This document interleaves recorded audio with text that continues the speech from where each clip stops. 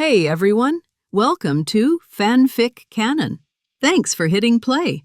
I'm thrilled to bring this fan-made story to life for you.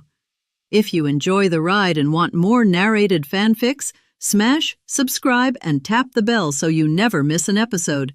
And if you want audiobook of a novel of your choice, join my Patreon.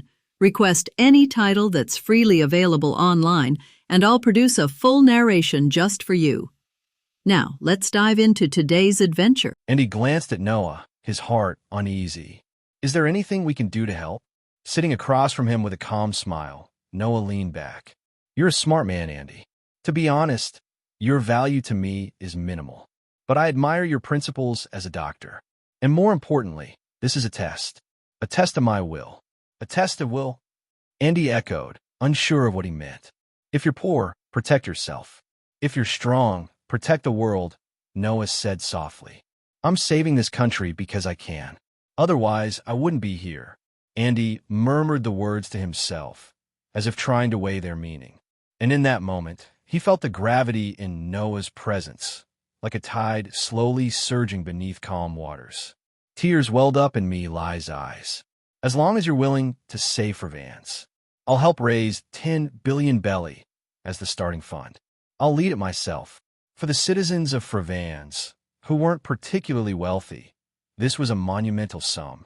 But with the collective efforts of civilians, it was possible if they had more time. Unfortunately, time was something they no longer had. In just 2 weeks, the allied forces of 4 neighboring nations would descend upon the kingdom of Frevans. The king had already fled, taking his cronies and his plundered fortune, heading toward the Grand Line's Iron Bucket Kingdom. Noah interrupted their despair with a gesture. Take a look at this. Or took out a din mushy and played a recorded conversation, an internal war council from one of the neighboring kingdoms. Andy and Eli watched the broadcast, and by the time it ended, their faces had gone pale. They're planning to, Andy's voice trembled. But we already cleared up the truth about lead poisoning to them. Didn't we? Noah shook his head with a smirk. You're being naive. These 4 kingdoms aren't acting alone. He leaned forward, his tone chilling. I investigated your amber lead exports. In 1490, Frevans exported 1,270 tons. Now, it's dropped to 288. That's the real reason behind all of this. Andy froze. What? Amber lead didn't just make Frevans rich, Noah continued. It became a cornerstone for the surrounding kingdoms. They imported it, refined it, resold it, and raked in enormous profits. But now that your miners are dying and refusing to work, the supply has collapsed. They've lost their cash cow, he said coldly. To keep up their status as world government affiliates and the noble lifestyle they love, they'll bleed their own people dry with taxes. But if they can eliminate Frevans, seize your wealth, and redistribute it, he let that implication hang. All it takes is a nod from the world government, and they'll turn on you like wolves. The weight of Noah's words settled over the room like a lead blanket. Andy, drenched in cold sweat, recalled his recent visits to neighboring countries. The once friendly merchants had grown cold, suspicious, and hostile. Now, the signs made sense. I'll do anything, Andy pleaded. Please, if you can save Frevans, I'll give everything. Noah didn't hesitate. There are 3 ways. First, I can seal people. While sealed, their body's time halts. It's the only large-scale solution right now. Andy's eyes lit up. Devil fruit powers. So if we can buy time, the cure will eventually catch up. Noah nodded. Second method, the no me, the operation fruit. It can cure lead poisoning. But I haven't found it yet. He didn't mention the third method, using IQ grass extracts and Barton's vitality to purge the poison. The process consumed too much life force. With Frevans, 80,000 civilians, it simply wasn't viable. So he chose the first. Andy's resolve hardened. Then what do you need us to do? Call me Noah. We are of the Noah family, he said. We'll handle the heavy lifting. Your role is to gather civilians to key locations under the guise of free physical exams. The rest, leave to us. Andy nodded. Start in Baishur village. It's remote and has fewer eyes watching. Unlike the city, They strategized through the night. Before dawn, Andy had Noah seal over 130 orphans in the hospital, along with his own 2 children. Then, with Noah disguised as a medical worker, they traveled with Milai to Baishur village, 11 kilometers away. In 3 days, 13 villages surrounding Fravan city were silently evacuated. Only the city and the mining town remained. Noah had no intention of attempting a public health campaign in the mining district. It was controlled directly by King Achaku's enforcers, filled with thugs, ruffians, and informants. But the night fell quietly on the miners' town. That was when Mary, Lilith, Ar, and Ajay made their move. Ajay deployed an invisible web of graphene threads, encasing the town in a near-airtight dome. Lilith spread a paralyzing mist, disabling both people and hidden Den Mushi. Mary judged the hearts of the captives, eliminating those steeped in cruelty.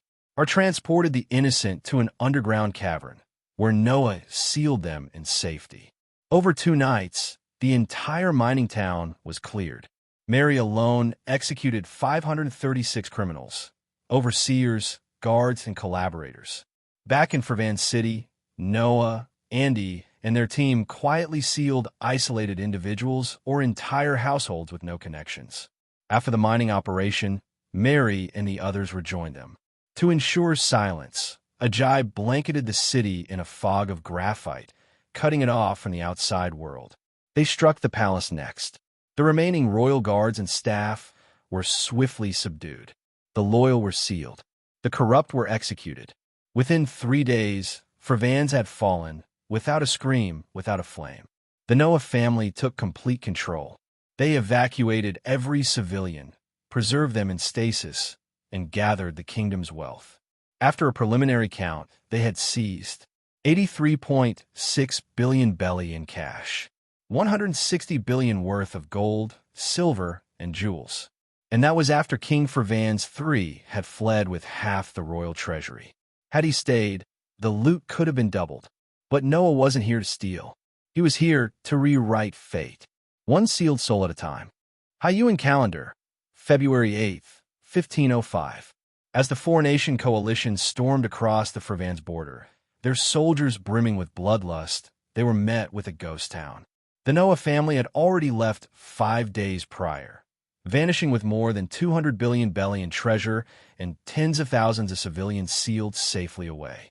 The world government, the very entity that had quietly orchestrated the downfall of Fravans, was shaken. Even the imperturbable 5 elders convened at Mariehua in alarm. In the marbled chamber of power, the head of CP6 delivered his report. Though their faces remained impassive, the gleam of surprise flickered in their eyes. Topman Wachali, the martial god of law, broke the silence. Thoughts? Jago Lucius Sardan, the scientific martial god, responded calmly. It must have been some kind of devil fruit transfer or storage technique. But amber-lead disease isn't easy to cure. If they're seeking treatment, their most probable destination is the Iron Bucket Kingdom. The others nodded in unison. Agreed. Agreed. Topman's gaze sharpened. Then how shall we officially frame the Fravans incident? Marquez, the environmental martial god, offered coldly.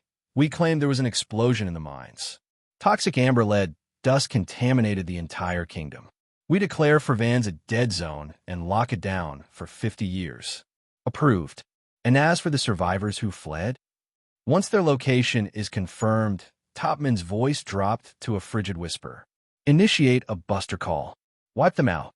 The rest agreed without hesitation. Soon, the world government issued its official narrative through global news outlets.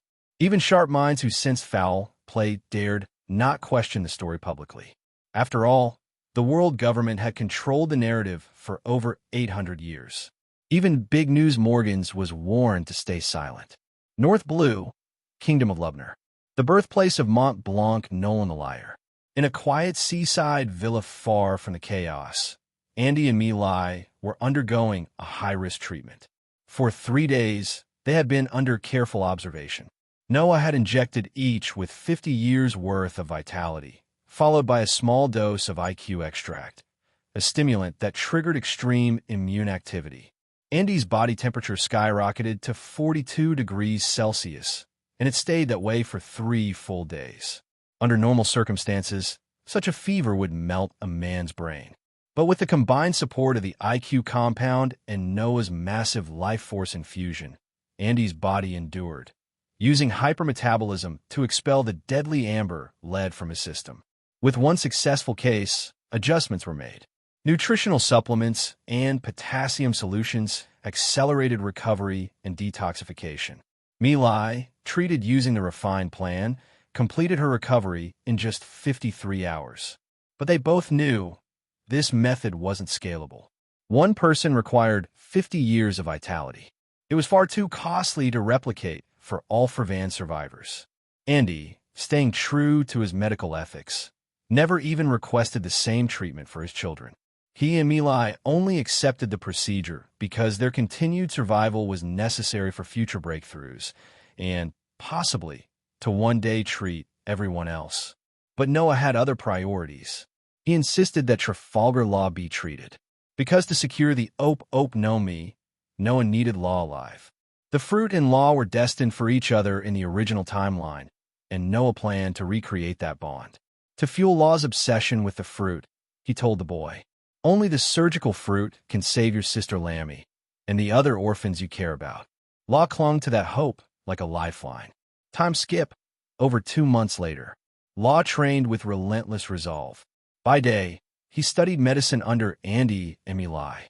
By night, he trained in physical combat and the basics of hockey with Noah.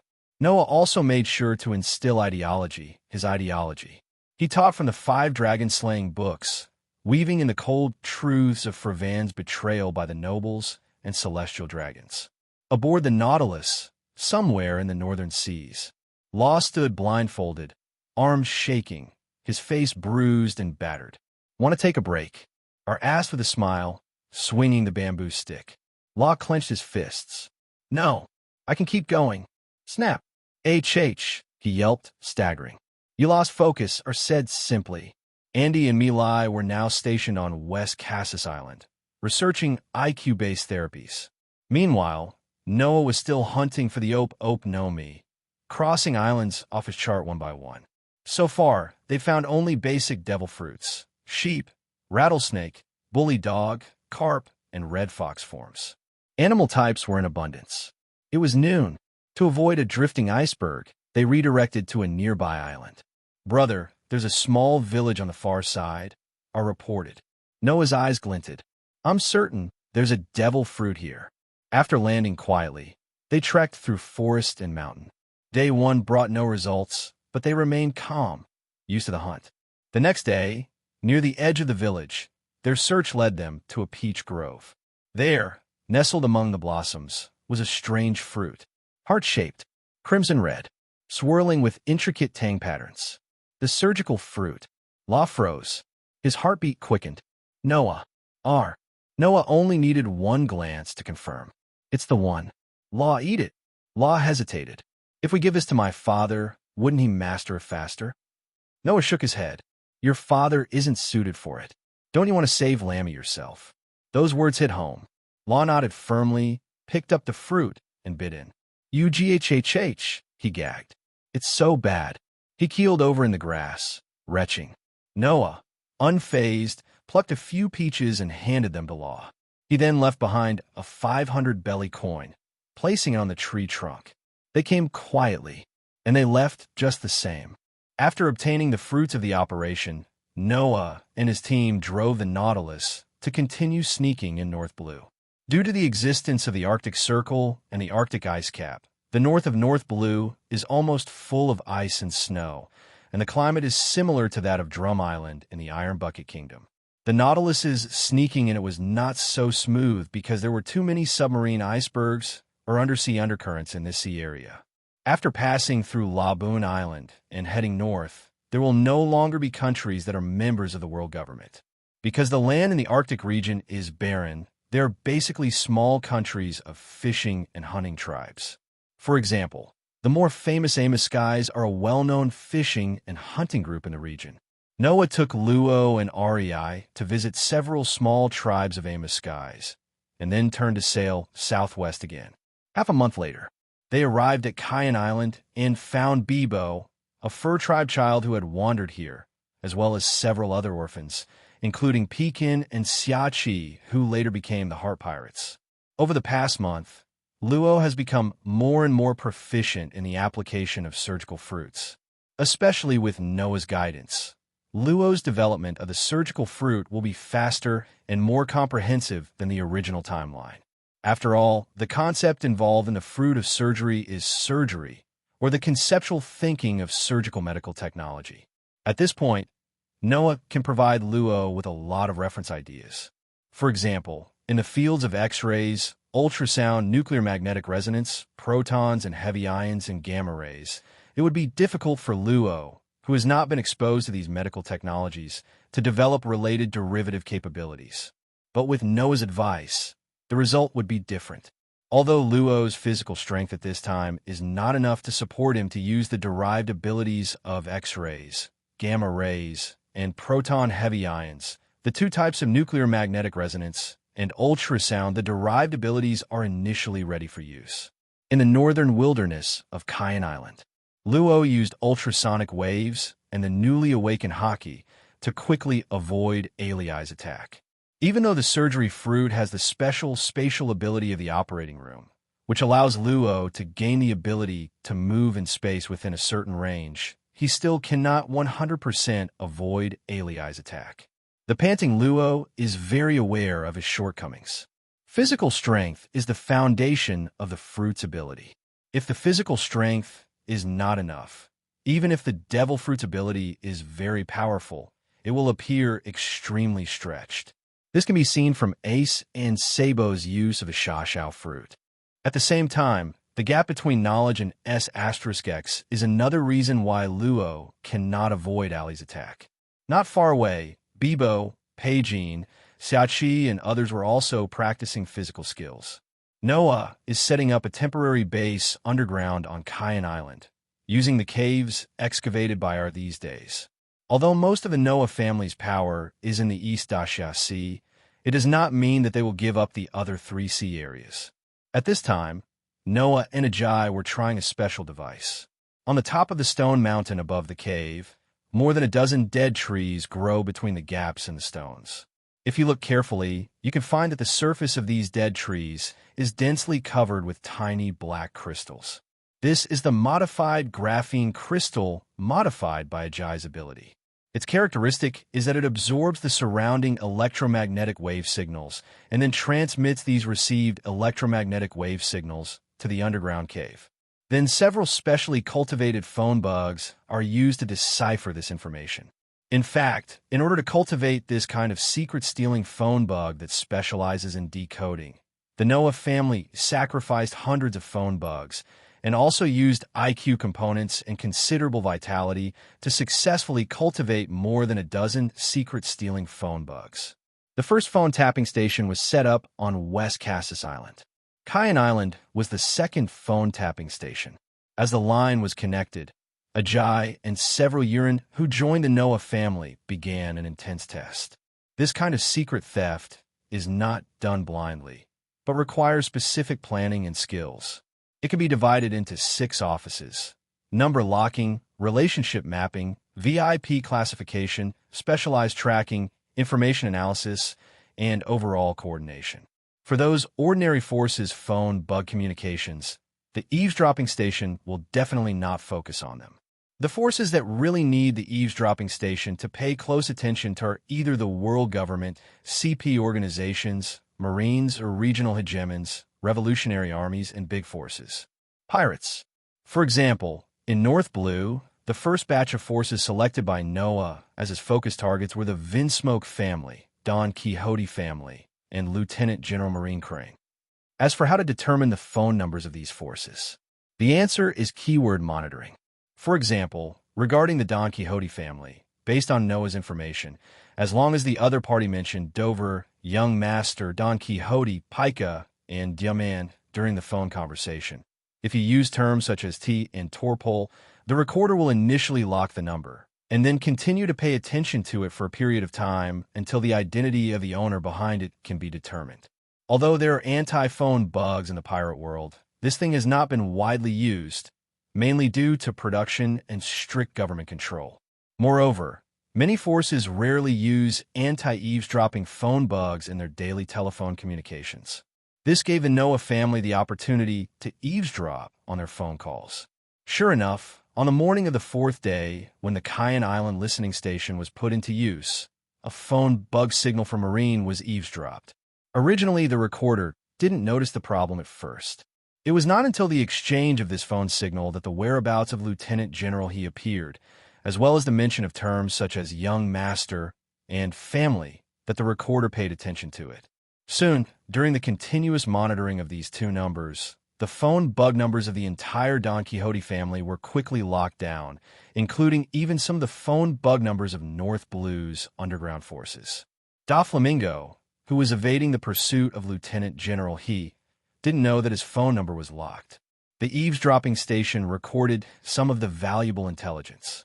Noah, who was browsing this information, suddenly discovered a very valuable piece of content. Recording time, July 22nd, 1505 in the High Yuan calendar. Call parties, Doflamingo and Diamanti. Call record. A girl suspected of being a devil fruit user was found in the Angupo Islands. Her ability may be that of the snow fruit. Are they Monet and sugar? Noah took a look at the North Blue map and found that the Angupo Islands were not too far from Cayenne Island, only about 976 kilometers away. Then he recalled some information about Monet and the Sugar Sisters. This year is 1505. Monet should be 13 years old, and Sugar is 5 years old. Monet ate the snowy fruit at this time, but there should be no sugar because the childlike fruit has a characteristic, that is, the moment the fruit is eaten, the body's age will be fixed. In the original timeline, Sugar's physical age was 10 years old. In other words, Sugar should have eaten the childlike fruit at the age of 10. Although he did not eat the childlike fruit, Noah did not intend to give up the two of them to Doflamingo. Now Doflamingo and his family members are avoiding the pursuit of the crane and have no time to find the two Monet sisters. He can just seize the opportunity. Noah quickly ordered Airy and others to set sail. Soon the Nautilus was heading towards the Angupo Islands at full speed. A few days later, on one of the inhabited islands of the Angupo archipelago, Noah and others disguised themselves as businessmen and appeared in a bar in the town. The bartender poured Noah a glass of rum and asked half-jokingly, "This gentleman is a bit unfamiliar. He shouldn't be from our Angupo kingdom, right?" "Haha, good eyesight." Noah casually placed a silver coin on the counter. When the bartender saw this scene, the smile on his face became even brighter, and he calmly accepted the silver coins. "Sir, what news do you need? I heard that there is a famous gin distillery in Angupo. If I need to buy gin from them, what should I prepare?" The bartender shook his head. "Sir, you are late. That winery has been acquired by someone. It seems that the previous owner was killed by pirates." Of course, no one knew about this. He even knew that the winery owner was secretly killed by Diamanti in order to annex the winery. Oh, someone actually bought it? It's really troublesome. But are there many pirates near the Angupo kingdom? The bartender smiled bitterly. There have been a lot of pirates in recent years, and there were even 2 small towns that were destroyed by pirates. These damn scum of the ocean are so unscrupulous. Noah complained duplicitously. The bartender also complained. Yes, but these pirates will face retribution sooner or later. Half a month ago, a pirate group was killed by a snow demon on Mackade Island, and they were all frozen into ice sculptures. Snow demon? What is this? I don't know. I just heard from a few passing businessmen that pirate ships were often attacked this year on several islands near Mackade Island, and the killed pirates were turned into ice sculptures. I see. It seems that I have to avoid this island to avoid being attacked by the snow demon. After getting the answer he wanted, Noah quickly left the bar and quickly led people to Mackade Island. At the same time, Diamanti also took several peripheral members of the Don Quixote family to secretly search for the so-called snow demon on Mackade Island. Unfortunately, the range of Diamanti's knowledge was too small. In addition, the manpower brought over this time was insufficient, and the operation could not be carried out with great fanfare. so the search mission progressed very slowly. When Noah and his party landed on Mackay Island, Diamanti had not yet found any trace of the two sisters, Monet and Sugar. However, Noah's extremely large-scale knowledge, and color were the last to arrive, and he directly targeted more than a dozen targets. These people were all together. After screening out these people, he further refined them, based on the gender, age, and fruit abilities of Monet and Sugar. Noah soon locked their specific locations. Less than 10 minutes. In a mountain forest in the northwest of Mackay Island, a girl was cutting venison, and next to her was a little girl of 5 or 6 years old. Noah and several others fell from the sky. "Who are you?" Monet was shocked, and his body tensed up instantly. His hands were already gathering snowflakes in the dark, while protecting his sister behind him. "Are you the snowfruit user?" Noah glanced at the frozen deer, and then looked at the emerald green hair of Monet and Sugar. "Blizzard." Monet took action without hesitation. "You damn pirates! Go to hell." However, the violent snowstorm, for Noah, who was fully armed with domineering force, was like a breeze blowing on his face, and the ice was instantly shaken away by the domineering force. Monet's pupils shrank, and he quickly picked up his sister and fled deep into the forest. However, the next moment, the two sisters felt that the sky was dark and the earth was dark, as if there was a force pressing on them, causing them to fall to the ground. Even the elemental transformations were unable to fight back. Noah's conqueror's impact subdued both of them at once. However, Noah did not go over immediately. Instead, he turned around and ordered, "Rei Luo, take them back to the Nautilus first." "Yes." "Okay, brother Noah." Luo instantly moved behind Monet and slapped her back with his palm. Immediately, part of Monet's nerves were anesthetized, and his whole vision went dark. Rei picked up the trembling Sugar, opened the wormhole, and left with Luo and the two prisoners. 10 minutes later, in the forest, several figures appeared in front of Noah, but at this time, Noah had changed his clothes to a white suit and a white mask. Diamanti was a little surprised when she saw Noah dressed in this outfit. Is it someone from CP?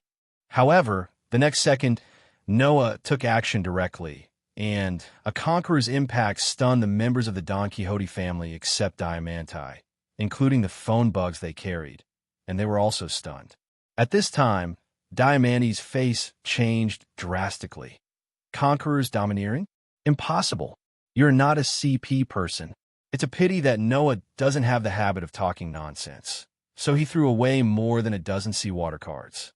Diamanti quickly waved the western sword and prepared to release various stored weapons. But he never expected that the moment those cards were stabbed by his sword, the seawater sealed inside would burst out instantly. "What? Seawater?" Diamanti was shocked, but it was too late to escape.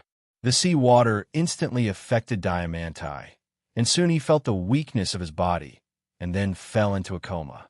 Noah picked up Diamanti from the sea, then put it in an iron bucket, and finally sealed in the card. After doing all this, Noah silenced the members of the Don Quixote family who were present before letting Alii pull him back into the Nautilus. Inside the cabin, Monet, who had woken up, looked at her calf soaked in seawater. She looked very unhappy and looked at her sister Sugar worriedly. Noah looked at the girl in front of him and asked with a smile, "Are you interested in joining my family?" "Join you? Hi, you damn pirates."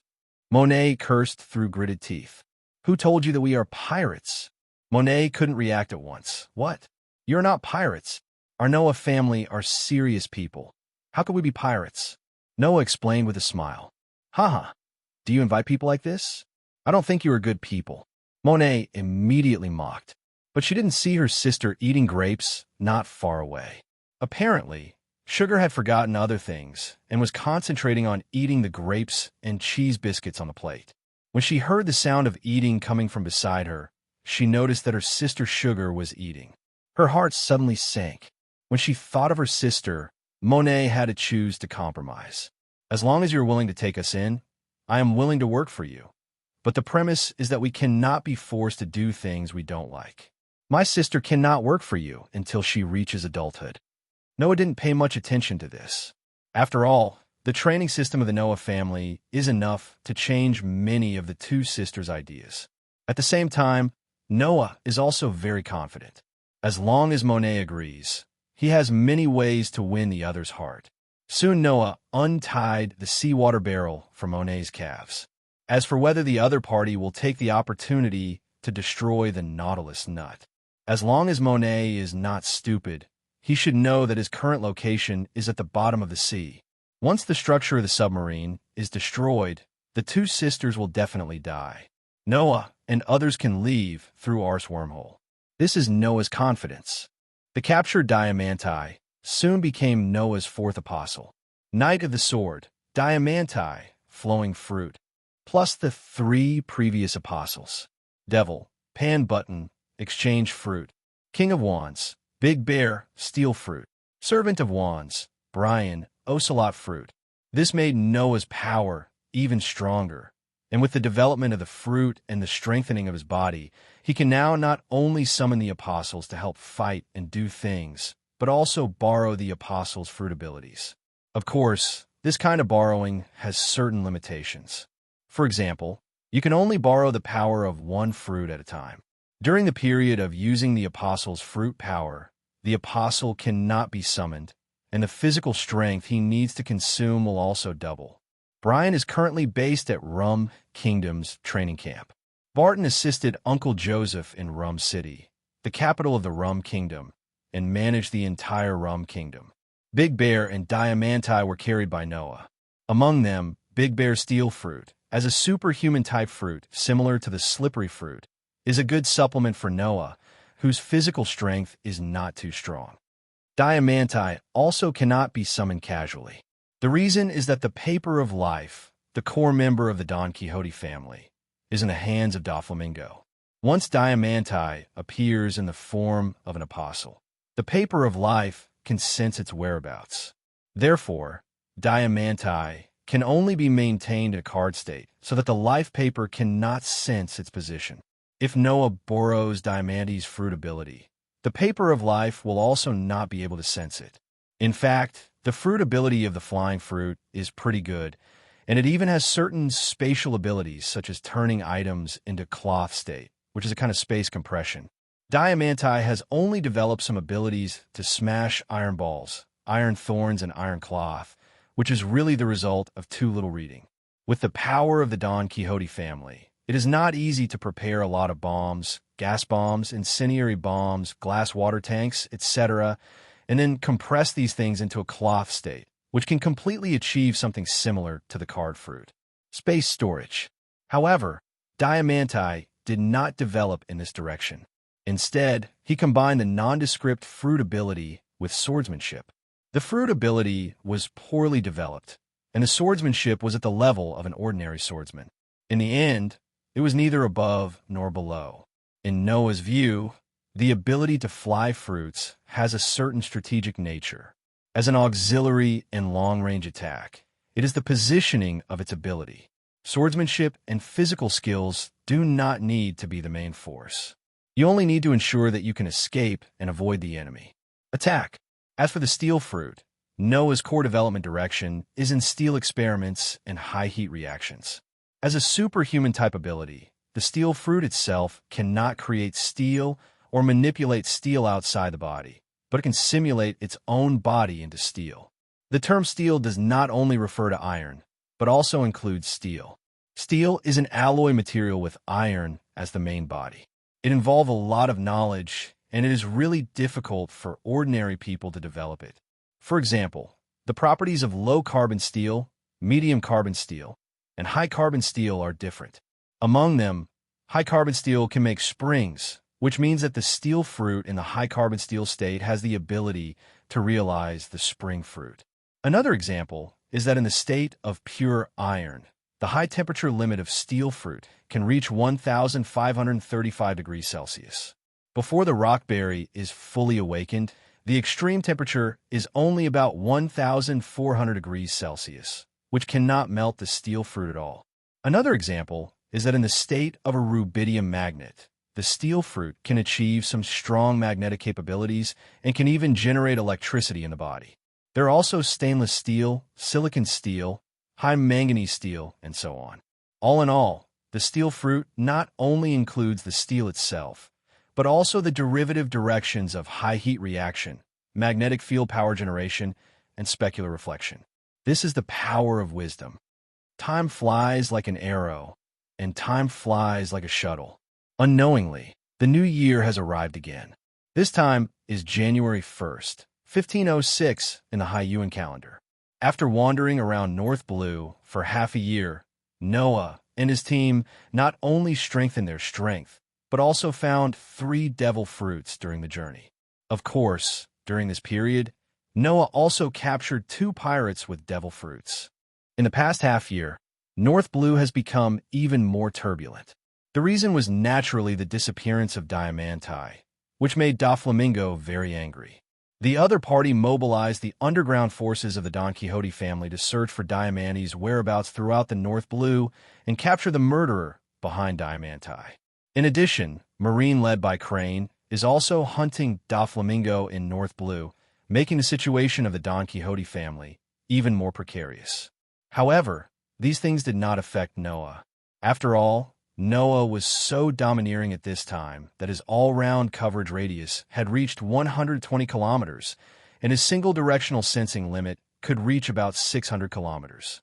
The reason why it can be improved to such an exaggerated level is naturally because Noah combined the ability of the steel fruit to build a rubidium magnet pattern in the body, and the blood flow generates electric current to achieve electromagnetic wave amplification, which can achieve something similar to the thunder fruit.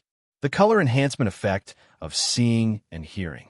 With such a wide coverage area, as long as Noah doesn't want to be discovered by others, he can change his route in advance or hide himself to prevent others from discovering his whereabouts. Noah and his team returned to the secret base of Rum Kingdom. While celebrating the new year, we also let new members and old members get to know each other. The old members of the family include Noah, Uncle Joseph, Cousin Joshua, Anthony, Tomani, Vic, Arajai, Lilith, Lillian, and Mary, a total of 11 people. The new members include Andy, Mai, Luo, and Lamy's family, the fur white bears Bibo, Pecan, and Xiachi, as well as the sisters Monet and Sugar, a total of 9 people. As for the apostles such as Barton and Brian, they can only be regarded as part of Noah and do not belong to the category of complete human beings. Those peripheral members are also not qualified to participate in this annual meeting. After all, the core level of the Noah family involves too many secrets and is not suitable for these people to know. This is also to protect them.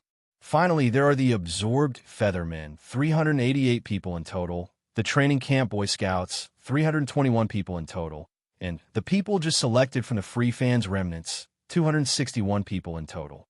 These people actually belong to the Noah family. Mid-level members.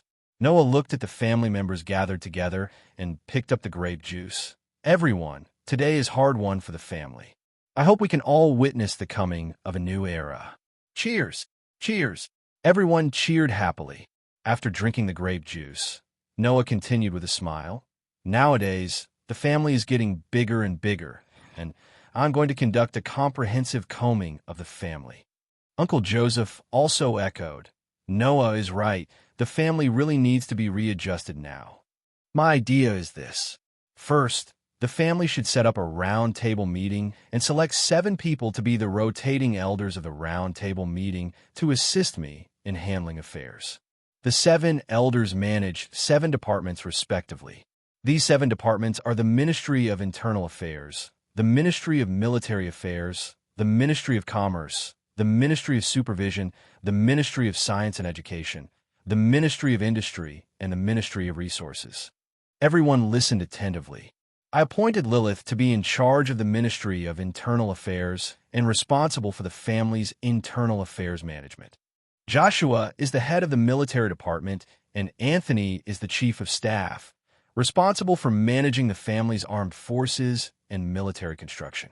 Uncle Joseph is the head of the commercial department, responsible for the family's commercial business and also the management of the Rum Kingdom. Mary is the head of the inspection department, and Tamani, as the deputy, is responsible for internal supervision and is also responsible for the intelligence work of the winery. The Ministry of Science and Education is temporarily in charge of my Apostle Brian. The Department of Industry is in charge of Ajay, and the Department of Resources is in charge of Ale. Noah paused for a while and continued. At the same time, we need to divide the family members into 5 levels: patriarch, elder, cadre, elite, and newcomer. In addition to Uncle Joseph, Joshua, Lilith, Mary, R, and Ajay, who became elders. Tamani, Anthony, Vic, and Lillian became cadre members. Andy, Luo, Mai Lai, Monet, Pei Jean, and Xiachi became elite members. As for Sugar, Lammy, and Bebo, they can only become newcomers because they are too young. Noah previously collected 3 more devil fruits from North Blue, namely the childlike fruit, the art fruit, and the crow fruit. Among them, the art fruit was given to Tamani, who had always hoped to obtain a gorgeous devil fruit ability. As soon as Noah got the fruit, he asked to give it to him. Although Noah feels that the development of art fruit is a bit difficult, the idea of developing this fruit is very strange and requires people with artistic abilities and even more imagination. Since Tamani wants to eat, Noah will naturally not object. The remaining 2 fruits, the childlike fruit, were intended for Granu, but at this time Granu was too young. Once he ate the childlike fruit, his body's age would be fixed, so he planned to wait until Granu was about 17 years old, and then given the childlike fruit. Give her this fruit. As for the animal-type crow fruit, like many animal-type fruits obtained before, it was temporarily sealed in the card by Noah, and can be rewarded to some contributing family members in the future. With the family reorganization completed, the new year has passed. Inside the biology laboratory on West Cassis Island, Andy and Luo looked at the blonde old man who was soaked in the sea water, with a trace of surprise and fear on their faces. "Don't worry, he has been controlled by me. Let's get started now." Noah spoke while focusing on the golden lion. After more than half a year of training, Luo has initially mastered the ability of the surgical fruit. The part of Free Fan survivors that was released before was cured by Luo through the ability of the surgical fruit. Now Noah finally plans to take action on the golden lion. Luo concentrated his concentration, instantly opened up the operating room area, cut the unconscious golden lion's head into 8 pieces, and then cleaned out the boat rotor embedded in the head bit by bit. Andy, on the other hand, was paying attention to the status of the body monitoring equipment to prevent the golden lion from dying suddenly. Time passed minute by minute. The ship in the golden lion's head was also being cleared away little by little, until the last fragment stuck in the brain was removed. With quick eyesight and quick hands, Luo raised his knife and quickly cut off the golden lion's frontal lobe. After removing the prefrontal lobe, Luo nodded to Noah. "Proceed as planned. Understand, Noah's family." Luo immediately injected the improved IQ extract into the golden lion, plus a special life serum, which allowed the golden lion's body to recover quickly. The next step is the highlight, because Luo needs to repair the nerves and blood vessels in the golden lion's brain that were damaged by the ship to avoid leaving hidden dangers. The operation lasted more than 3 hours. Fortunately, there's IQ extract and life serum. Otherwise, even if the golden lion is successfully transformed, its strength will be greatly reduced. After completing the surgical transformation, the golden lion not only removed the boat weight on the top of his head, but also eliminated all the hidden injuries and deficiencies in the body, and also attached a pair of healthy feet. Even without emotion and conquerors, the golden lion is still domineering and showy at this time. Noah quickly threw the Emperor from the Major Arcana deck to the sleeping golden lion. A golden cocoon of light surrounds the golden lion. Soon a brand new apostle appeared in front of Noah. "Emperor, Shiki, Piao Piao fruit." When Shiki opened his eyes, he had sorted out the remaining memories of the golden lion, and coupled with the memory given by Noah, he already understood his identity. Shiki, who was kneeling on one knee, looked at Noah with fanatical eyes. "My lord, your loyal subordinate Shiki sends my regards. Arise, my apostle." Noah's conquerors climbed further. With Shiki as an apostle, this means that Noah's strength has officially entered the general level. Although Apostle Shiki lost his conquerors, his weapon color and knowledge color were restored, and his physical strength and vitality were restored to their peak.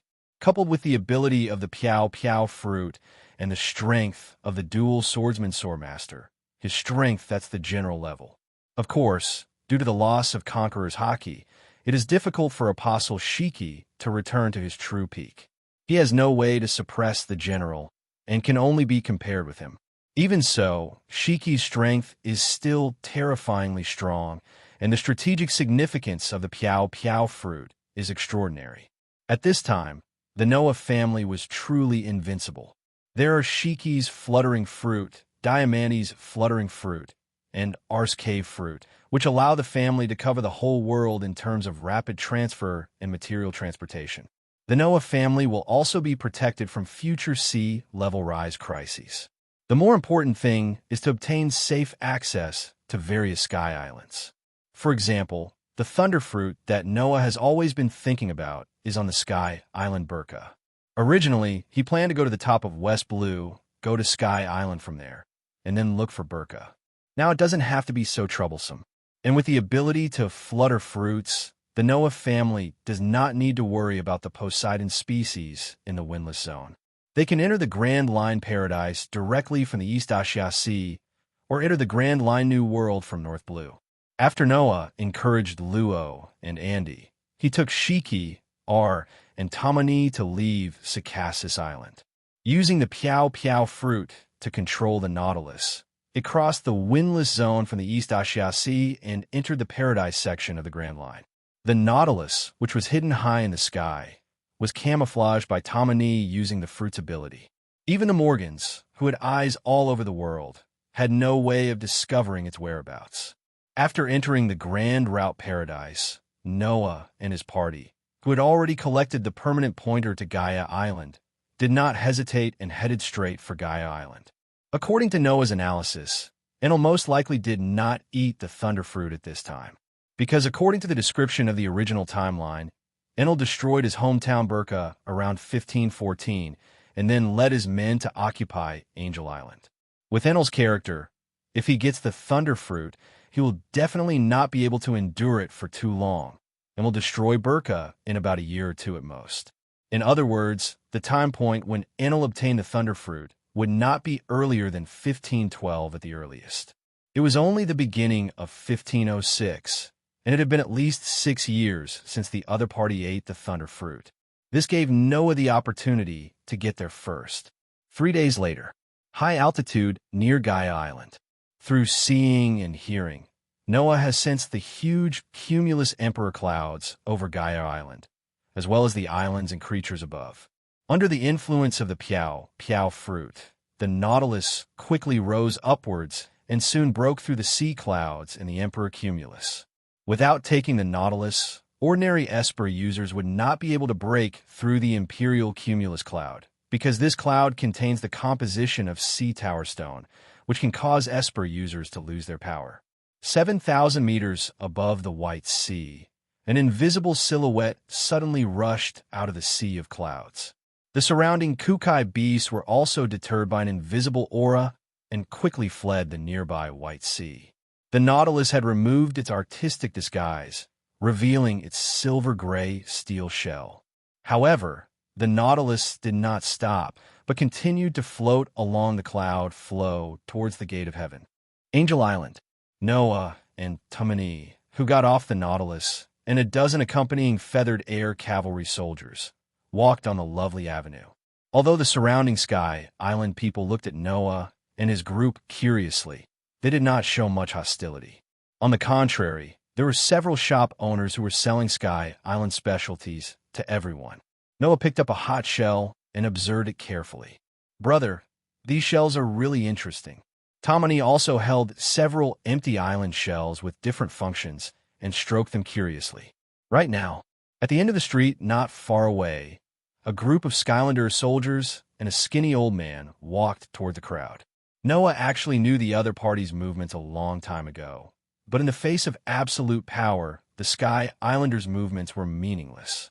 The current god of Sky Island, Gonfuel, came not far from Noah and asked tentatively, "Guest from Qinghai, I wonder how you arrived at Sky Island? Are you the god of Sky Island?" "Bull," the priest shouted angrily. However, Noah did not choose to calm down the matter, but directly released Conqueror's domineering power.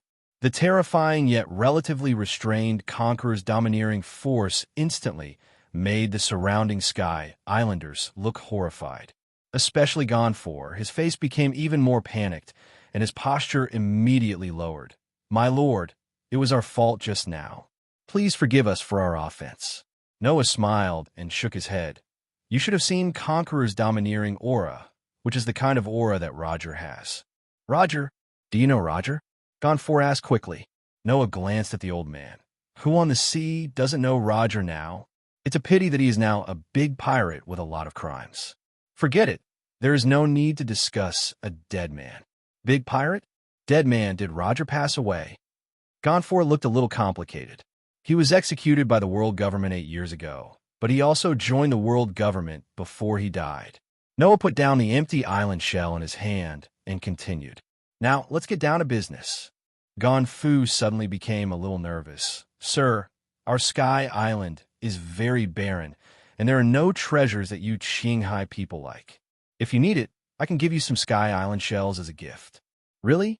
There are a lot of things on your God's Island," Noah reminded with a smile. In an instant, Gonfor broke out in a cold sweat. "Sir, there is indeed some gold on the Island of Gods. I can give that gold to you. I hope you can forgive us."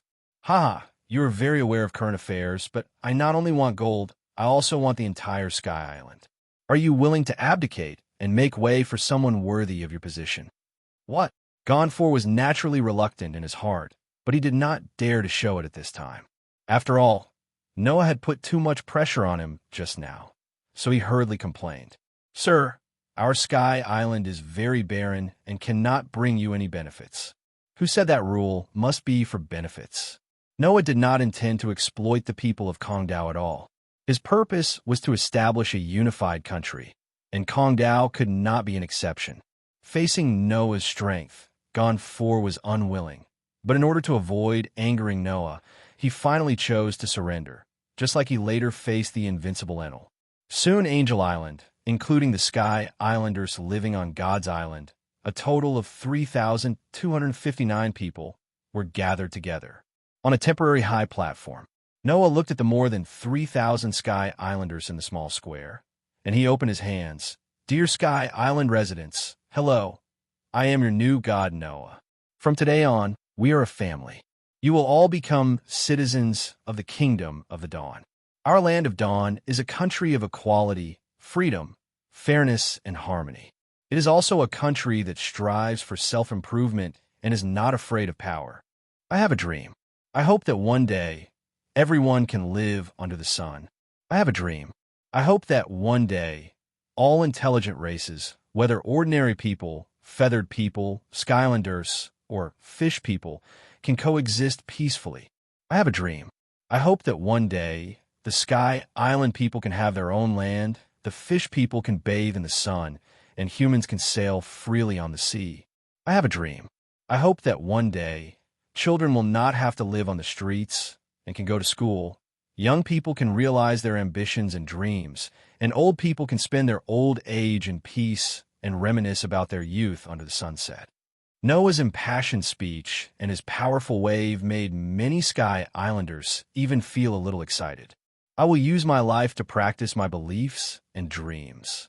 As soon as he finished speaking, a desert island about the same size as God's Island fell from the sky and slowly landed next to Angel Island. "My family, from today on, you will live on this land." The residents of Angel Island suddenly became excited. "Really? Great, so many base. God Noah, long live." Gonfor on the side smiled bitterly in his heart. He did not expect that Noah would give away his soil island when he made move. You must know that for the Sky Islanders, gold is not as valuable as iron, and mud is the treasure of the Sky Islanders. Noah, who had just taken office, immediately gained the admiration of many Sky Islanders. After all, the former Sky Island god had very strict control over the soil on the God's Island, and even ordinary Sky Islanders were not allowed to enter. Now, there was a judgment between Noah and the previous gods. After taking down all the Sky Islanders on Angel Island, Noah immediately transferred the feathered people who had been placed on West Cassis Island before. More than 2,000 feathered people joined in, plus the priest army that annexed the original Angel Island. Let the manpower on Sky Island become relatively sufficient. Noah set up the Sky Islands in this area as the Paradise Sky Governor's District and placed 3 desert islands near Angel Island. One of the desert islands was the Lion Island that was the former Golden Lion's base camp. The Paradise Sky Governor's Mansion was established on Lion Island, which has jurisdiction over 5 Sky Islands: Lion Island, Angel Island, Feather Island, Field Island, and Shangaya Island, Island of the Gods. Regarding the previous location of the temple, the so-called Island of Gods, Noah directly renamed it Shangaya Island. He planned to use this island to resettle the Sandians after conquering the Sandians. After all, this place was originally the ancestral land of the Sandians. In fact, for the mutation near Angel Island, the Sandians, who have been trying to regain their ancestral land, have discovered the new Sky Islands that suddenly appeared around Angel Island. It was just that they didn't understand the specific situation for a while, so the Sandians didn't dare to act rashly. But even if they don't move, Noah will soon take the initiative to find them. After all, Noah will not allow the Sandians to continue to harass, which is not conducive to the management and stability of the Paradise Sky Governor's Mansion. Other side, after the Feather Tribe evacuated the settlement area on West Cassis Island, Luo brought some of the Free Fans' remnants to take over. There are currently more than 3,000 Frevan survivors placed on West Cassis Island, and they have all been treated for the lead disease one after another. For these people, the lead disease can be cured and they can accept leaving their hometown. As for the money being taken away, they have no objection to it. After all, the internal currency of West Cassis Island is Don Yuan, and they have no way to trade with the outside world, so Bailey naturally has no value. Northwest of Angel Island, about 2 kilometers in the Sea of Clouds, 3 Sandian warriors covered in artificial clouds were carefully observing not far away. Suddenly the 3 of them saw hundreds of air cavalry and a large wooden boat approaching rapidly in their direction. "No, we've been discovered. Let's go." Lockie, who was still a little green, changed his face. Mantis, Kamachili, and Braham reacted immediately. However, a voice sounded behind the 3 of them. "Good morning, gentlemen and ladies." Tamani appeared behind a few people with a smile. Mantis immediately waved the burning sword, but the next second, his burning sword only split a phantom, and Tamani's body disappeared with the wind. Visual art palette. In an instant, dozens of Tamani appeared around a few people. Explosive burning slash. As if facing a formidable enemy, the Mantis launched an indiscriminate sweep in all directions. Visual art, the upside-down corridor. In an instant, the surrounding environment seemed to be turned upside down. The colorful Madara Mangekyo stairs enveloped the 3 people from all directions. Mantis, Lockie, and Braham are back-to-back. Soon, however, they felt dizzy, surrounded by the Mangekyo stairs, with intense hypnosis and visual disruption effects. At this time, they had fallen into an illusion and had no way to escape. The next moment, the surrounding Mangekyo stairs turned into countless petals and scattered, but Lockie, Mantis, and Braham found that their hands and feet had been shackled. When did it happen? Lockie was very surprised. Tamani smiled and strolled out of the void. "The moment you hear my voice." But the praying Mantis, who had just woken up from a dream, discovered a key point. "Without wings, you are not an islander." "Tamani, have you had enough fun? Bring them up." After hearing Noah's reminder, Tamani lifted the 3 of them up and moonwalked back to the deck of the wooden ship. Mantis saw Noah basking in the sun on the deck, but his face was very solemn because he felt a terrifying aura from Noah. Noah glanced at the other person and had no intention of talking to him. The wooden boats and air cavalry troops quickly advanced northwest. It spans about 37 kilometers of the White Sea. Noah and his party came to a piece of white sea that looked ordinary. But soon, a large group of Sandia people rushed out of the nearby Bye-Bye Sea, including Weepa, who had just become a great warrior and the chief of the Sandia tribe. Noah stood on the deck and looked at the Sandians who were surrounding him. This is Unine Village. Seeing Mantis, Lockie, and others tied up on the deck, Weepa couldn't suppress his inner anger and rushed towards Noah with the weapons made by Kong Dao Bei. Shanghai people, hand over Mantis and the others. Don't overestimate your own capabilities. The next moment, a violent conqueror's domineering impact hit all Sandians. Weepa, who was the first to bear the brunt, looked like pig liver. Even though he gritted his teeth, he was still suppressed and unable to move. The other Sandians fell into one another, looking at the figure on the deck with horrified eyes. The aging chief immediately stood up and said, "Sir, we did not mean to offend you. Please forgive us for our rudeness." "Okay, I don't want to hear your so-called history. I just bring you a brand new future. I don't know if you are willing to accept it." Noah asked with a half-smile. The chief and Weepa, who were brought to the deck, had a look of surprise on their faces when they heard Noah's words. "My lord, I wonder what you plan to do with us," the chief asked cautiously. "I have brought Angel Island and God's Island under the rule of the Kingdom of Dawn. If you are willing to join and abide by the rules of the Kingdom of Dawn, I can allow you to live in the Island of God." "Sir, do you really allow us to live on the Island of Gods?" The chief was surprised and happy. "Do I need to deceive you? Why would I do this if I'm going to deal with you?" The chief reacted immediately. Indeed, with the current situation, if Noah really wants to deal with the Sandians, he could just kill them directly. There is no need to play any conspiracy at all. "Sir, I am willing to lead the Sandians to join the Kingdom of Dawn." The chief immediately knelt down on one knee and expressed his loyalty to Noah. "Get up. From now on we are a family, and the grudges between you and the Sky Islanders are over." Although Weepa and other young Sandia were unwilling to do so, the chief accepted this reality. After all, they had been fighting against the Skylanders for 400 years and were already tired. Soon, with the cooperation of the chief, 1,273 Sandians from the entire Sandia tribe were gathered together. And then Noah released several large transport ships to bring all these people back to Gaia Island. When the transport ship arrived at the shore of Upper Gaia Island, the chiefs and all the Sandians who set foot on this land were in tears. But soon an uninvited guest arrived. A huge python emerged from the sea of clouds. Noah's conquerors condensed instantly, as if the pressure of the earth was shattering, directly suppressing Nolan, the Lord of the Sky, trembling. "I know you understand. From now on, you will be the guardian of this empty island. Are you willing?" Nolan, the Lord of the Sky, has already felt the chill in Noah's words, as if he would tear him into pieces if he disagreed, and he was so frightened that he nodded quickly. "Go down and play by yourself. Don't hurt anyone in the future." Nolan immediately ran into the sea of clouds, as if he had been granted amnesty. The chief looked at the giant snake leaving, with a hint of reminiscence on his face. It turned out to be the Lord of the Sky. Lord Noah is really powerful. Noah did not chat with them, but led a group of people to the Shantora ruins. Then he took down the golden clock and the historical texts that were topped by huge vines. The golden bell. It turned out to be a golden bell. The chief touched the golden bell very excitedly, and then looked at the black boulder.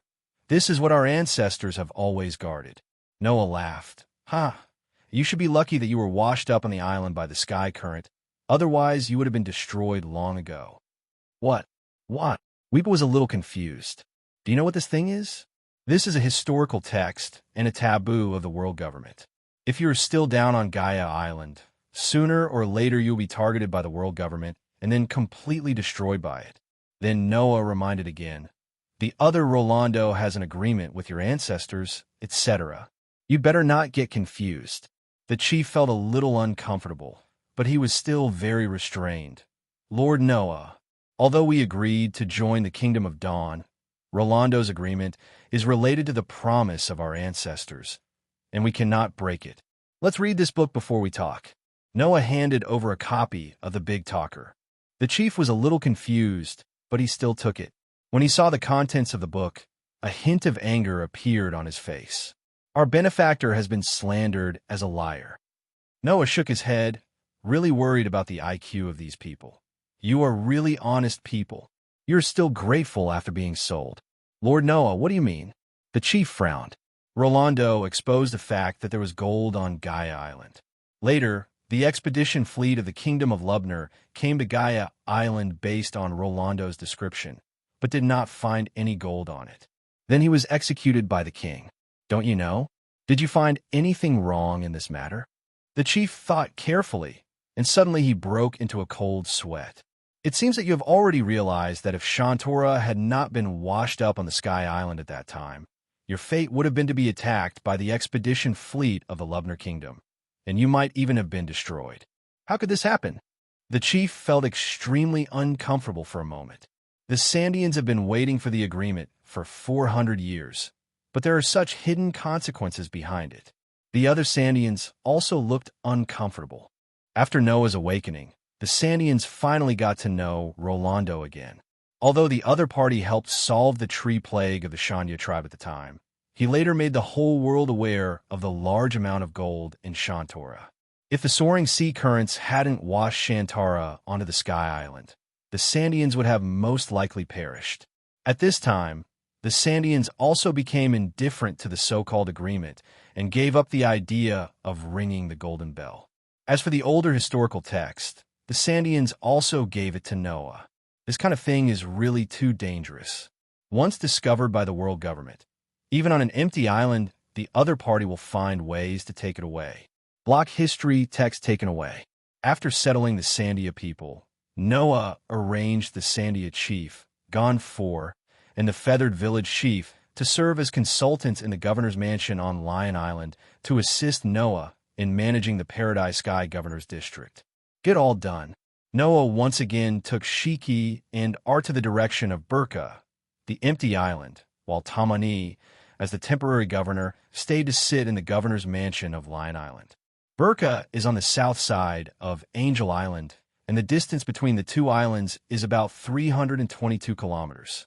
The Nautilus moved at full speed toward Burka. It only took a dozen hours to see the outline of Burka. The Sky Island of Burka is much smaller than Angel Island, with a population of less than 1,500 people. This Sky Island is very barren. There is no soaring current in the waters of Gaia Island below it, but a windless zone close to South Blue.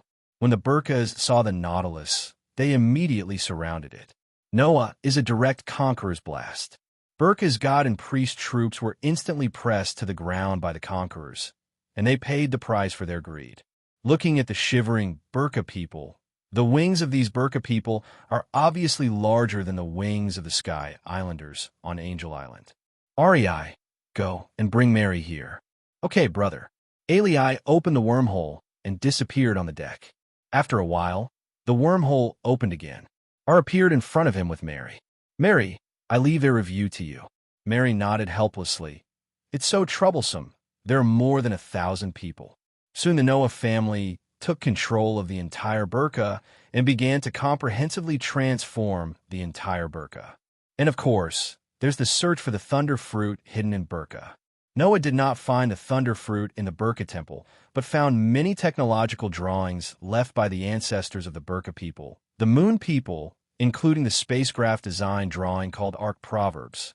Noah attached great importance to this drawing. Although the power of Ark's Proverbs requires a huge amount of electricity, only the thunder fruit can maximize its function.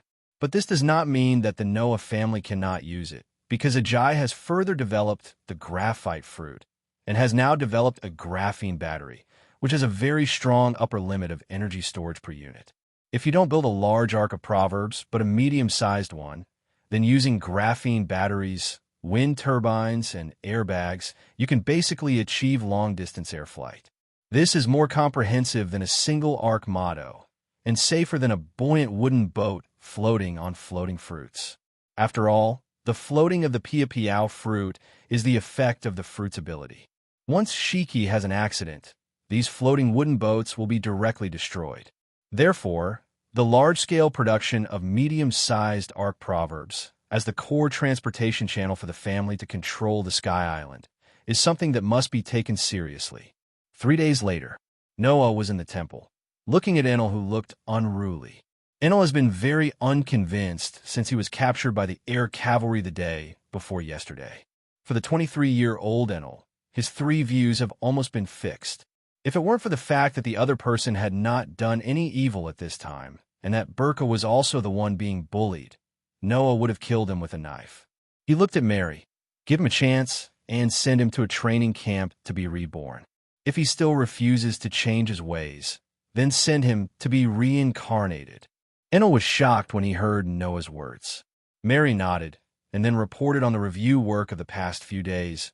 Brother Noah, all the evil people among the Burka people have been eliminated. A total of 28 people, all of them have been executed. Noah looked through the review report and found that Burka's god was also among those being purged, which didn't surprise him. After all, the atmosphere in Burka is to be hostile to people from other places, especially people without wings.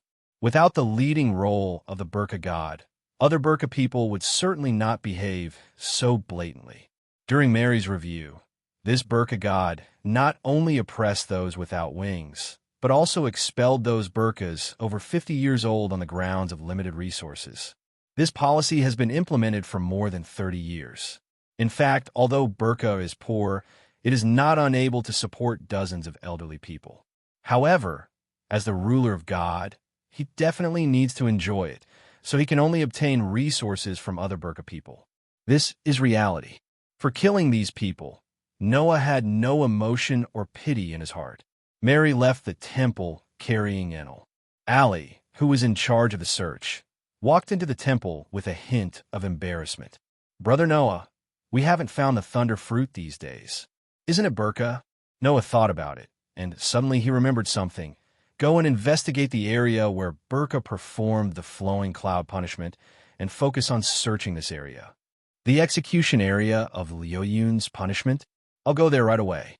The reason why Noah thinks that the thunder fruit is in that area is because of Enel's unwelcome status in Burka. The only area where Enel can obtain the thunder fruit is Burka and the surrounding White Sea. Since no thunder fruit was found around Burka, the place where Enel later obtained the thunder fruit was most likely the area where he was executed as a floating cloud. 2 days later, Arai appeared in the temple, carrying a small box. Brother Noah, the thunder fruit is indeed in the execution area of Liyun punishment.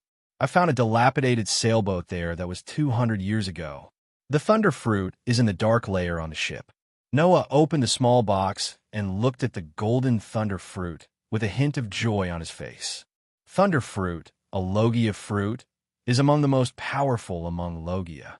It has super speed similar to the sparkling fruit, and has better flexibility than the sparkling fruit, terrifying attack power, and super assistance. If Enel in the original timeline didn't know how to be armed and domineering, and didn't pay attention to physical training, his strength would definitely not be like that. As for Enel being defeated by Wang Lufei, this is actually the halo of the protagonist. Without armament haki and wisdom haki, Wang Luffy would not be able to attack Enel even if he was immune to lightning and heat. After all, Enel has super strong domineering power and can also transform into elements. Thunder and lightning are not restrained by water like the rustling fruit, so he is basically invincible. Wang Lufei's ability to defeat Enel is purely due to the aura of the protagonist. After finding the thunder fruit, Noah did not store the fruit. After all, the fruit was too important. Noah asked Ar to bring Joshua to the empty island. Soon Ari took Joshua through the wormhole to the Burka temple. Brother, what's the matter? Of course it's a good thing. Noah handed over the thunder fruit. This is the thunder fruit. You can eat it. This is the thunder fruit. Joshua looked at the golden fruit in the small box with a hint of surprise on his face. Since among the core members of the family, except for Vic, a dedicated taijutsu practitioner, everyone else had already eaten the devil fruit, so Joshua did not push it around and directly picked up the thunder fruit. Brother, thank you. Then Joshua bit off a large piece of pulp, and his expression suddenly became extremely ferocious as if his soul was about to leave his body. However, he still suppressed his nausea and ate the remaining pulp one bite at a time. Noah had already taken out a large bottle of watermelon juice that Joshua liked to drink from the card. Take a sip of watermelon juice and take it slow. Thanks, brother. Joshua lifted the big bottle and drank tons and tons of watermelon juice. After drinking more than 10 liters of watermelon juice, he took a long breath. I'm alive again. Try your ability, Noah reminded. Okay. Joshua closed his eyes and concentrated. Soon, dense electric current was flowing on the surface of his body, and then his palms began to turn into blue-purple electric light. Sizzling, a scene like the chorus of Chidori resounded inside the temple. From this moment on, the power of the thunder fruit began to appear. After 300 years, the thunder and lightning of the thunder fruit will finally ring through the world again. Noah released a large amount of iron sand from the card. Joshua has long seen Noah's development ideas for various devil fruits. This development idea, together with the devil fruit illustrations, was compiled by Noah into the Book of Devils. In addition, Joshua's strength at this time was close to that of the Brigadier General of Marine Headquarters.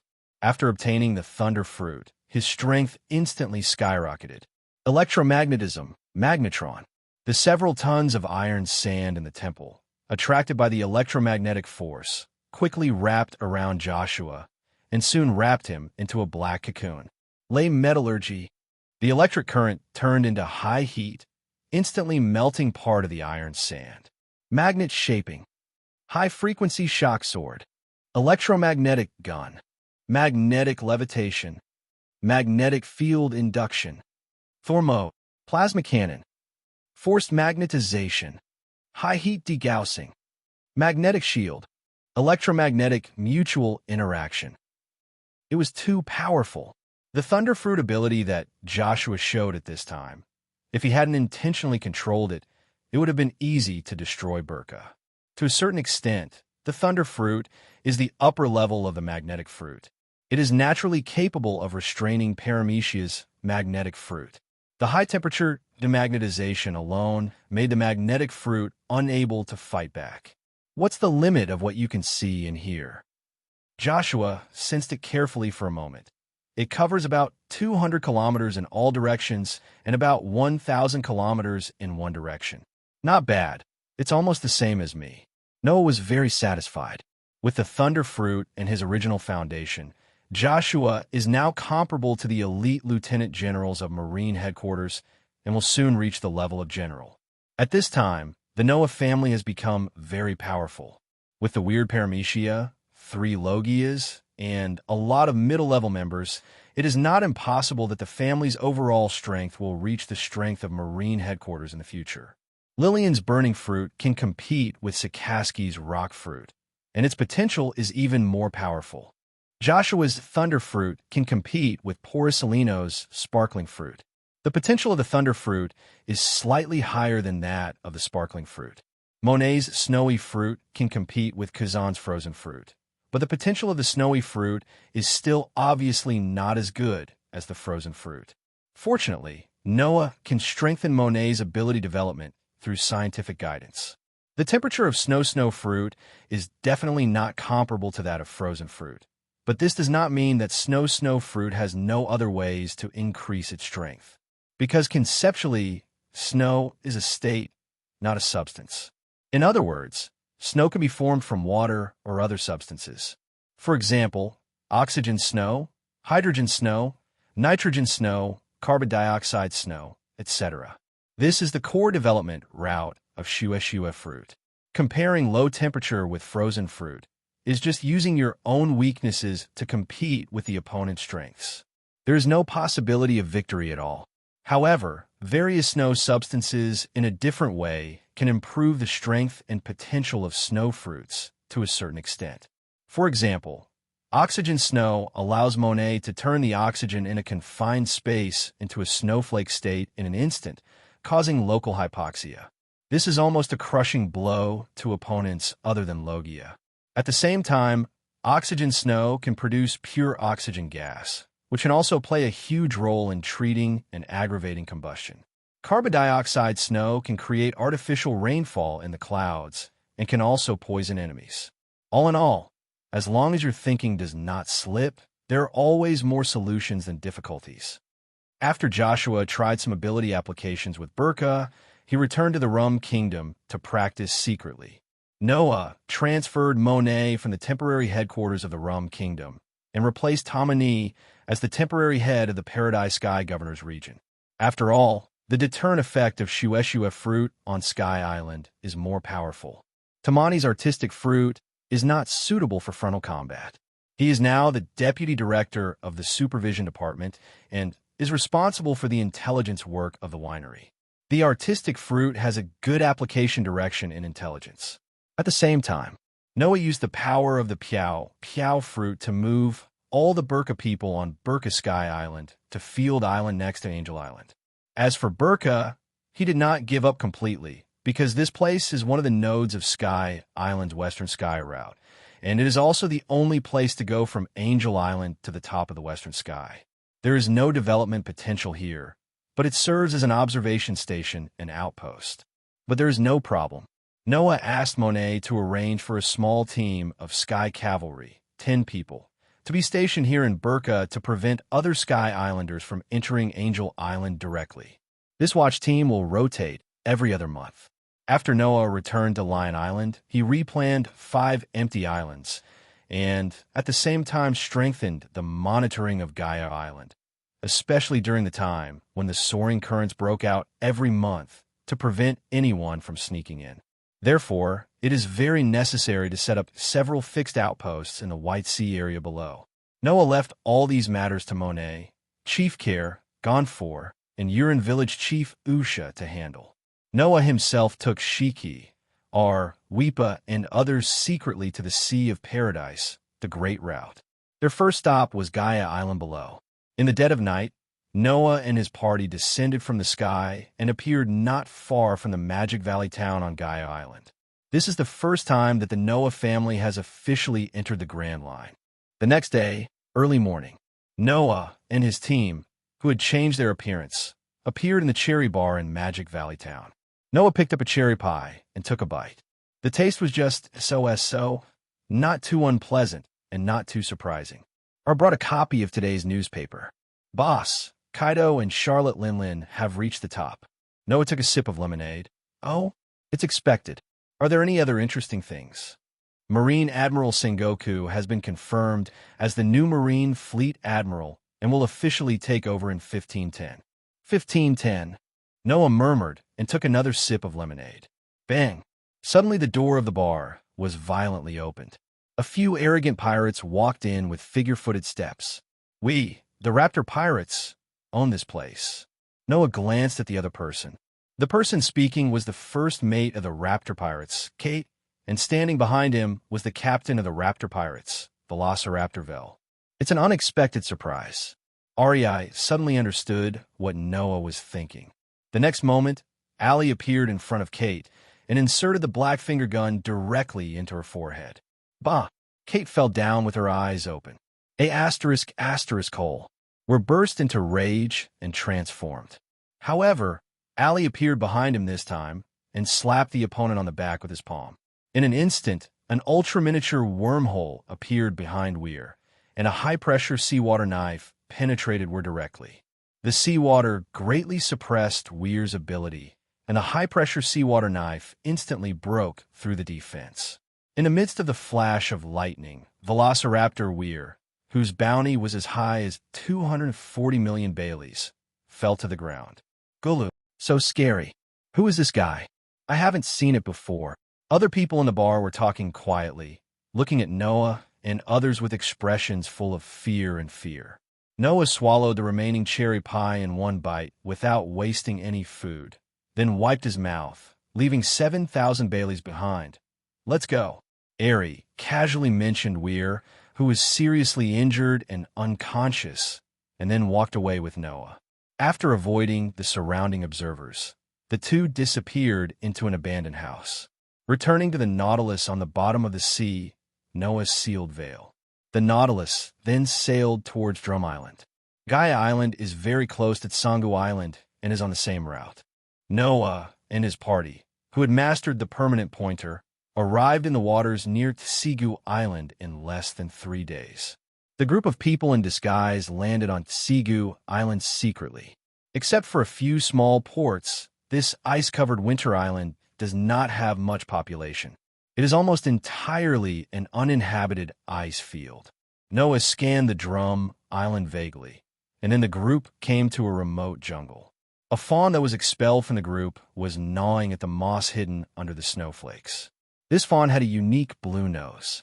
Chopper, who had not yet eaten the rinrin fruit, was still a confused deer. He looked up at the sudden appearance of humans, with a hint of curiosity and fear in his eyes, and then quickly fled deep into the jungle. It's just that it underestimated the terror of human beings, and soon Allie jumped out of the wormhole and blocked Chopper's escape direction. But Noah didn't pay attention to the chase between R and Chopper. He, Weepa, Lockie, and others carefully searched the jungle. After a while, Lockie found the rinrin fruit covered in ice and snow on a dead tree that fell to the ground. Picking up this mushroom-like devil fruit, Noah tossed it casually. For humans, this fruit can only be regarded as useless, and it is on the same level as the carp fruit he obtained before. But for animals, this fruit is a heaven-defying opportunity to change their lives. On the other side, the little reindeer, which was exhausted by R's play, finally lost its strength and was carried back by R. REI was a little surprised when he saw the fruit in Noah's hand. "Brother, is this the rinrin fruit? Let this reindeer eat it. This devil fruit is useless to humans anyway." After receiving the devil fruit, Alei looked at Chopper with some evil intentions, and then showed a sinister smile. Before Chopper could react, something was stuffed into his mouth, and he felt an unprecedented nausea. However, Alei tightly covered his mouth, not giving him a chance to spit it out. For a moment, Chopper, who was stuffed into the devil fruit, began to change his body, gradually turning into a special humanoid reindeer. "Okay, R, stop playing around. Give it to Lilith, let it live with Bebo for a while, and teach some knowledge about human society." "Okay, what a lucky little deer." Ari casually opened the wormhole and took Chopper back to the Rum Kingdom's base. Noah and others continued to explore on Drum Island. This island is not big, only about 70 kilometers in diameter, and the natural environment on it is very harsh and not suitable for human habitation at all. If it weren't for the medical and drug manufacturing industries in the Iron Barrel Kingdom, this island would not be able to support a population of nearly 40,000. In the snowy ice field, Noah and his party came to a village. When they saw the strange Noah and others, the locals immediately became wary. However, when Noah took out hundreds of thousands of belly and said that he was a patient who came to seek medical treatment, the villagers relaxed a little.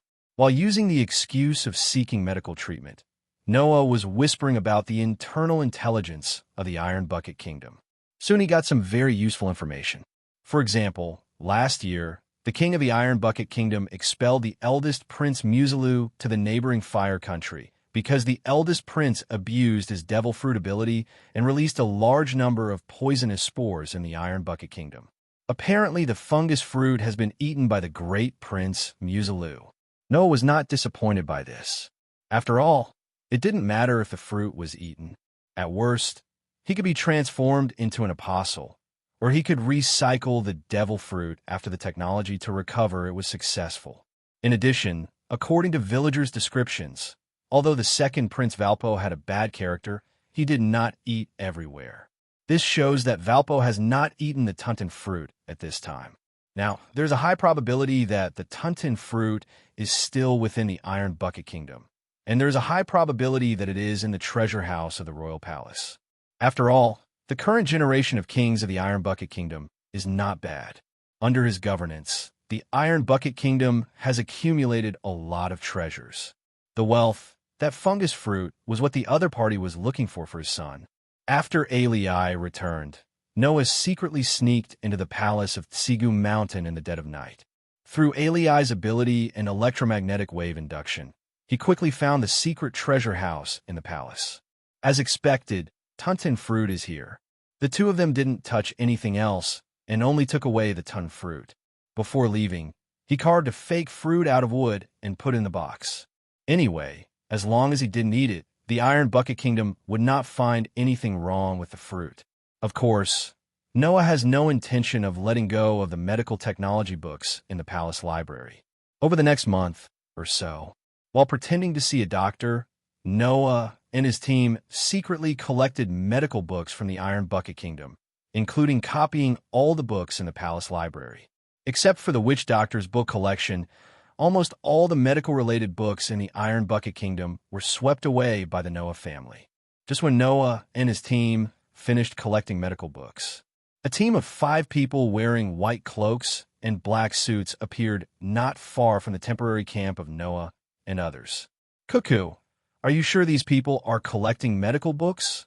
a tall man, the leader, asked in a low voice. The purple-haired woman on the side nodded. "I saw them contacting those famous doctors in Tsigu Port, and then purchased some books from these famous doctors." "Very good. Although I'm not sure if it has anything to do with free fans, these guys are sneaky and must have some dirty secrets. We'll see you later." "Oh, world government's dog, Nose, is really sensitive." "What?"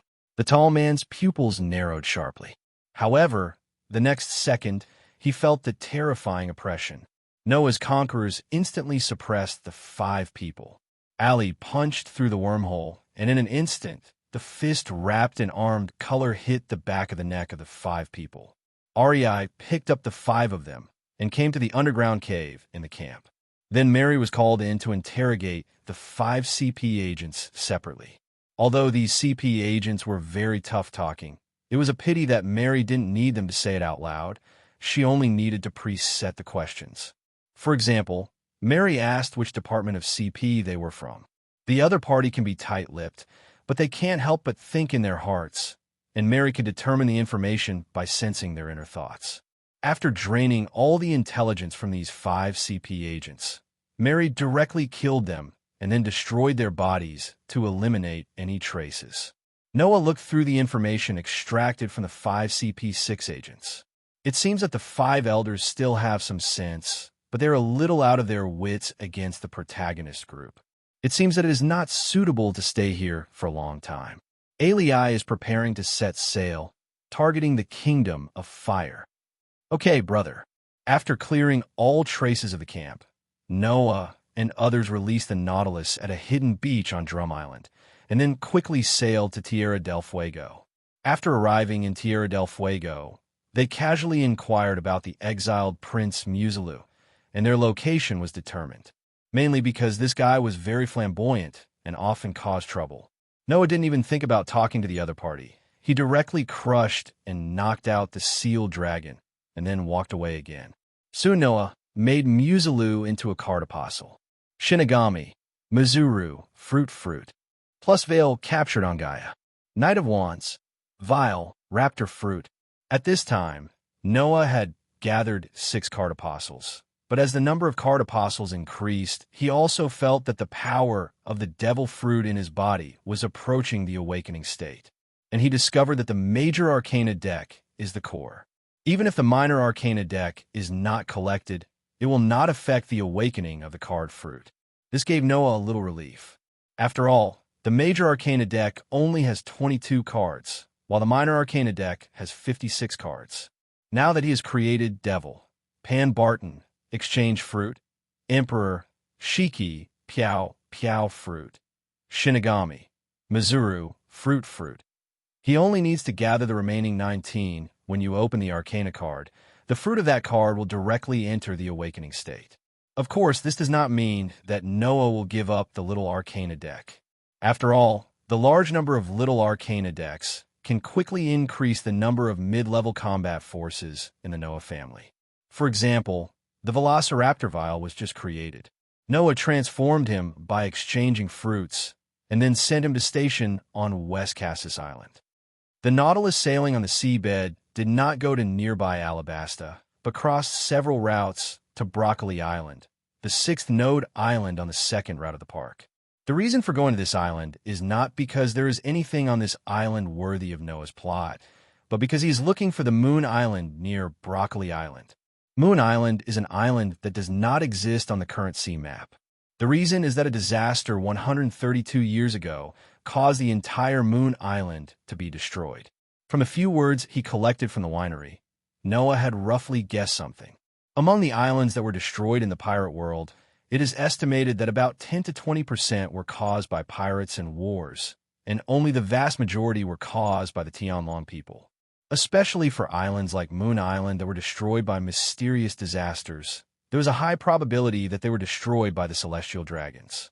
After all, those islands destroyed by pirates or enemy countries will definitely be reported directly by the world government, so there's no need to hide it. One sunny afternoon 2 weeks later, the Nautilus finally discovered the bleak Moon Island, an autumn island, on the sea 196 kilometers northwest of Broccoli Island.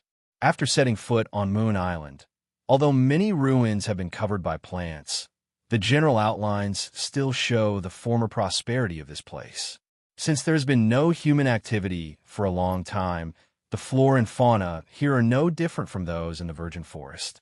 Brother, this place is pretty good.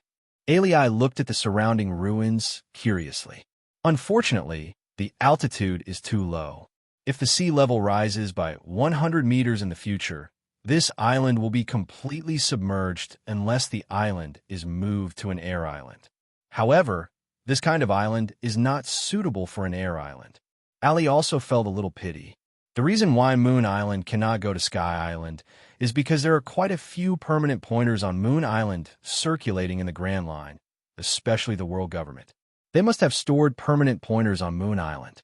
If the Moon Island is moved to the Sky Island, then the world government may know that the Moon Island is on the Sky Island based on the permanent pointer. Unless Joshua's Thunderfruit is awakened and can change the island's magnetic field, Noah will not casually transport the islands of the Grand Route to the Sky Island. Wander through the ruins of this town, called Sleeping Town. Yes, this is where the Red Earl obtained the vampire fruit. In order to find this place, the winery even lurked in Alabasta's palace library and checked various historical records of Alabasta over the past 800 years. After all, Alabasta, as a kingdom with a history of 4,000 years, is still a powerful country. They must have a very good understanding of the Great Line, especially the Paradise section. At least Moon Island and Sleeping Ancient Town are not taboos. Alabasta must have very comprehensive park chart information. The winery spent nearly 4 months and borrowed Ars cave fruit to dig a hidden cave under the Alabasta Palace. Hundreds of people were used to copy and organize the entire library's books. Read it again. With the information in Alabasta's palace library, the Noah family's understanding of the Grand Route has suddenly improved a lot. Sleeping in the ancient town is an unintentional gain. Originally, the winery collected information from the Alabasta Palace's library to learn about the forbidden medicine held by the Alabasta royal family, luxury water, and the secret of the fruit's rebirth in a fixed area. Everyone in Sleeping Ancient Town carefully searched every place, especially those areas where dark rooms or underground structures might exist were carefully searched. However, after 2 days of searching in the town and almost turning over the entire ruins of the town, there was still no trace of the vampire fruit. Sleeping Ancient Town at sunset, under the bleak autumn wind, a large number of bats were hovering in the air, catching moths and mosquitoes. A curl of smoke rose. Noah and Weepa were grilling Poseidon steaks. REI and Lockie looked at the map on the table with a frown on their faces. On the map, various areas of Sleeping Ancient Town had been marked with a cross, which meant that the area had been searched. Eat first. Noah cut the steak into several portions and handed one to each of R and Lockie. The two of them ate the steak, which was crispy on the outside and tender on the inside. Noah rekindled his domineering energy, covering the entire Moon Island. With the assistance of electromagnetic waves, he carefully scanned the terrain of Moon Island. The entire Moon Island is not just one town, Sleeping Ancient Town, but there are 4 towns as well as a palace ruins similar to an altar. The palace ruins are halfway up the mountain in the middle of the island. From a logical analysis, if Moon Island was destroyed by the celestial dragons, Then all the treasures on the island must have been looted by the celestial dragons and the world government. As for the vampire fruit that can be preserved, it must be hidden in a very hidden location so that it can slip through the net. They are now searching the ancient town of sleep. In fact, Noah was affected by the memory of his previous life. But in fact, in the memory of the previous life, it only said that the Red Earl found the vampire fruit in sleeping ancient town, but did not introduce the details. It seemed that Robin needed to decipher the content of the ancient text to open the place where the vampire fruit was hidden. After all, the suburbs of sleeping ancient town can also be counted as sleeping ancient town, and the ruins of the palace on the mountainside, less than 2 kilometers away from sleeping ancient town, can actually be counted. But Noah has no intention of continuing to search like this. The next day, early in the morning, Noah borrowed the power of the piao fruit. The palm of his hand touched the ground, and in an instant the entire Moon Island was floated directly for more than 10 meters, and then he began to roughly tear the ground apart, peeling off all the places where there might be underground ruins. In less than 2 hours, a ruin hidden in a nearby mountain was uprooted and emerged in front of everyone. When the rocky shell of this ruin is torn open, the treasure inside is revealed. Noah and others did not pay much attention to the treasure, which was less than tens of millions of boliares, but a huge obsidian coffin attracted Noah's attention. Pulling open the cover of the sarcophagus, there was a gorgeously dressed corpse lying inside, with a small box in its arms. Opening the small box, there was a dark red fruit. Is this the vampire fruit? Eli looked at this phantom beast fruit curiously. Noah picked up the parchment book placed next to the corpse's head, opened it, and read it casually for a while. He found that they were all ancient characters that he did not understand, and then lost interest. As for this vampire fruit, Noah plans to give it to Vic. After all, among the core members of the family, Vic is the only one who has not eaten the fruit. However, at this time, Vic can compete with the Brigadier General of the Marine headquarters with his physical skills and domineering power alone. Of course, Noah is very aware of Vic's potential. Even with a steady stream of vitality, Vic can only reach the level of a quasi-general at most. Therefore, eating vampire fruit is the shortest way for Vic to break through to the general level. After putting away the vampire fruits and treasures, everyone started a new voyage without staying on Moon Island for too long. This time Noah is going to take a trip to West Blue. Considering safety issues, he did not plan to go directly to West Blue through the upside-down mountain canal, but planned to detour to South Blue and then cross over to West Blue from the Red Soil continent on the South Blue side. In fact, you can also go to West Blue from Angel Island.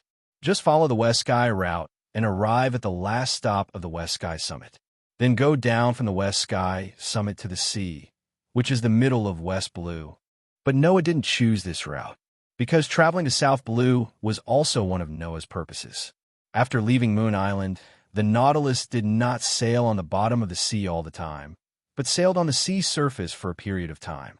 During this period, Noah and others experienced the strange weather of the Grand Line. One second the wind is sunny, and the next second there is a violent storm. This is barely bearable, but the sudden appearance of tornadoes, hail, and huge waves is a fatal situation. Ships that can sail on the Grand Route must either have powerful navigators or powerful masters. It was only because of their strength that Noah and his team dared to sail on the Grand Route without Lilith's company. This is the boldness of a skilled person. After bypassing Sinan Island, where Alabasta is located, they entered the range of the 5th route of the park. At this moment, Noah, who was reading the newspaper on the deck, suddenly frowned. REI, prepare to dive. Although Ali didn't know what Noah was thinking, he quickly took Lockheed and began to control the Nautilus to dive. Half an hour later, a huge sailing ship appeared in the nearby waters. Jesus boo, didn't you say there was a ship nearby? The instant noodle head, standing on the mast, also looked confused at this time. What should we do now? Lackey Lou was a little anxious. As the deputy captain, Ben Beckman immediately made a decision. Abandon the plan to go to Drum Island and return to Twin Gorges immediately. No problem, it's just the captain's illness. Ben Beckman is also very helpless now, We have no way to take risks on Drum Island. Originally, they planned to borrow a pointer to Drum Island from a nearby ship, but they did not expect that the ship disappeared. Faced with the weird weather on the Grand Route, even on the route, Beckman could not guarantee that he would encounter other ships in the next few days, and there was no guarantee that the other ship would have a pointer to the Drum Island. Now Shank's illness can only last about 10 days at most. If they try their best, they can indeed return to Twin Gorges within 10 days. This time, they were careless. They originally thought that their opponent was a nobody, but they didn't expect that the opponent's ship's doctor was a disease fruit user. Before he died, he released a hidden virus. Shanks and 3 other crew members were infected with the virus. Now fell into a coma, just after the red-haired pirates left. On the nearby sea, the Nautilus slowly surfaced. Red-haired Shanks? Are you poisoned? Although Noah was at the bottom of the sea just now, with the blessing of the electromagnetic field, he heard the conversation of Beckman and others. Of course, Noah did have the idea of killing the other party just now. However, he gave up this idea after sensing the auras of Beckman and others. Although the red-haired pirates only reached the throne of Sea Emperor around 1514, their strength at this time was already extraordinary. Moreover, the red-haired pirates are known as the Iron Wall Imperial Group, and almost all of its crew members are masters of physical skills, spearmanship, and swordsmanship, and their strength is relatively balanced. At this time, Beckman was at the level of Associate General, plus a dozen other crew members equivalent to the level of Marine Major General or Lieutenant General. Even if Noah tried his best and mobilized other members of the family to support him, he still would not be 100% general. The opponent is sure to be killed here. What's more, he didn't know how seriously ill the red-haired Shanks was. If he is not sure that he can destroy the opponent, Noah will not take action easily. This will not only expose his purpose, but also arouse the enemy's vigilance. The next time he takes action, there will be no surprise. 3 days have passed since the unexpected encounter with the red-haired pirates. At this time, the Nautilus had crossed 3 routes and arrived at the sea near the windless zone. Suddenly Noah's hand holding the pen stopped. Weepa, come up, adjust the direction, and sail northeast. Yes, Lord Noah. Soon the Nautilus floated to the surface, then turned its bow and moved rapidly toward the northeast. Noah ordered again, REI, prepare to fight. Okay. More than an hour later, the Nautilus appeared near an island. Noah stood on the deck and looked at the surrounding islands with a hint of surprise on his face. It really took no effort to get it. I didn't expect that there are more than a dozen stomach barons growing here. Brother Noah, there are creatures approaching in the sea. Alii reminded him vigilantly. It's just a little fish man. In an instant, Noah touched the sea with his hands, and the surrounding sea water floated. The sea water enveloped a murloc. The murloc was wearing sunglasses and holding a meteor hammer in both hands. His body was covered in armed colors, and he swam towards the Nautilus quickly. On the other side, in an island not far away, an old dwarf man wearing a Viking horn hat saw the suddenly floating sea water mass through the phone monitoring outside, and his face changed drastically. Is this the floating fruit of the golden lion? But that person doesn't look like a golden lion. Binjack, the vice-captain of the Ward Pirates? Who? Binjack's expression changed. However, his strength was too weak. Alii jumped out of the wormhole and knocked out the opponent with a fist in an instant. Since Binjack, who was the brain, was subdued, the other 2 members of the Golosidi were unaware of the situation outside. Sebastian, the fishman who fought against Noah, was very powerful in physical skills and also mastered the jujitsu and karate of the fishmen. But it was a pity that he met Noah. Sebastian, who had just rushed out of the sea water, encountered a large piece of iron sand and was then wrapped into a fishman iron sand dumpling. Even if he tried his best to use fishman karate and armed colors, he still couldn't withstand the pervasive iron sand. Pia fruit is no better than Logia in terms of abusing food. Anyone whose strength does not reach the Marine Elite Lieutenant General level will basically die when encountering Noah. This Murloc's strength is almost at the level of an ordinary Marine Headquarters Lieutenant General. Especially after being blinded and with accumulated hidden injuries, his strength can only be considered as barely able to compete with the Marine Headquarters Lieutenant General. Noah did not kill the opponent directly, but prepared to torture him about the training methods of Fishman karate and jiu-jitsu. Other side, Luo and Joshua, who were temporarily transferred by Noah, also found their opponents on the Golosidi. Luo faced off against the Ward Pirates ship's doctor, Nagin. Joshua versus Guy Ram, a combatant of the Ward Pirates. The ship's hospital room on the Golosidi. Nai-Chin, who had briefly recovered from a year ago by taking medicine, looked at the little devil in front of him with a very ugly expression. Fruits of the operation. You kids' luck is really enviable. However, I have no interest in playing games with you. Huxiao medicine boxing method. Aconite piercing the heart. You have failed. Luo put the sword in his hand back into the scabbard. What? Nai-Chin became angry, but the next second she was speechless. Ugh. Nai-Chin was seen twitching all over, kneeling on the ground and retching. An invisible ultrasonic wave resonated with the medicine in Nai-Chin's body at a special frequency. This resonance instantly caused the poison residue and hidden wounds accumulated in her body to explode. Even her armed color could not suppress it. Stay with this backlash. This is Luo's special development direction for surgical fruits under the guidance of Noah.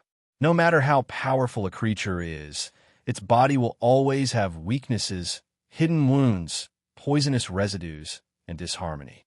Unless you don't make a carbon-based creature, this weakness is difficult to avoid. Tell me your medical skills and the formula of the drug that can temporarily restore youth, and I can give you a good time. Nai-Chin, who had been torn into pieces by the surgery, had a trace of bitterness on his lips. Is this the trend of the times? We are really not suitable to continue sailing.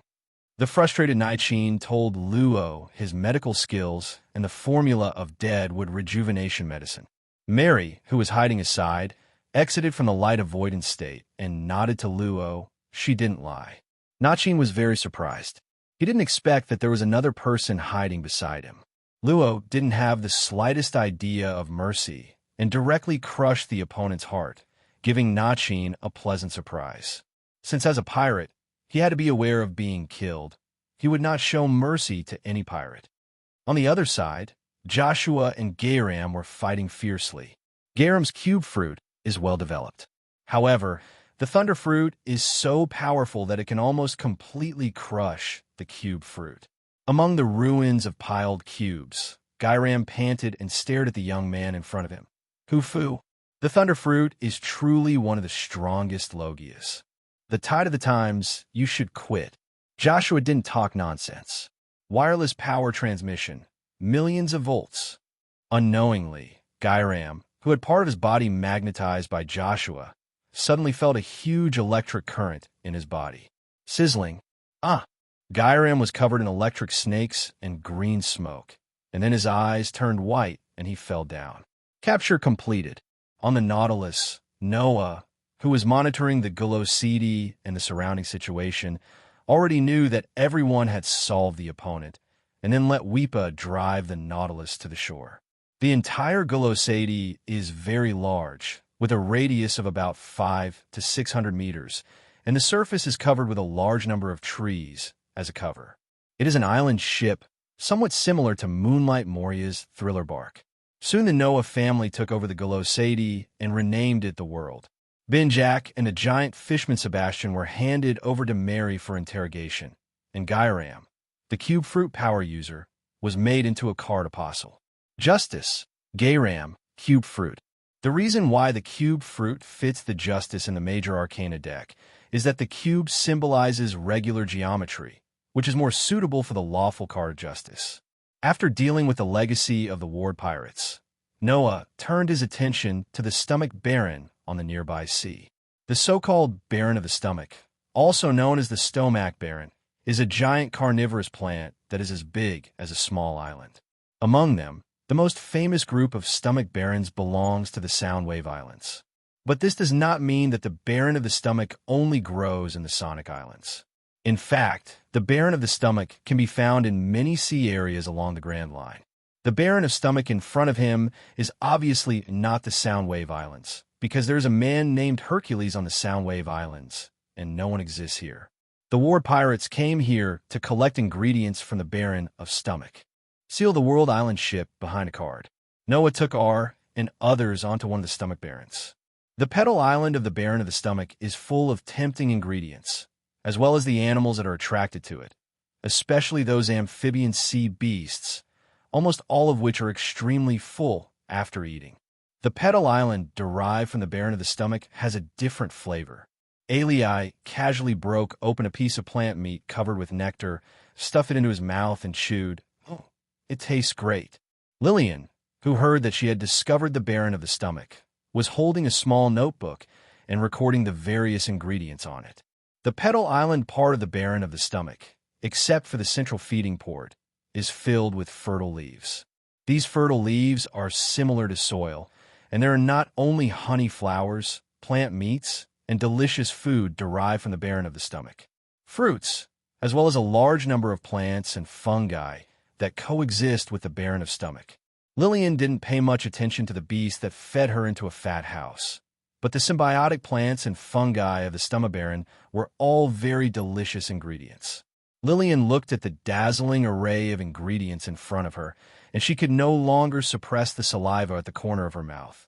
Brother Noah, can we build a base here? Here. Noah thought for a while. It's not impossible to set up a secret base here.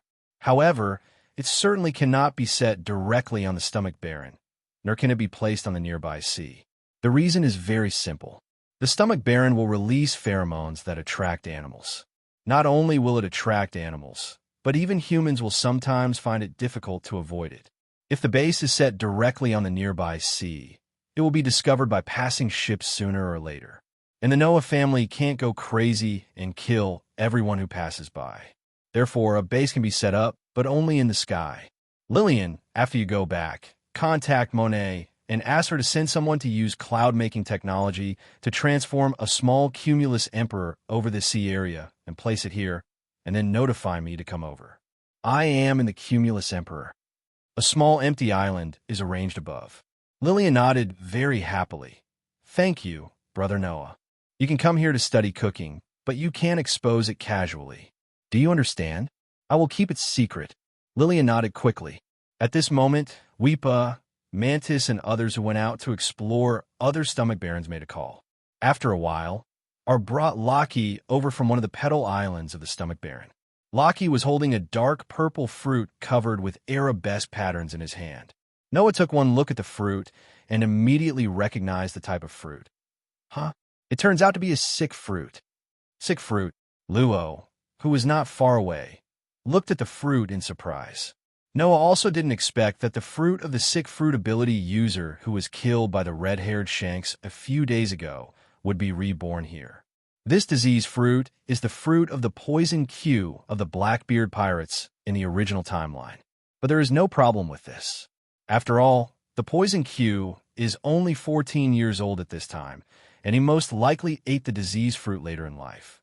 If Noah and his party did not find this fruit, there's a high probability that this fruit would be eaten whole by the stomach barren, and then the stomach barren would be affected by the devil fruit and die of illness in the sea. This is not because the ability of the disease fruit itself has side effects, but because the sea water will make the Esper powerless. Once the barren of the stomach becomes powerless, it will not be able to devour the animals that are attracted to it, thus causing its petal island to be eaten by animals. Clean, then begin to lack nutrients, and finally wither. This is also the fate of most sea creatures after eating devil fruits. Noah looked at the sick fruit in his hand and knew that this fruit was most suitable for doctors to eat. Ale, go to West Cassis Island and bring Andy here. Eli nodded. Noah's family. Do you want to give this fruit to my father? Noah threw away the disease fruit. This fruit is most suitable for doctors. You already have the fruit of surgery. Now only your parents are the most suitable in the family. That's true. After a while, Ar's wormhole opened again. Ari appeared in front of everyone with Andy. Andy, who was confused, quickly asked, Sir Noah, do you need my help? This fruit for you is Paramecia's diseased fruit. Seeing the fruit Noah threw over, Andy looked a little unbelievable. Sir Noah, isn't this too expensive? Devil fruits are meant for people to eat. You and your wife are the most suitable for this fruit in the family. Don't refuse. Devil fruits can only reach their potential in people who know how to use them. I hope you won't let me down. Expect. Andy nodded excitedly. Thank you, Lord Noah, for your consideration. I will definitely work hard to contribute my strength to the family. Eat quickly. Andy didn't hesitate, picked up the fruit, and took a bite. Luo looked at the mask of pain on his father's face and showed a hint of schadenfreude. Dad, you have to eat it all. I also ate it all before. Andy, who didn't want to be compared with his son, just ate like crazy without saying a word. Noah shook his head, took out Andy's favorite pear juice from the card and handed it over. Rinse your mouth. Thank you, Mr. Noah. Andy quickly took it and drank a large bottle of pear juice in one gulp. Andy, how are you doing with the luxury water formula you obtained from Alabasta? Upon hearing this question, Andy immediately became serious. Sir Noah, we have studied the formula of luxury water, coupled with the medical books obtained in the Iron Bucket Kingdom, and have currently developed 3 derivative products. Noah said with great interest, tell me about it. The first one is based on luxury water, with the addition of life blood ingredients, which greatly suppresses the side effects and allows people to instantly burst out with the strength of Marine Headquarters Colonel. The duration is about an hour, and the side effects will be felt after an hour. It will be very tired and depleted, so I named it Haoshua. The second one is based on the heroic blood and adds IQ grass ingredients, which can make people instantly burst out with the strength of a Marine Headquarters Major General. It lasts for about half an hour. The side effect is losing one's mind, and after the effect of the medicine wears off, there will be more the depletion of chi and blood, and even the failure of internal organs. I named it Crazy Blood. The third type abandons the previous ideas of heroic blood and crazy blood, and combines the ingredients of IQ grass and the characteristics of lifeblood. It can be slowly released in the body for a month, allowing people to perform high-intensity exercises while the medicine is taking effect. Through training, you can quickly and safely improve your strength. It has varying degrees of amplification effects on people whose physical strength is before Lieutenant General Marine. I named it Origin Blood. Noah is very satisfied with these 3 results. Yes, how blood and origin blood can be used by some members. I hope you can continue to work hard. It is an honor for me to be recognized by Lord Noah. And he was very happy. The 2 talked for more than an hour. Noah gave some guidance on the development direction of Andy's disease fruit, and then asked Allie to send Andy and Luo back to West Cassis Island. Lillian went back to the Kingdom of Rum, preparing for Monet to place cumulus emperor clouds over the Baron of the Stomach. Noah and his team left the Baron of the Stomach, controlled the Nautilus through the Piao Piao fruit, and prepared to cross the windless zone and enter South Blue. June 22nd, 1506 in the Haiyuan calendar. The Nautilus, which was at an altitude of 10,000 meters, almost came and went without a trace. Already arrived at the northern part of South Blue. As a temporary navigator, Lockie carefully looked through the chart information of South Blue, and Allie would open wormholes from time to time. From the current departments of the Kingdom of Dawn, as well as the control area, documents that need Noah's review and decision will be sent over. The current control areas of the Kingdom of Dawn include the Governor's Palace of Mackerel Port in Rum Kingdom, total population of 240,000.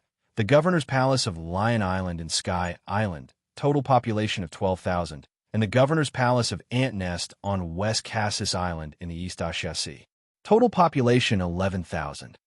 There are also North Blue's Cayenne Island Eavesdropping Station, East Asia Sea Tidal Sea Base, and North Blue Coral Sea Base. Among them, the population of West Cassis Island has almost reached its upper limit. The population on it is mainly the remnants of the original Free Fans, and these are all people who have been cured by Luo one after another. The upper limit of the population that Sky Island can accommodate is about 30,000. Currently, there are more than 3,000 Sky Islanders from the original Angel Island, more than 2,000 Uran people, and more than 1,000 Sky Islanders from Burke Island.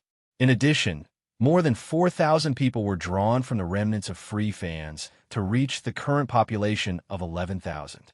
To expand the population capacity of Sky Island, more islands must be moved up. However, the Cumulus Emperor near Angel Island is currently limited and can only accommodate a dozen small islands at most. The bearing capacity of Cumulus Imperialis is not infinite, and the natural growth of Cumulus Imperialis requires special conditions, namely the composition of seafloor stone. Huge cumulus clouds can form near Angel Island due to the eruption of submarine volcanoes in the sea below. In other words, the ingredients of seafloor stone are actually brought up from the underground by magma. If we only rely on natural volcanic eruptions to bring the sea rock composition into the sky, it must be a long-term process to form Cumulus Emperor. Noah has realized this problem. For example, the Cumulus Emperor planned to be built over the Sea of Gluttony. The sea area where the previously discovered Baron of the Stomach is located can only be cut from the Cumulus Emperor cloud layer near Angel Island or Burker Island. This approach is equivalent to tearing down the east wall to make up for the west wall. Noah already has an idea about the composition of seafloor stone. Lillian, who returned to Rum Kingdom, hadn't rested for 2 days before Noah arranged to go to the Black Rock Island where the submarine volcano erupted. Black Rock Island is still the same, with dark red magma constantly flowing out of the crater. After more than a year of precipitation, Lillian has completed the temperature limit simulation of the compound. At this time, her flame-burning temperature has reached 4,990 degrees Celsius. But this time, she came here not to test the temperature limit, but to complete the task assigned by Noah. Lillian's arm turned into a form simulating liquid flammable material, fire-killing black dragon wave. The arm filled with liquid combustible material shot into the sky and then crashed into the crater. Boom! This move, which concentrated almost 1/3 of Lillian's physical strength, instantly penetrated the magma of the volcano crater and reached a depth of more than 1,000 meters in the underground magma. The earth is boiling. A few minutes later, the energy in the underground magma chamber was stimulated, and the volcano erupted directly. Fire-killing, steaming dragon wave. Lillian controlled the high-temperature water vapor from the surrounding sea with both hands and instantly poured it into the crater. The conflict was like the tip of a needle against an awn of wheat, causing water vapor and volcanic ash to continuously erupt high into the sky.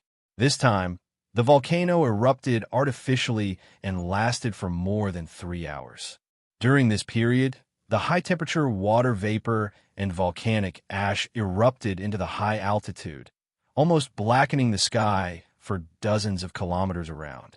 Ari brought Noah over here, sealed part of the volcanic ash cloud, and brought it back to the Kuan processing workshop on the island to test whether these volcanic ash clouds could be used as raw materials for Emperor Cumulus.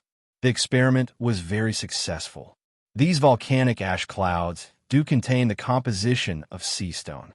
With a little processing, Emperor Cumulus clouds can be produced.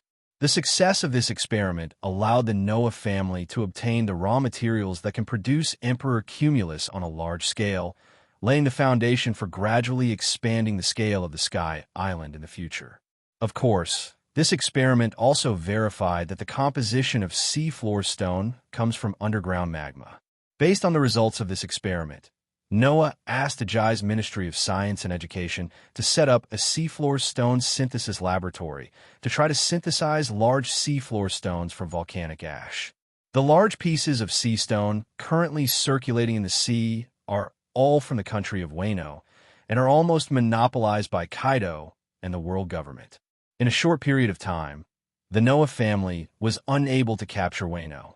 Even if they managed to plot against Kaido and use strategies to capture Wano, it would still be difficult to withstand the covetousness of the world government.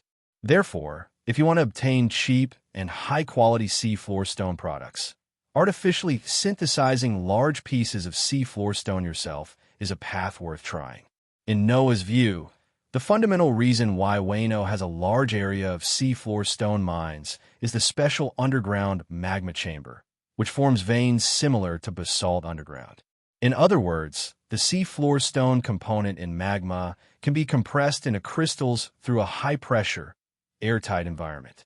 As for why no scientists have discovered this situation for so many years, the reason is actually complicated. On the one hand, Wayno, as the core mining area of seafloor stone, is closed to the outside world. It is difficult for outsiders to conduct on-site inspection of the mineralization geology of seafloor stone. On the other hand, there's been a civilizational rift in this world, which has caused many technologies to be lost and the number of scientists to be very rare. In addition, the world government intends to control science and technology. Those who study science have either been incorporated or eliminated, or they're simply inside Impel Down City, with only a few who have slipped through the net operating secretly outside, including Vegapunk, who is known as the smartest in the world. In Noah's view, it is just a humanoid hard drive that stores ancient technology. The idea of synthesizing seafloor stone crystals can basically be deduced by anyone who knows the world of pirates and add some scientific research methodologies. The sea has the composition of seafloor stone, and the cumulus clouds on the sky island have the composition of seafloor stone, which means that the composition of seafloor stone is widely distributed. Based on the continuous soaring sea currents in the waters of Gaia Island and the characteristics of the volcanic island in Wayno, it can be inferred that the composition of the seafloor stone was brought to the ground by volcanic eruptions. Since they are all composed of seafloor stone, why can't we use dispersed seafloor stone volcanic ash to synthesize large blocks of seafloor stone crystals? People in the pirate world can't think of it because they are fans of the authorities, but Noah is different. He's a time traveler who has watched the development of the pirate world for a period of time. In fact, for many things, you only need to calm down and think carefully, and you can know the secrets. After Noah arranged these things, the Nautilus had arrived near the first inhabited island in South Blue. The group of people dressed up in disguise and secretly landed at the port of this small island, preparing to inquire about anything worthy of attention in South Blue recently. In the plot of the original timeline, South Blue is basically in a blank state, and there are only two places that are more famous. One is the island where the son of One Piece was born. The other is the kingdom of Sorb, the hometown of Bartholomew Bear, the greatest enemy of the pirate world. There is basically no appearance information on other islands. This made Noah a little more interested, and he was ready to explore South Blue. At the port bar on Baimu Island, Noah and his party were inquiring for the necessary information. Inside the Bellwood bar in the port, Noah read the newspaper while Ali chatted with the bartender. After reading this month's South Blue weekly newspaper, he looked up at the bounty notice wall next to the bar cabinet, where South Blue's more famous pirates were pasted. Noah's eyes scanned a row of reward notices. I didn't find many familiar people. The later Supernova's kid, Kira, and others were just little kids at this time. However, there was a rather unexpected person who appeared among these reward orders. Katrandim, captain of the Crescent Pirates, collector of beauty heads, Crescent Hunter, Ninetails Fox Fruit ability user, and later captain of the number 6 ship of the Blackbeard Pirates. Although this guy looks like an ant, she was actually only 34 years old when she first joined the Blackbeard Pirates, and she's only 20 years old now. But Noah didn't expect that this guy was born in South Blue. Judging from the description of the reward order, Katrin Daime has eaten the Ninetails fox fruit and has recently hunted and killed young girls from multiple participating countries. Suddenly, the bar door was slowly pushed open. A cup of Earl Grey tea and a plate of biscuits. Huh, it's actually him? Interesting. The corners of Noah's mouth raised slightly.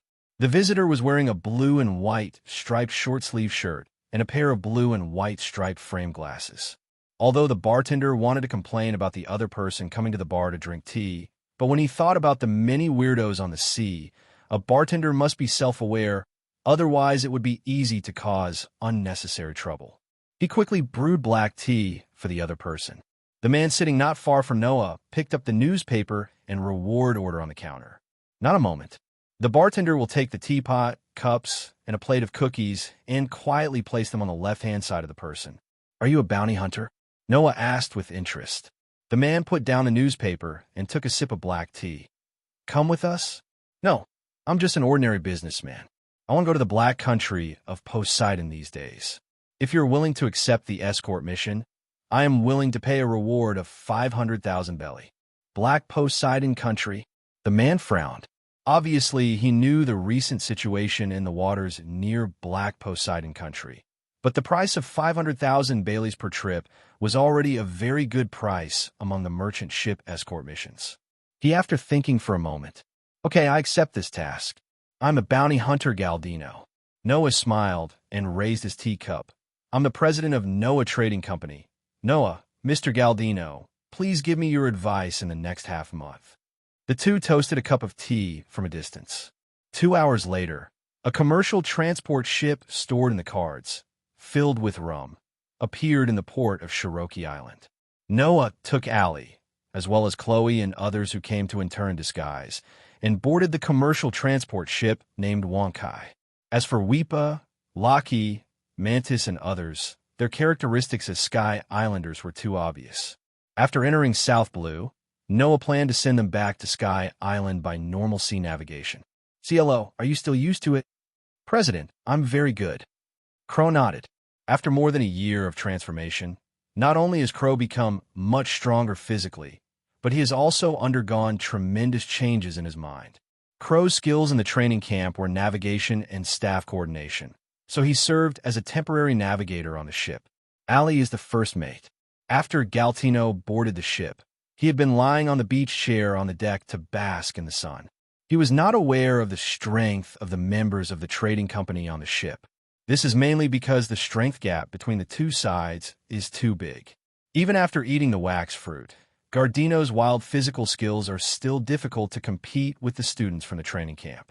Because in the Noah family training camp, the graduation requirements are to learn the 6 moves and awaken a kind of domineering force.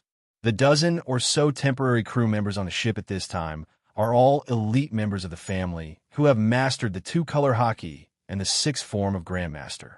In the captain's room, Noah looked through the various information collected by the winery in South Blue, including Galdino from the South Blue Bounty Hunter Group and Cotrandai from the South Blue Pirate Group. Beautiful. Brother, Tequila from the winery just sent news that the Crescent Moon Pirates appeared on Fully Island. After hunting down several girls there, they also robbed supplies. Tequila has already put his life in paper clips, hidden among those supplies.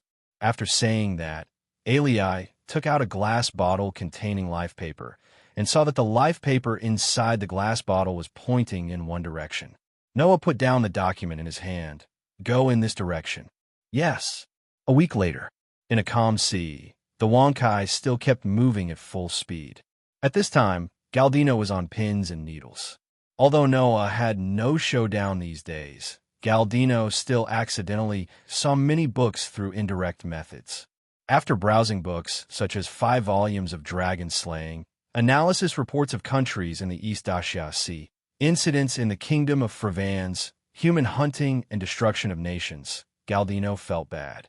Now Galdino just wants to complete the escort mission quickly and then leave Noah and others to avoid being affected. After all, he is not a fool and knows that this kind of thing is not something he can participate in. Just when Galdino was thinking wildly, President, there is a small island in the southeast. Should we stop ashore to rest and replenish fresh water? Crow asked loudly to Noah on the deck. The corners of Noah's mouth raised. Okay, because their destination has arrived. At this time, in a glass bottle of life paper in the captain's room, the piece of life paper was pointing towards this desert island. At the same time, in a hidden bay on the other side of the desert island, there's a large sailboat parked. In the camp on the shore, several pirates are barbecuing, and in one of the largest tents, several white flesh worms are entangled. An indescribable sound resounded throughout the camp. Sister is really amazing. I wonder if those 3 teenagers can withstand it.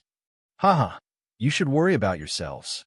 Several of the stronger pirates' expressions suddenly changed, as if they remembered some nightmare-like experience. At this moment, a pirate who was on guard at the top of the island rushed into the camp panting. Boss Sean, there's a merchant ship approaching on the other side of the island. It seems that the other party is about to land. Vice Captain Sean was a thin man with glasses. As soon as he heard the news, he could only stand up and go to Katrin's tent to report the matter.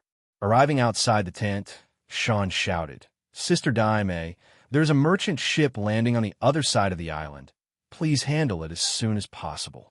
TCH, what a disappointment. Katrin Daime's dissatisfied voice came from inside. However, although she was dissatisfied, she quickly put on her clothes and walked out of the tent with her weapon. Has the ship landed? It should be almost there. When the little monkey came to report just now, it was about 1 kilometer away from the coast. Sean quickly explained.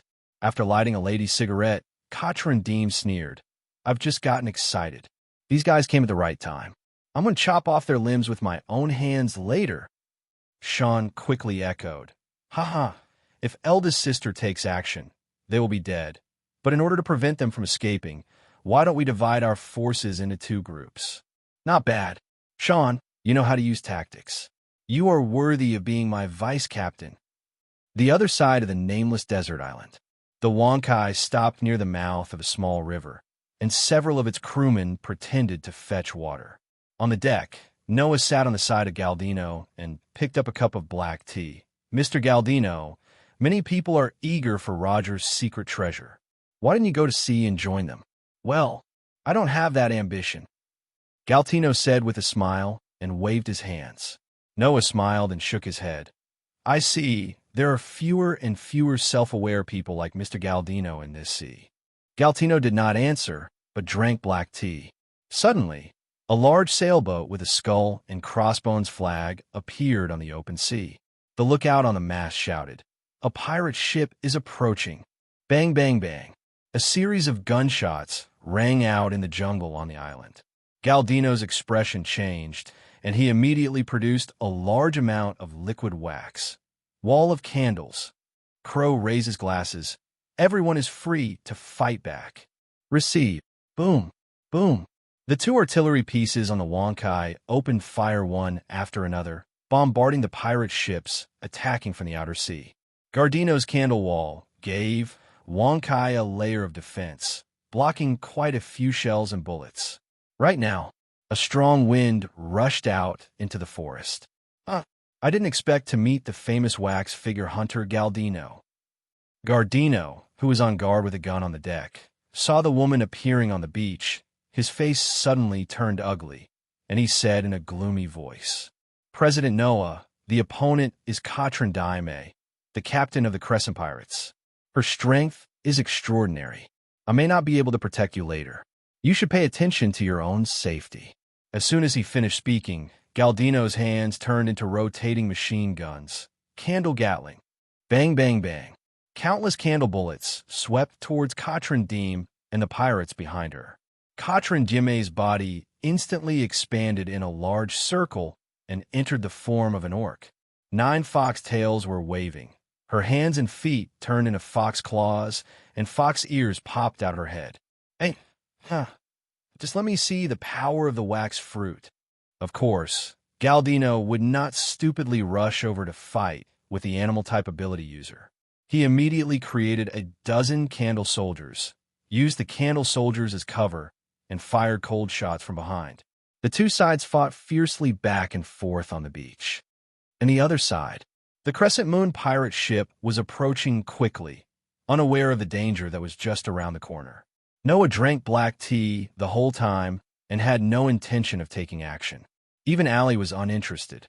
When the distance between the 2 ships is less than 100 meters, Crow took off his black suit, and Moonwalk appeared on the deck of the Crescent Moon.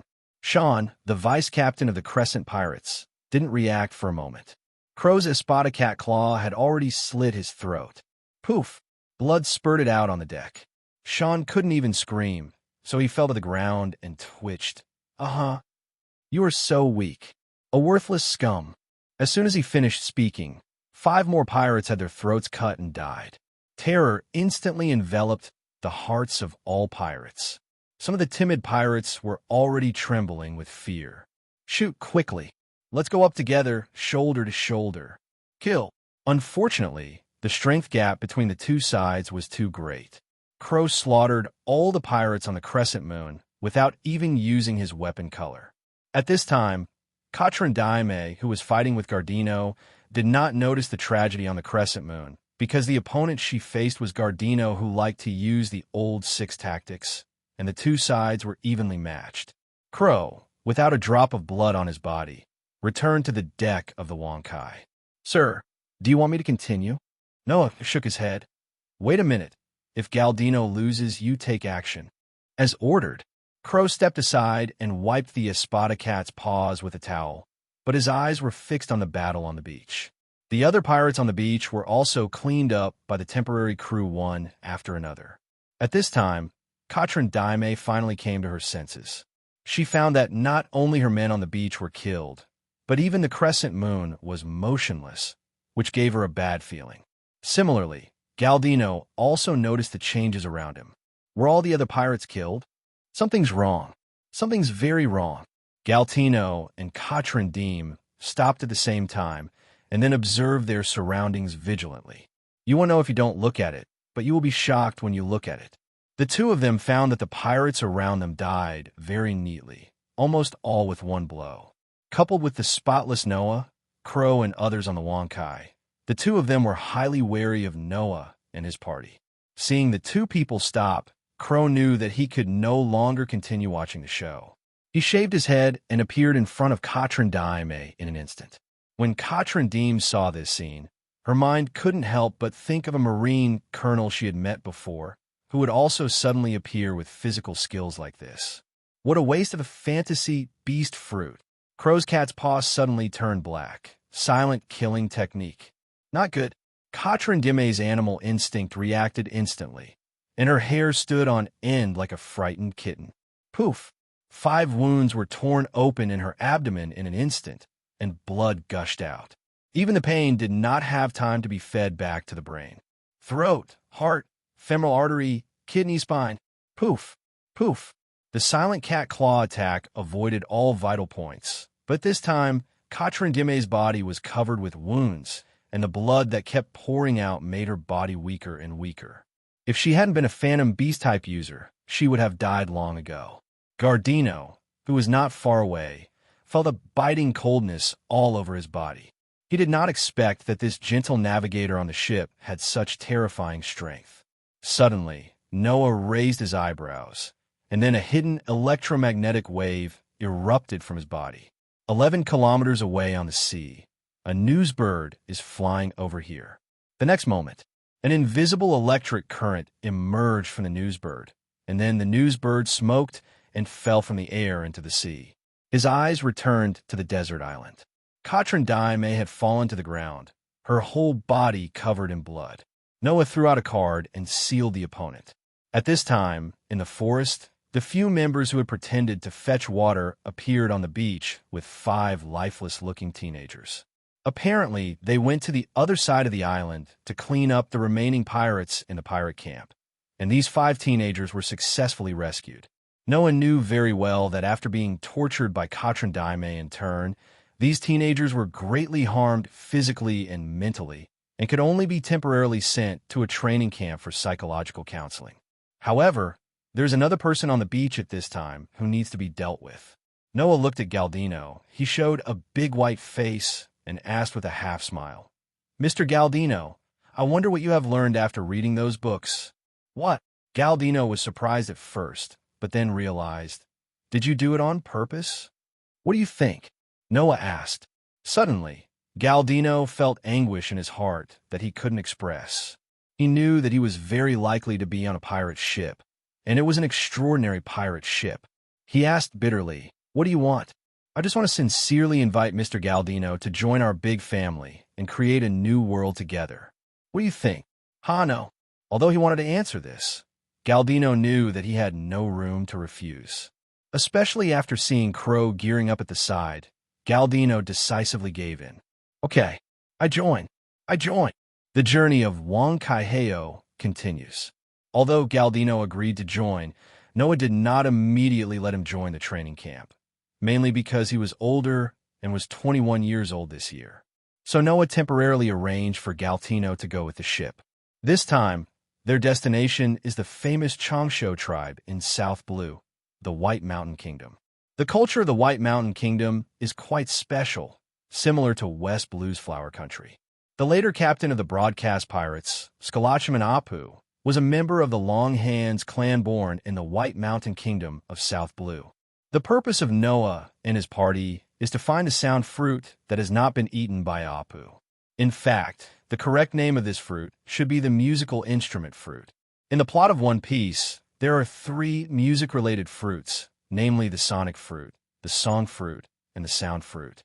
Judging from the subsequent development of Apu's abilities, the concept of the sound fruit is that the musical instrument supersedes the human body. Yuta's singing fruit, on the other hand, is biased toward the superpower of the concept of song melody.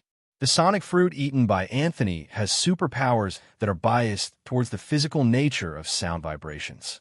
There are certain differences and overlaps between the 3. As for the sound fruit, Noah found it in the White Mountain Kingdom after divination using tarot cards.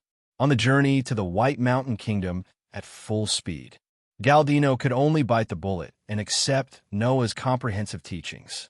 In addition to cultural classes, there were also domineering classes, physical skills classes, and ability development classes. Noah watched Gardino making wax soldiers and various candle weapons, and reminded him calmly, "Your development in candle shaping is already very good, but you have not fully understood the conceptual essence of the wax fruit." Conceptual essence? The semi-illiterate Galtino looked confused. Apparently, he didn't know the essence of wax. The essence of wax is solid grease. Do you understand? The wax you made with your ability is actually paraffin wax. Galtino pinched the wax ball in his hand. After a while, the wax ball melted into a puddle of oil. Noah continued, "Paraffin is a wax, butter is also a wax, soap is also a wax, and various greases are actually a type of wax." He casually took out a row of reagent bottles from the card warehouse.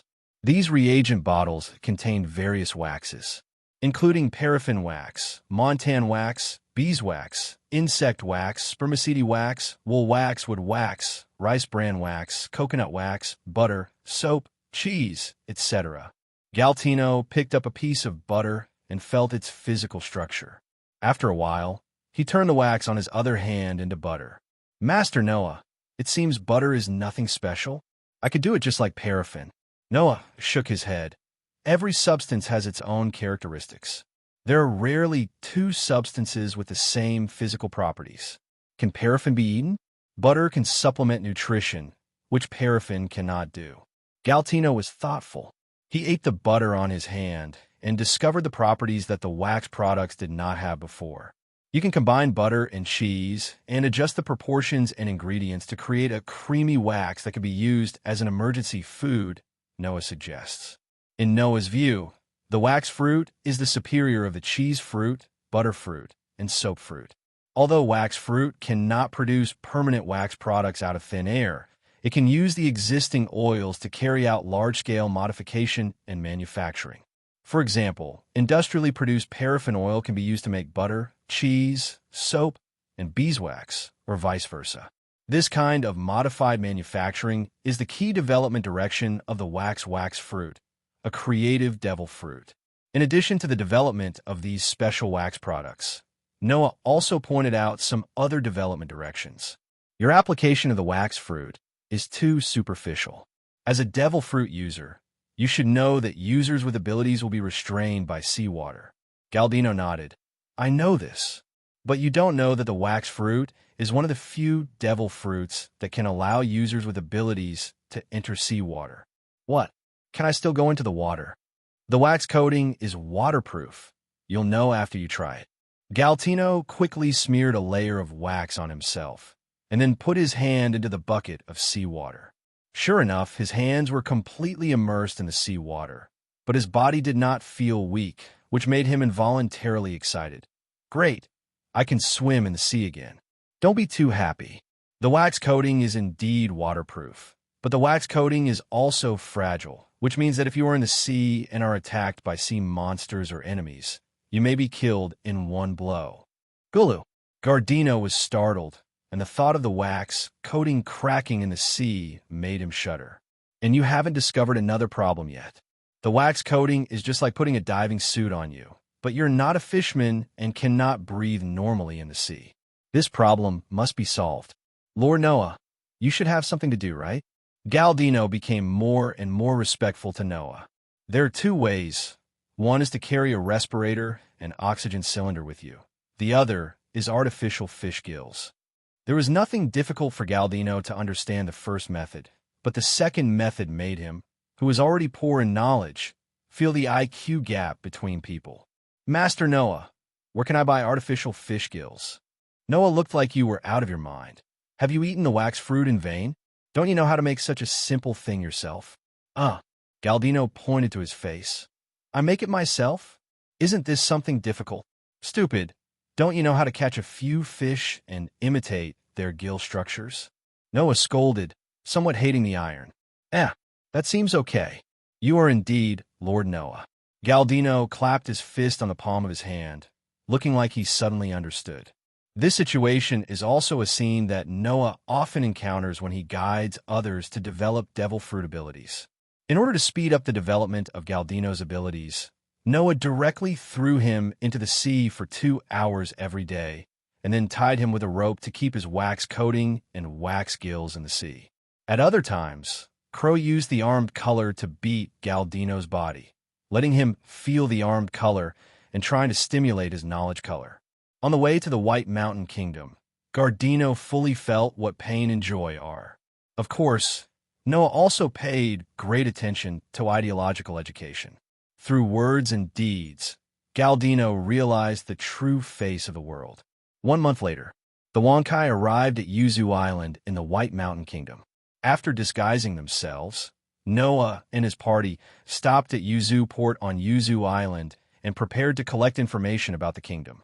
Inside a bar in the port, Noah and Galdino were drinking black tea and got some news from the bartender and a dozen guests. Noah put down the teacup and picked up the hat on the side. We should go. The two left the bar. They just heard the news that an underground auction will be held on a deserted island not far from Pomelo Island. The auction is in 4 days. However, this kind of underground auction is by invitation only, and you can't get in without an introduction from an acquaintance. Galdino asked with some confusion, Mr. President, how do we get the invitation letter? You will know when the time comes. The two returned to the Wonkai. That night, Noah and his team used the power of Piao Piao fruit to drive the Wonkai and appeared over the desert island. Looking at the dim lights on the desert island, Noah released a small piece of Emperor Cumulus cloud, covering the Wonkai number, and then fixed it at a height of about 7,000 meters above the desert island. Galdino was very shocked by Noah's ability. He had seen Noah use cards to seal and release things before, and knew that Noah was a card fruit user, but he did not expect that Noah could control the Wonkai number to float high in the sky. Brother Crow, isn't Master Noah a user with card fruit abilities? Could it be that card fruits can also make things float? Galdino asked curiously in a low voice. Crow raised his glasses and asked with a half-smile, about Mr. Noah's ability, this is a family secret. Are you sure you want to know more about it? I'm just curious. Pretend I didn't ask. Galdino smiled sarcastically and waved his hand quickly. Noah, who was standing on the deck with his eyes closed and listening quietly, was now seeing, hearing, and color combined with electromagnetic waves, scanning the desert island below in all directions. There are a total of 392 strong life forms auras and 125 relatively weak life forms auras. There are 13 underground tunnels, an underground harbor, and 3 submarines. In a mountain on the north side of the desert island, there is a cave that can accommodate thousands of people. Many situations on the desert island were almost invisible to Noah's enhanced electromagnetic wave observation, and he even heard a lot of conversations. 10 minutes later, Noah opened his eyes. Brother, have you discovered anything? Eli asked curiously.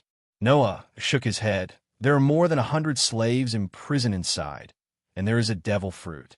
In addition, the other party also mentioned a poisonous mushroom called paradise mushroom. In Eli's mind, he quickly thought of information about paradise mushrooms.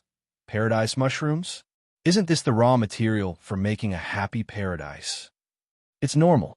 The underground auction of contraband is in line with their sewer rat style. Noah sneered and mocked. Brother, do you want to F***K them? Although Noah's tone was calm, there was a hint of murderous intent. What do you think? Should we keep them for the new year? If we haven't encountered them, we can remain indifferent. Now that we have encountered them, there is no need to show mercy. I'll open the wormhole right away. Don't worry, when those guests arrive, we will entertain them well. Noah has no intention of letting go of the guests of the underground auction. After all, there is no harm if there is no buying and selling. 99.99% of the guys who can come and participate in the underground auction at Scum. Galdino was a little worried. Lord Noah, I heard that many underground auctions in South Blue are related to the local nobles of South Blue and the world government. Is it too risky for us to do this? Risk? Why don't you just kill everyone? Noah said a cold joke. Gardino was speechless. In the evening of the third day, with the last sailboat docked at the temporary dock on the desert island, this underground auction is finally about to begin. And on the deck of the Wonkai above the desert island, Joshua, who had just come from the kingdom of Rum through the wormhole, had already turned on the electromagnetic shielding mode, rendering all phone bugs within a 10-kilometer radius of the desert island incapable of working. Let's go down and entertain these guests. Noah controlled the iron plate and dropped directly from midair with our Crow, Galdino, and more than 50 family elite members. After a few minutes, boom, the iron plate hit the door of the auction cave. A dozen men in black suits who were responsible for guarding the gate immediately picked up their weapons. Stop talking nonsense. If you come here with bad intentions, shoot immediately. Poof! Crow appeared in front of the gate in an instant. A dozen black suits behind him spurted blood from their throats, then fell to the ground, twitched a few times, and lost their breath. Alii shrugged, then opened the wormhole and took 5 elite members to the underground harbor on the desert island. Noah's body was surrounded by several iron sand chains, and the iron sand chains were inserted into the door in an instant. The door opens automatically under the influence of Piao Fruit's ability. The group of people walked into the auction venue unimpeded. In the bustling venue, no one noticed a group of uninvited guests walking in, until Noah came to the auction stage in the middle of the venue. Crow cut the auctioneer's throat with a claw. Be bold. Who are these guys? The scene was chaotic and shocked, mixed with screaming and yelling. You scum, can you be quiet? As soon as Noah finished speaking, a terrifying conqueror's domineering aura descended on everyone. As the person in charge of this underground auction, Curacao, who had just arrived at the venue from the monitoring room, instantly felt a terrible pressure on his face. Curaçao's face changed drastically. Conqueror's domineering. The other guests were even more unbearable. They were all so pressed that they could not move. Some of the timid ones even urinated and excreted. Curaçao suppressed the anger and fear in his heart and asked humbly, My lord, I don't know what our auction has offended you. We are willing to apologize and compensate you. The Don Quixote family are still as rubbish and disgusting as ever. Noah mocked mercilessly. What? Curaçao's expression became even more ugly. However, he knew from Noah's tone that the other party knew the Don Quixote family, so he could only bring out the background. I admire your strength, but behind this auction is not just the Don Quixote family, but also what World Noble needs. I hope you can give us a face. World Noble? Isn't it the celestial dragon? Noah gave Crow a look. Not good. Curaçao's heart tightened. However, Crow's silent killing technique was even more terrifying. Curaçao's limbs were cut off in an instant. By the time the pain was transmitted to his brain, Curaçao, who had turned into a human stick, fell to the ground and wailed. The young master will not let you go. The other guests were so frightened that their faces turned pale, and many people began to panic and run towards several passages. It's a pity that a large amount of iron sand blocked all the entrances and exits in the next second. After discovering that the escape route was blocked, these people turned ugly. A ****. Let me go. Do you know who my dad is? Please let me go. I am willing to give you all my money. Help. Oh, I want to go home. Go to hell. Poof. Crow cut off the hands of a gang leader who was about to shoot. This bloody scene made these nobles, big businessmen, and gang leaders even more frightened. It turns out that you are also afraid and bleeding. I thought you were no longer human. Noah joked with a smile. An old aristocratic man who was extremely frightened knelt down in front of Noah and said, "Sir, please let me go. I was tricked into participating in the auction. I'm a good person." The smile at the corner of Noah's mouth became brighter. "Dino, make a wax figure for our good man." Galdino poured out a large amount of wax liquid from his hands and then wrapped it around the aristocratic old man. The wax liquid quickly solidified, turning him into a wax statue, but leaving his mouth and nose to breathe. However, before the aristocratic old man had time to rejoice, he discovered that the temperature of his body was rising rapidly. 10 minutes later, the aristocratic old man was roasted alive.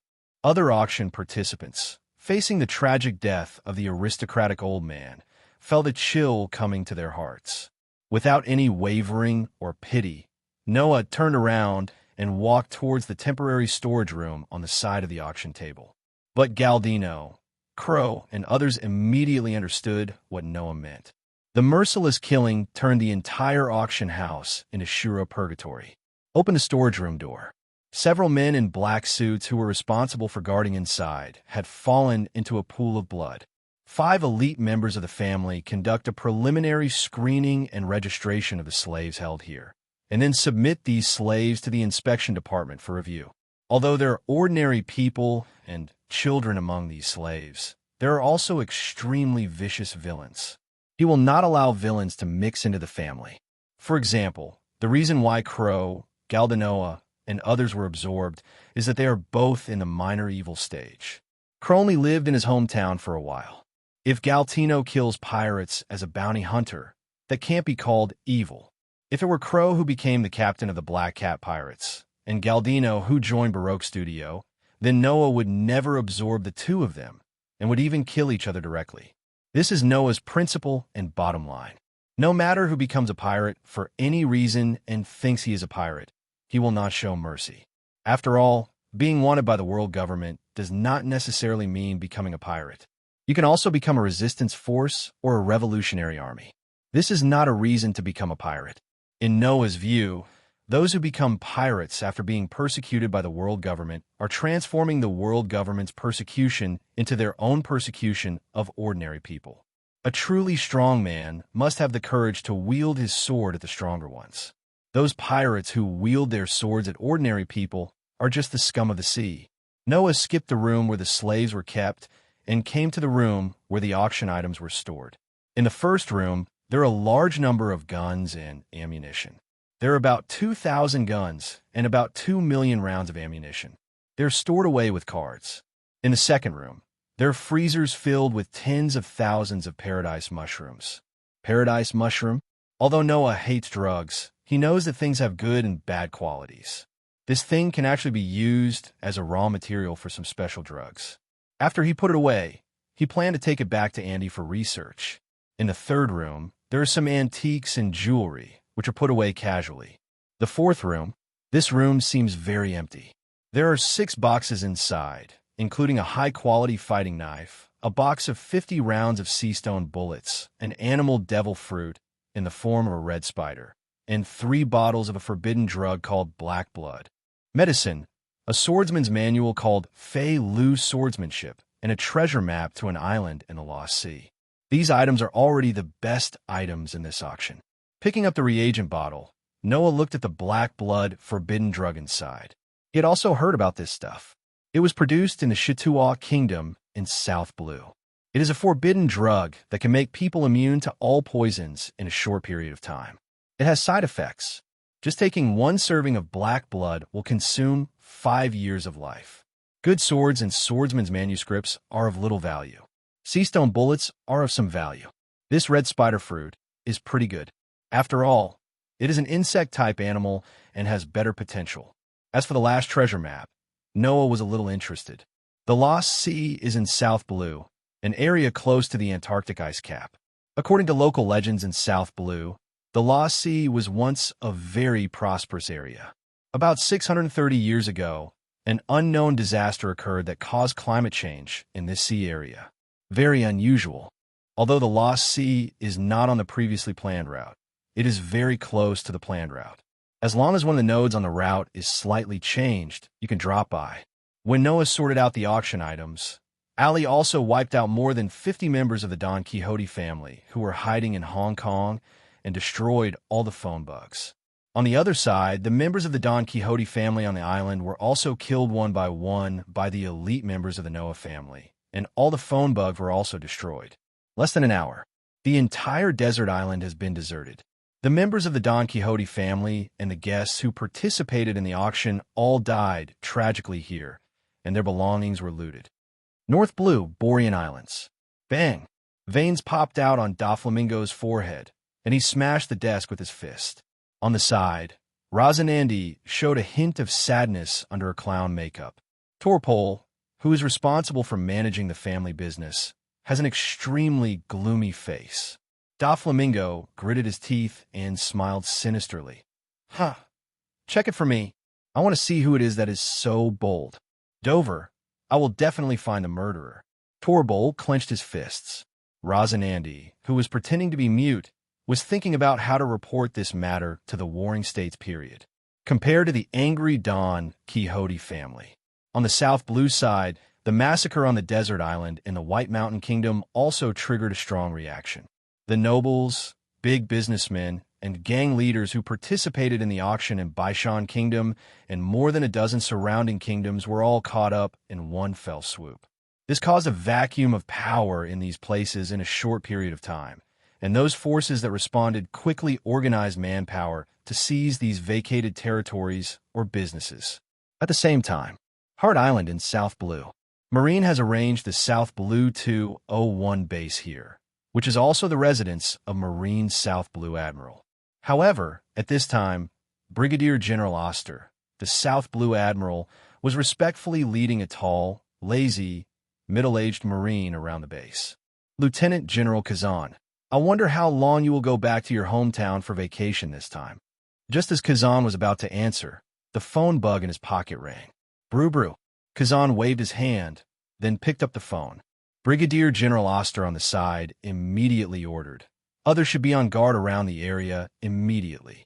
After saying that, he quickly retreated to the distance, leaving space for Kazan. Kazan answered the phone. Hello, I'm Kazan. Lieutenant General Kazan. This is the staff office of the headquarters. I am Kong Ming. Just now, the South Blue Intelligence Office sent an emergency incident. I will keep the story short. After listening to Kong Ming's explanation, Kazan's expression did not fluctuate at all. What does the Warring States General mean? Your Excellency, the General, hopes that you can drop by the White Mountain Kingdom to investigate, but the mission of capturing Crescent Moon Hunter Katrin Daime remains unchanged. It's really troublesome. Okay, I'll stop by and have a look. Kazan hung up the phone and found another sunny lawn to lie down on.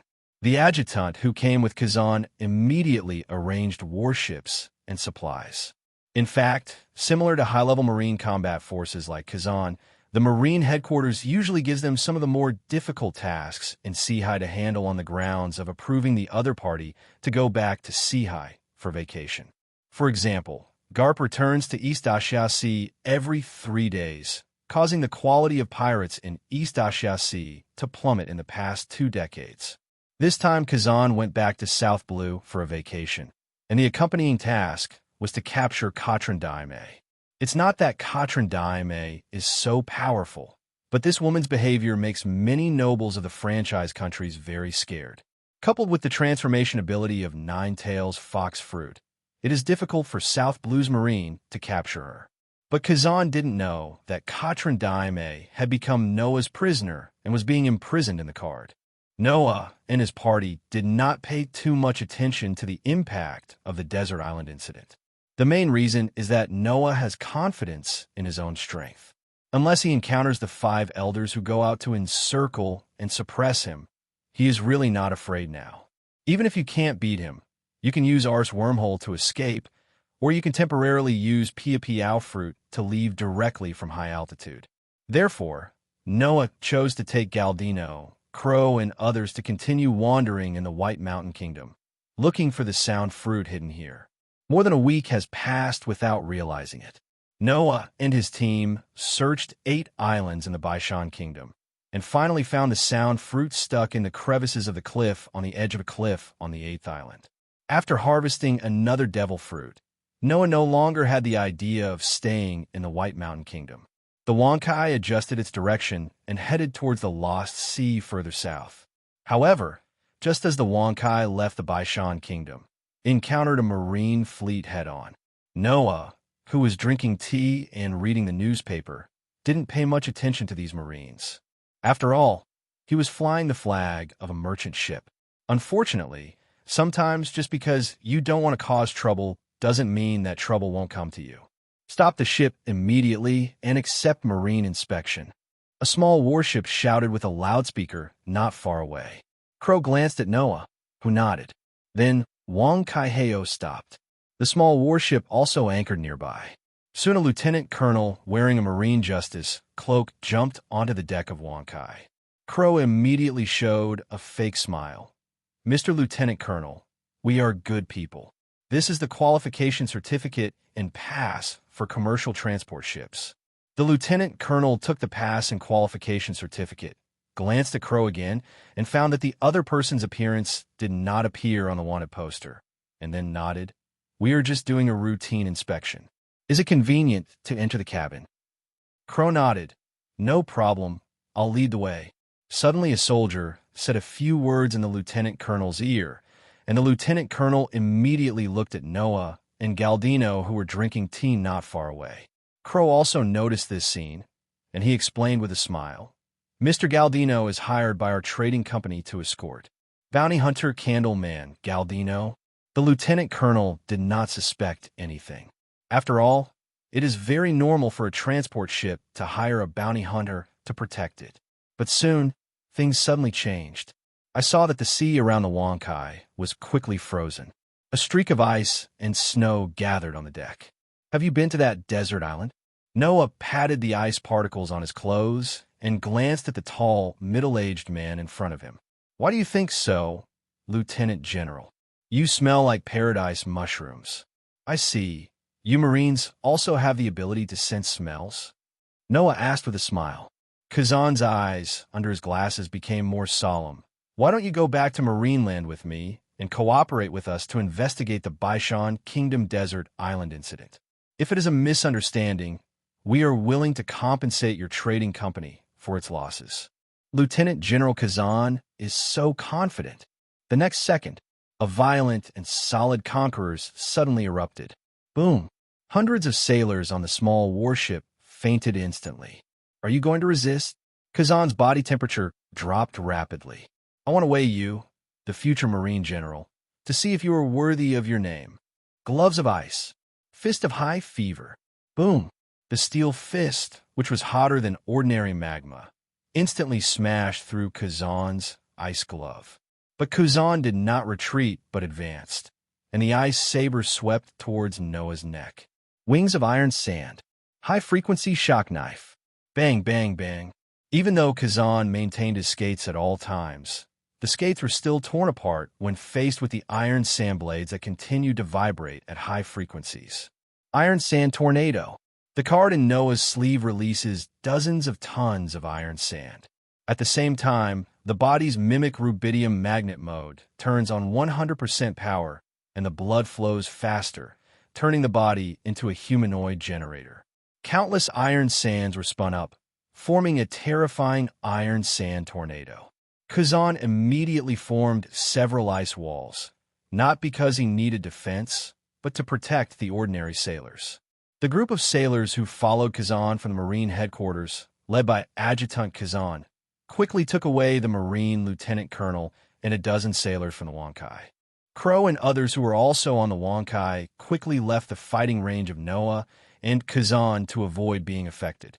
Of course, Crow, Gardino, and others are also highly vigilant around them to avoid sneak attacks from other Marines and are always ready to support Noah. The iron sand tornado and the blizzard collided fiercely in midair. Kazan's expression became more solemn. Hockey ball. 5 icicles exploded from the ice sheet, shooting directly at Noah in the iron sand tornado. Noah's body has shown a dazzling red color, furnace meteor. As soon as he flew into the sky, a large piece of easily melted alloy steel sand was quickly electromagnetically heated to a molten state and then condensed into basketball-sized molten iron balls from high altitude. Hundreds of molten iron balls fell from the sky. It all happened in the blink of an eye. When Kazan saw this scene, he immediately thought of a colleague who he couldn't deal with, and then raised his hand to make a move. Exploding pheasant mouth. Ice birds soared into the sky, and iron balls fell from the sky. Boom, boom, boom. Noah's sight and color instantly sensed the danger. In an instant, he accelerated with a magnetic levitation and avoided the sea tower stone bullets that hit from not far away. Other officers from Marine headquarters? The next moment, the Hailu stone bullet was burned and evaporated by the flames. Lillian appeared not far from the ice field. It was obvious that Alii had secretly pulled several senior combatants from the family over to prevent Noah from being beaten by Marine. Kazan looked at Lillian, who was burning. A person with the ability to burn the fruit? Among the Marines from the headquarters who followed Kazan, a brigadier general with 2 swords rushed out, covered with an armed and domineering long sword, and sent out a fierce slashing wave. Don't think that just because Logia can do whatever you want. Brigadier General Dual Knife stepped on the moonwalk and rushed towards Lillian. Lillian didn't look nervous at all, and her hands erupted with blue flames. I'm not one of those guys who can only make fires to cook. The roar of the fire dragon. The dark blue flame dragon instantly evaporated the incoming slashing wave and rushed towards the double-sword brigadier general. Not good. Kazan's expression changed. Ice Age. 2-thorn spear. The freezing breath caused the fire dragon's temperature to drop a bit, but the terrifying high temperature of 4,990 degrees Celsius still couldn't be suppressed in an instant, and the ice spear that followed was only slightly blocked. But this moment was enough for the brigadier general to react. He quickly used continuous shaving to avoid the impact of the fire dragon. The next moment, the fire dragon evaporated into a large pit with a radius of several hundred meters where he had just stood. At this time, Kazan's mouth showed a trace of blood, because he was hit by Noah's molten iron ball just to save someone.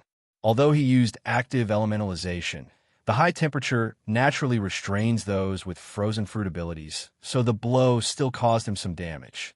At this time, both sides are wary of each other.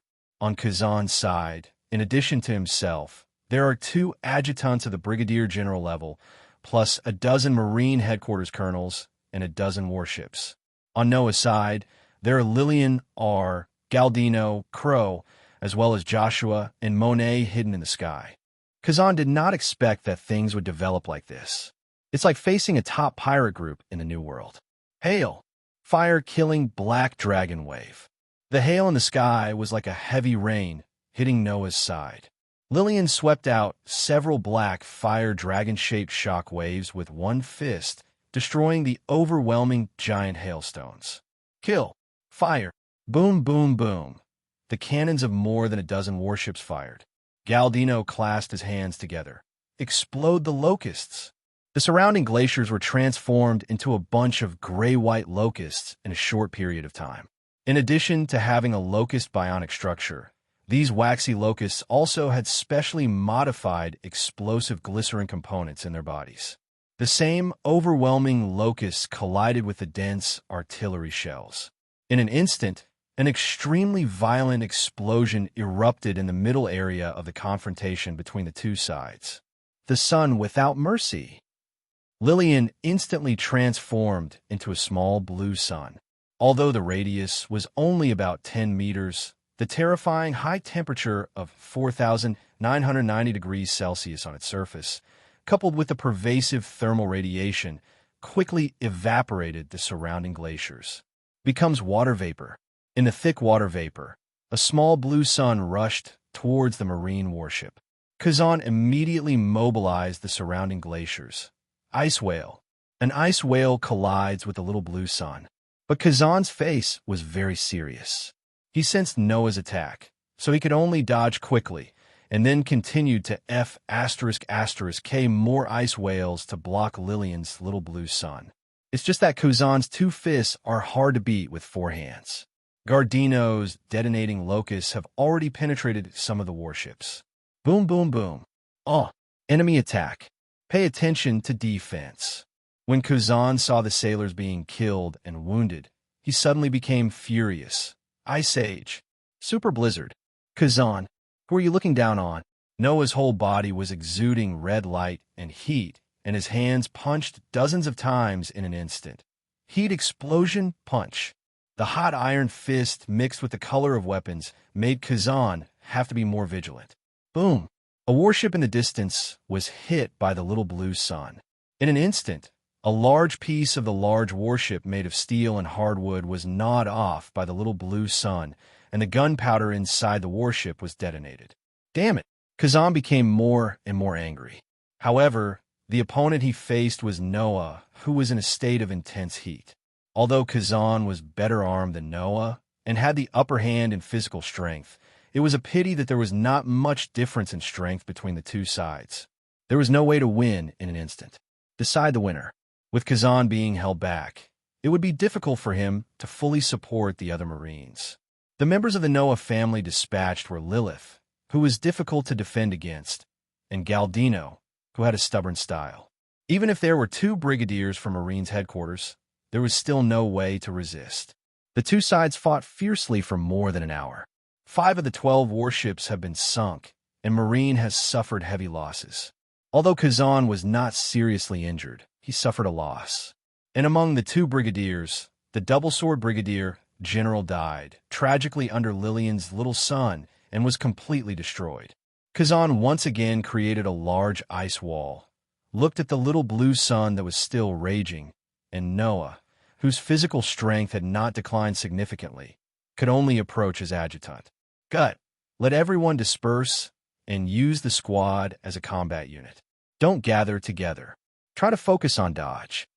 Yes, Lieutenant General Kazan. Adjutant Gut also knew the danger at this time. Kazan clenched his fist. Ice blast. Boom, boom, boom.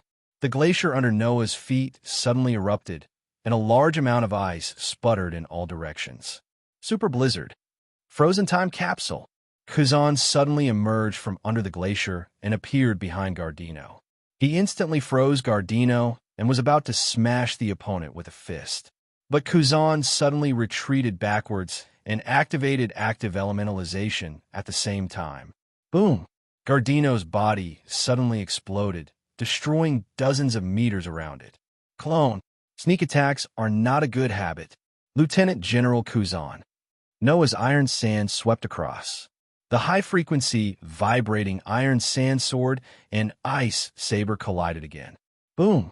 Another warship was destroyed by Little Sun. At this moment, Noah suddenly felt a strong sense of crisis. He made a magnetic levitation turn and put a layer of iron sand shield on himself. A laser penetrated the iron sand shield. Under the distortion of the magnetic field shield on Noah's surface and the reflection of the steel mirror, the laser was refracted. Kazan, you are really in a mess. A middle-aged man with a somewhat wretched face appeared next to Kazan. Don't be careless. These guys are not simple. Then let me see how extraordinary they are. The 8-foot Magatama. Porcelino condensed countless light bullets with his hands. Boo-hoo-hoo. Boom, boom, boom. The light bullets shot out at extremely high speeds, were as dense as raindrops. Thunder. Cheelin. A thunder unicorn full of destructive aura descended from the sky, instantly annihilating a large swath of light bullets, and pressed towards Porcelino. Porcelino looked surprised, but quickly counterattacked. How terrible! Heaven is shining. A super giant burst of light shot toward the Thunder Kirin. Point to point, the collision of thunder and lightning made the world light up. A terrifying explosion occurred between the collisions. A mushroom cloud rose from the glacier. A large crater with a radius of about 1 kilometer was instantly created. The accompanying shockwave was like a super hurricane. Kazan quickly pulled up a large glacier to protect the Marines behind. The two sides also distanced themselves at this time. After a few minutes, the water vapor slowly dispersed. Kazan, Porcelino, and Brigadier General Gut looked at the enemy in the distance, and their presence had been sensed by their sight. Noah, Lillian, Galdino, and Joshua also looked at Marine across from them. For a while, neither party took action. It's really scary. Steel fruit, burning fruit, wax fruit, and thunder fruit. Porcelino seemed to be joking, but in fact he was really serious at this time. Kazan's face was also very solemn. He did not expect that there was a Logia hiding around him. If the other party attacked him just now, it might cause him big trouble. After Noah saw Porcelino appearing, he also gave up the idea of killing Kazan here.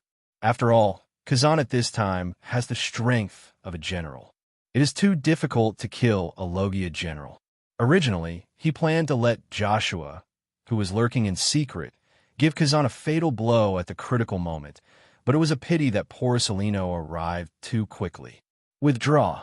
As soon as he finished speaking, a large piece of water vapor enveloped Noah and others. Ars wormhole opened, and everyone disappeared on the glacier instantly. Huh, gone. Porcelino raised his eyebrows. Kazan's sight color also sensed the enemy's disappearance. However, the two of them did not act rashly, but continued to guard their surroundings. After more than 10 minutes, the two of them relaxed a little after finding that there was no more abnormality. Kazan turned his head and ordered, "Gut, start rescue immediately." Yes. Gut took a moonwalk and flew to the location of other Marines. Porcelino took off his glasses, wiped the water vapor on them, and asked in a low voice, "Who are these guys?" "I don't know. It was during the investigation of the massacre on the desert island in the Baishan Kingdom that I discovered that they might be the murderers, so I fought with them." At this time, Kazan suddenly felt a headache as to how to deal with the aftermath. The Grand Line, Paradise. Marine's main headquarters is Malinfando. Even Cyborg Kong, who was in a semi-retired state, was shocked by the news from South Blue. Inside the Fleet Admiral office, in addition to Gongu Kong, it is rare for other Marine senior executives at the headquarters to gather together, including Marine Grand Instructor Black Arm Zifa, Marine Hero Tekkengarp, Grand Staff Crane, Lieutenant General Flying Squirrel, Lieutenant General Guion, and others. While Sakaski is in the North Blue, Sengoku is stationed at the G1 base of the New World, and Kaji is in the West Blue to wipe out the pirates. As the Chief Staff Officer, he also takes care of the work of the Marine Intelligence Department, so it is up to her to make a comprehensive report on this matter. According to Kazan's report, there are currently 6 confirmed enemies. Colonel Brandnew, who belonged to the Intelligence Department, immediately projected the picture on the curtain on one side. The young man who is suspected to be the leader is a user with the Iron Fruit ability. He possesses 3 colors of domineering, and his physical and sword skills are also strong. His fruit ability is extremely powerful. Photos of Noah in disguise appeared on the curtain, as well as photos of many moves. The Flying Squirrel was very surprised. Wasn't the last ability user of the Iron Fruit just annihilated by Sakaski a few years ago? It's only been a few years since this guy got the fruit, right? He can actually develop it to this extent. The Marine executives present, seeing the introduction of Noah's row of ability moves, couldn't help but sigh that Noah's depth of development of the Steel Fruit has reached a new peak among previous Steel Fruit users. High heat, mirror, magnetic field, current, iron sand control, one fruit can be used as several. The second target, a blonde girl, is estimated to be under 18 years old. She is a user with the ability to burn the Logia fruit. She has a weapon color and a knowledge color. She has no performance in physical swordsmanship for the time being. Her ability development is also very powerful. Brigadier Madbull was attracted by her. Kill. On the curtain, Lillian wearing half a mask appeared, as well as the little blue sun. Burning fruit. Garp looked at the curtain carefully. The last burning fruit user was punched into the sea by his fist, but it was as if he was meeting the burning fruit for the first time. Are the flames of the burning fruit blue? Zifa tried hard to recall the information in Marine's internal confidential archives and found that the flames of all burning fruit users were orange-red. This was the first time that such blue flames were present. Appear. The flying squirrel expressed his guess. Could it be that the devil fruit ability has awakened? Awakening? It's indeed possible. Zifa could only temporarily attribute this situation to the awakening of the fruit's ability. Then he said, the third target, South Blue Bounty Hunter Gardino, is also the only target whose identity has been confirmed so far. He has the wax fruit ability. He has the power of knowledge and domineering, but the arm domineering has not been reflected, and his fruit ability has not been reflected, developed very powerfully. On the curtain, a photo of Gardino and some introductions to his moves appeared. The fourth target is a young black-haired man with the Logia Thunder fruit ability. He had a fight with Porcelino, and Porcelino described him as having the ability to destroy islands. On the curtain, it was replaced by Joshua wearing a cat mask, and there were photos of the Thunder Unicorn and the Shining Heaven colliding. Another Logia? Still such a powerful Logia. There was a hint of fear in Guillaume's beautiful eyes. The fifth target is a young man with glasses pretending to be a merchant ship supervisor. He has no performance of fruit abilities. He has Grandmaster arms and wisdom. He can use a silent physical technique, and his weapons are a pair of claw blades. The curtain then changed to a photo of Crow, also in disguise. The sixth target is a young man with green hair who doesn't have much presence. He is suspected to be a user with some kind of space-type devil fruit ability. He is the one who helped other targets retreat. The photo on the curtain changed to Ali wearing a black mask. Cyborg Kong rubbed his temples. What do you think we should do with this force? Crane was not moved by the two Logia and several powerful Paramecia. After all, she had seen the 3 royal groups in New World, as well as the former Rocks Pirates and Roger Pirates. She put down the document in her hand. Fleet Admiral, judging from the behavior of this group of people, I don't think they are pirates who are looking for treasure, but it is precisely because of this that I think they are a greater threat. Yeah, Sora nodded. In Sora's eyes, those pirates who burned, killed, and looted on the sea were nothing more than a plague of scabies and could not threaten the world government at all. He continued to analyze. Judging from the strength shown by the other party, this group of people cannot be an organization developed from all over the world, but a secret organization developed from the Great Line. Its purpose is the direction we need to focus on next. Could it be the Revolutionary Army? Flying Squirrel asked in a low voice. Suddenly the atmosphere in the office became extremely awkward. Of course, he knew the reason for such embarrassment, but she knew there was no need to reveal the matter, so she continued to analyze. It is unlikely that these people are revolutionary troops, because people with conquerors will not give in to others easily. I don't think Long has the strength to overwhelm this group of people. Ha ha ha. Indeed, the unfilial son's strength cannot suppress these people. Garp laughed, then picked up a bag of sunbae and ate it. He and Kong didn't say anything, but Zifa frowned, but he also didn't speak. It was difficult for everyone present to comment on the dragon matter. I propose to arrest this group of people in the name of a terrorist organization. Regarding his proposal, Kong thought for a while and nodded. Let's do it. He continued to suggest. In addition to the wanted warrant, we should strengthen the intelligence investigation of this organization. It cannot be like this time. If Porcelino hadn't arrived in time, Kazan and others would have been in trouble. I will discuss it with Lord Five Elders and ask CP to cooperate with us in investigating this organization. Kong Jiang took over the task of communicating with Five Elders. In addition, Porcelino, who is the most mobile, cannot continue to stay alone in the Sabaody Islands. A lieutenant general must be sent to replace him in the Sabaody Islands, so that we can dispatch Porcelino to support others at any time. Kong nodded. Well, Porcelino should indeed serve as the core force of the General Reserve Team to avoid the situation of being unable to provide support in time. Soon the Marine Headquarters discussion on Noah and his group was completed. The relevant wanted warrants were also worked overtime by the Marine Headquarters.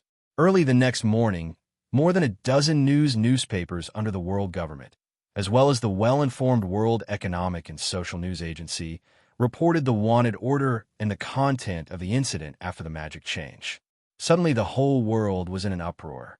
Naturally, he would not be so kind as to help Noah and his gang gain fame, but would instead deliberately flatter them. The strength of Noah and his gang is described as being comparable to the Sea Emperor of the New World, as if Noah and his gang can immediately become the fourth Sea Emperor as long as they are willing to enter the New World. This is obviously a deliberate attempt to sow discord, so that the big pirates in the New World will focus on Noah and his gang, hoping to use this opportunity to expose more detailed information about Noah and his gang during their fight with other big pirates. And Morgan's, the Birdman, even made a sensational headline directly on the news headlines. Upside-down mountain canal exit, Twin Gap Lighthouse.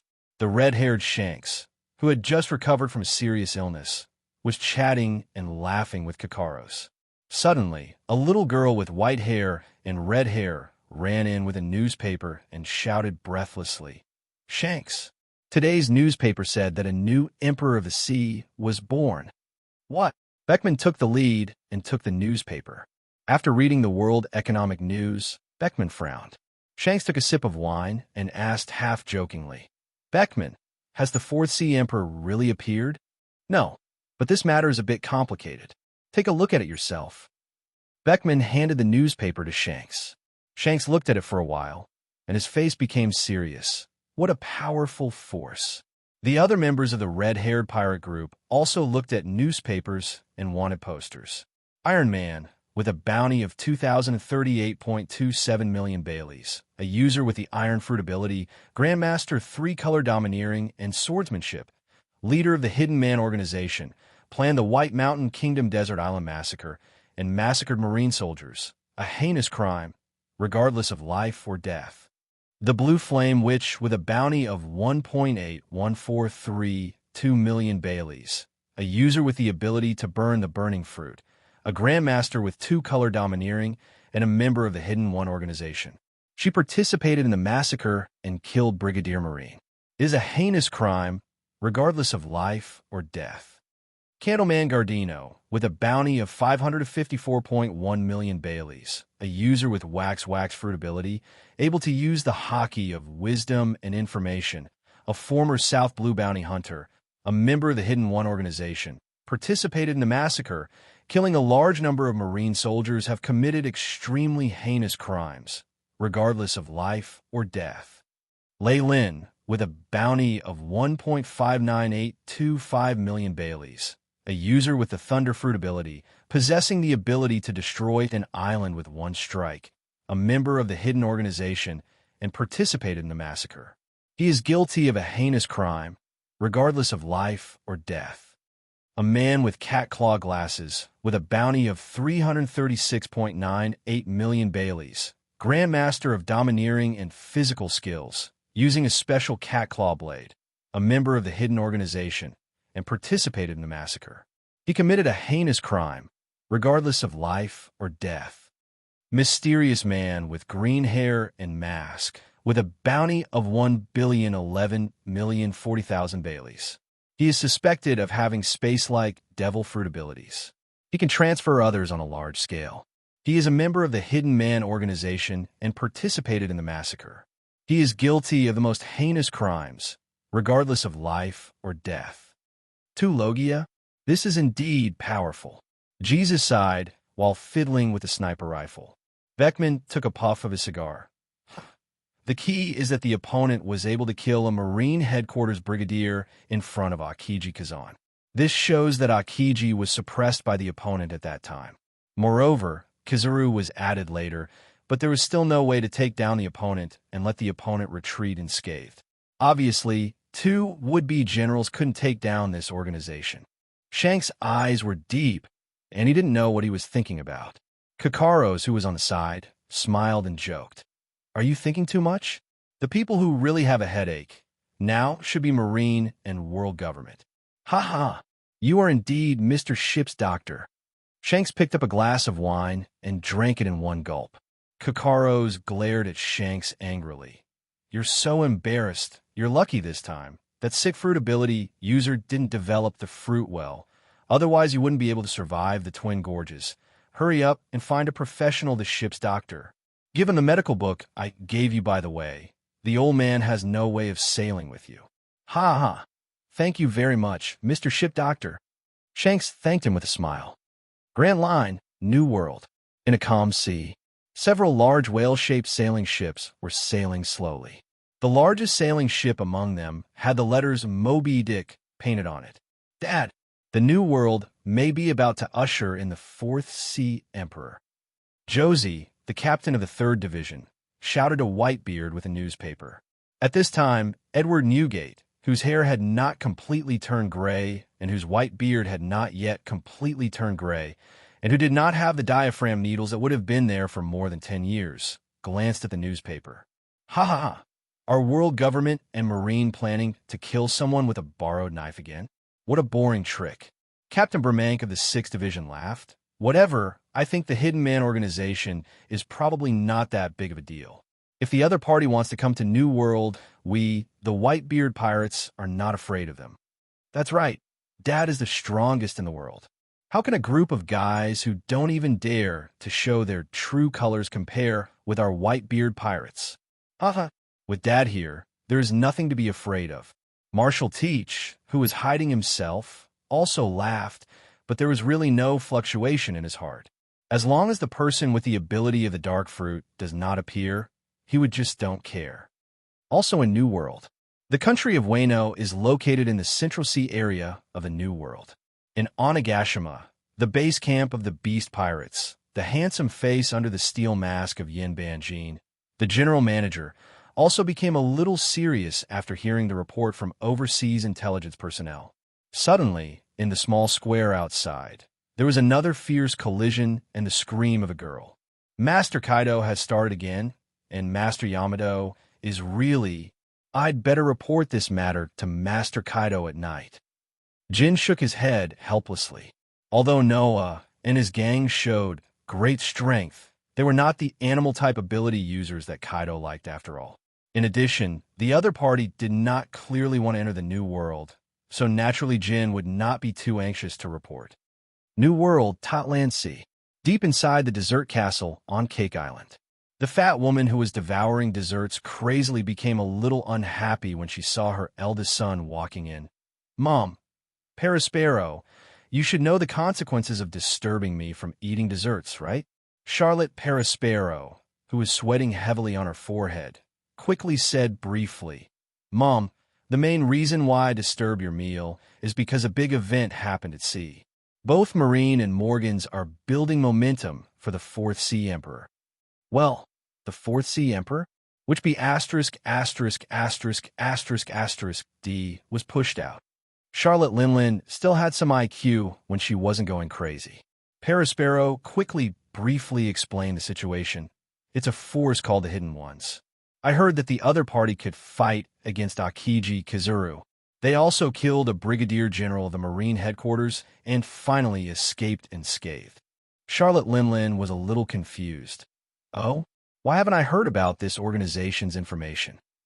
Perispero explained quickly. I just communicated with the Underground Kings, including the Morgans, and they all said they had never heard of this organization. However, the strength of this organization is indeed very powerful. Among the 6 currently known members, they include the 2 Logias, the Thunder Fruit user and the Burning Fruit user, as well as the very powerful Steel Fruit user, Waxu. Among the fruit ability users, there is also a suspected space-type ability user. When Charlotte Linlin heard about the 2 Logia ability users, her eyes immediately gleamed. Well, immediately send someone to investigate this organization. I want to know all the information about this organization. As soon as Perispero heard his mother's instructions, he knew what the other party was thinking, and it was obvious that he wanted to make some kind of marriage or something. But this time, Perispero was not optimistic about his mother's idea. After all, the organization was too powerful and marriage was unlikely. The conflict between Noah's gang and Marine and the subsequent issuance of the Wanted Order not only shocked the great pirates in the New World, but also surprised the 5 elders of Marijoa. Among powers, Saint Satan's eyes were extremely stern. This organization is most likely the force that took away the civilians of free fans. Saint Pitt frowned. A space-type devil fruit user? The gate fruit is in CP9. The whereabouts of the teleportation fruit are unknown, so it's hard to determine. It doesn't matter. The key is this girl. Saint Wycherley held a photo, which showed Lillian in the form of a small blue sun. Saint Nashalang stroked the long sword in his hand. Can the burning fruit also turn into the sun? Is the search for that fruit still fruitless? CP is still searching secretly, but you should know that that fruit has self-awareness. Saint Satan was a little helpless. A trace of solemnity flashed in the eyes of Saint Nazho Lang. The fruit and the surgical fruit must be found as soon as possible. The time is almost there, and we have to speed up the plan. Saint Wycherley stroked his beard.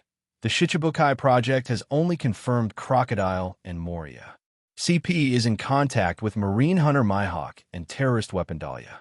There are currently no suitable candidates for the other candidates. Where's Achiku?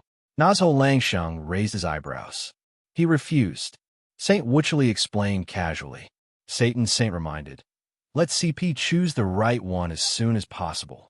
The Shichibukai plan is of great importance, but I need to implement a plan in the near future. If it succeeds, I might be able to get a useful Shichibukai. That escaped slave from the Valley of Gods. What do you think of that Shao fruit girl? Let CP investigate with all its strength. Once traces of it are discovered, I will personally take CP0 to take action.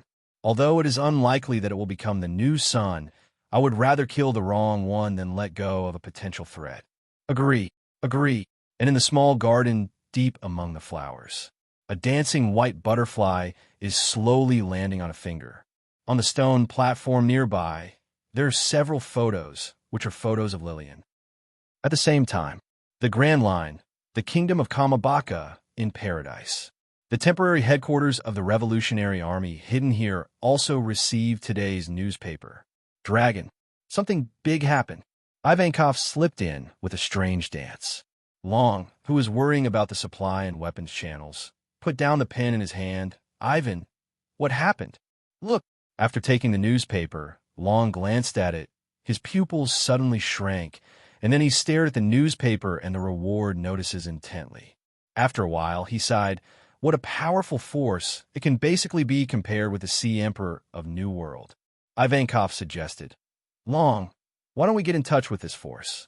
Judging from what the other party has done, it should not be a terrorist organization with many evil deeds. Long thought for a moment. Well, at the Desert Island auction in the White Mountain Kingdom of South Blue, some underground forces were involved. As for the massacre of Marine, it was probably a conflict between the two parties. I agreed to contact, but we cannot be exposed until we know the other party's true situation. Then, let the Seahai branch pay attention. If they find people from the hidden organization, let them contact them secretly. The attention of all forces in the sea. It did not affect the actions of Noah and his party. After all, the Noah family is too mobile. Apostle Shiki's Piao fruit and Arshole fruit can support large-scale and rapid transfers. Joshua's thunder fruit, Lillian's burning fruit, Monet's snow fruit, and Lilith's monarch butterfly fruit all have the ability to fly long distances. In addition, the ARC-001 experimental spacecraft has just been built. This spacecraft, which relies on graphene batteries and wind turbines as its core power, has completed preliminary testing.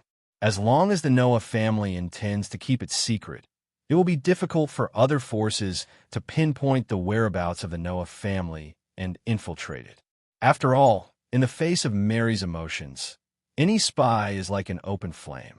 After breaking away from the battle with Akiji Kizu, Noah and his party did not set off immediately, but returned to the empty island.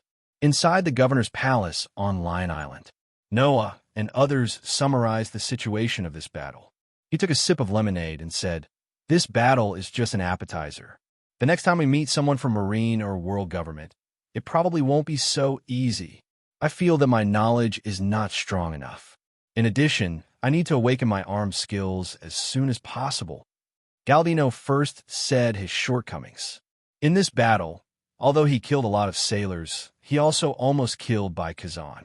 If it hadn't been for the critical moment when Joshua, who was hiding high in the sky, used brainwave communication to remind him and asked him to use a candle stand-in to hide himself, he would have been shattered to pieces by now. Lillian also talked about her shortcomings. My physical strength is still insufficient. After just using the sun mode for more than 2 hours, my physical strength dropped to less than half. Next, I will strengthen my physical exercise. For Lillian, who is still young, physical strength is indeed the shortcoming that restricts her strength. This is one of the reasons why Noah quickly chose to retreat after seeing Porcelino appear. After all, General Marine can fight without rest for 10 days and 10 nights. In a short period of time, even Noah, who has all the means, and other members of the family, can only temporarily suppress Kazan and Porcelino, but there is no way to kill them within a few hours. Once time passes, reinforcements from the Marine and world government will continue to arrive. By then, the physical strength of Lillian, Galdino, Crow, and others will definitely drop significantly, and the situation will become extremely unfavorable to Noah's side. Noah made a prompt decision and immediately asked Ali to lead everyone to retreat.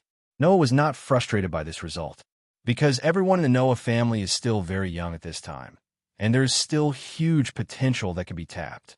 Kazan, Porcelino, and others are already at their peak. In the future, unless they can awaken Conqueror's Haki or achieve the fruit's full awakening, their strength will not improve significantly. At the same time, this collision also calmed down the arrogance of family members. Everyone who has seen the world's top combat power has obviously realized the gap between the two sides. The key lies in physical fitness and physical endurance. As long as the physical fitness and physical endurance are improved, the Noah family will give birth to at least 4 or 5 general-level combat capabilities. After resting and adjusting on the empty island for more than a month, Noah and his team set sail again. However, Galdino has realized his shortcomings, so he did not choose to follow the boat, but chose to go to the training camp in Rum Kingdom for a year. Noah took Crow, R, and others, redisguised themselves, jumped through the wormhole, and once again appeared in the sea near the White Mountain Kingdom. But this time, the ship they were driving was the Nautilus, and they directly chose the submarine mode. The destination points directly to the Lost Sea in the south of South Blue. October 3rd, 1506 in the Hyuan calendar. Half a month has passed since Noah and his team set sail again. During this period, they passed 8 islands. And today, they finally arrived at the edge of the Lost Sea. Noah, wearing a cowboy hat, stood on the bow of the ship, looking at the gloomy sea in the distance. Brother, the situation in this sea area is a bit strange. Lilith, who came from the Kingdom of Rum specifically for support, was on Noah's side at this time, and her face was very serious. And Noah's knowledge also sensed the strangeness of this sea area. There were storms and tornadoes without warning, coupled with the huge hail that fell from time to time. This sea area was not like South Blue, but like the Grand Line. Are you sure? Lilith thought for a while. If you activate the magnetic field shield and add my monitoring, you should be able to sail. Then give a try. If there's really no other way, then we can only let Alii open the wormhole and leave. Lilith nodded, and then took the treasure map she had obtained before, plus the nautical chart information obtained from surrounding countries, and concentrated on monitoring the weather changes within dozens of kilometers around her. The Nautilus quickly sailed toward the depths of the Lost Sea. Hail ahead, left full chord 37 degrees. In the sea directly ahead, about 3 kilometers away from the Nautilus, a large hailstone with a diameter of 5 to 6 meters fell from the dark clouds. No, defend with all your strength and charge to the right. Noah's body has entered rubidium magnet mode, and a super strong defensive magnetic field immediately enveloped the Nautilus. The next moment, more than a dozen waterspouts surrounded him from all directions. Get out of my way. Noah controlled the magnetism and condensed the iron sand into a spear. Electromagnetic gun. Continuous fire. More than a dozen electromagnetic cannons blasted towards the sea surface at the bottom of the waterspout. Boom, boom, boom. The fierce impact made the sea surface more chaotic, but it also disrupted the movement trajectory of the waterspout. The Nautilus took the opportunity to pass through the encirclement. At this time, 4 days had passed since they entered the Lost Sea. During these 4 days, situations like the one just now occurred almost every few hours. In order to exercise his body, Noah did not use the piao fruit to pull the Nautilus to the high-altitude safety zone, but continued to take everyone to ride the wind and waves. Noah did not maintain the magnetic field shield at all times, but asked everyone to take turns to fight against this weird weather. However, after 4 days and 4 nights of rough seas, everyone was somewhat exhausted, and even Noah felt a little tired. Seeing that the Nautilus had safely avoided the waterspout, Noah turned his head and asked, "Lilith, how far is it from the destination?" "It's about 53 kilometers northwest of the sea. If everything goes well, we will arrive at the target island in 5 hours. 5 hours? Then go full speed ahead." The Nautilus continued to move forward against the wind and waves. Obviously, the journey here was not smooth, so it took them more than 3 hours longer than expected to reach their destination. After docking, Noah put the Nautilus away. The scene that came into view at this time was a bit unexpectedly calm. The island is covered with vines, weeds, and moss. Except for the oysters, barnacles, mussels, and seaweed attached to the rocks on the coast, there are no traces of large animals around the coast. Except for the occasional small crab sneaking around in the cracks of the rocks, they are rarely seen. Other living creatures. After passing through the rugged rocky area on the coast, Noah and his party came to a low hill. There are ruins of buildings. Crow cut through a large vine and saw the outer outlines of many buildings. Following the footsteps of everyone, they went deeper into the ruins of this ancient city. There are ruins covered with moss and vines everywhere. Very clean. Crow opened a collapsed rock wall again and found that there was no gold, silver, or jewelry inside. Noah has already seen some possible truths. As expected, if it weren't for a natural disaster that destroyed this place, the treasures inside would naturally not be left behind. 2 hours later, they came to the ruins of a suspected temple.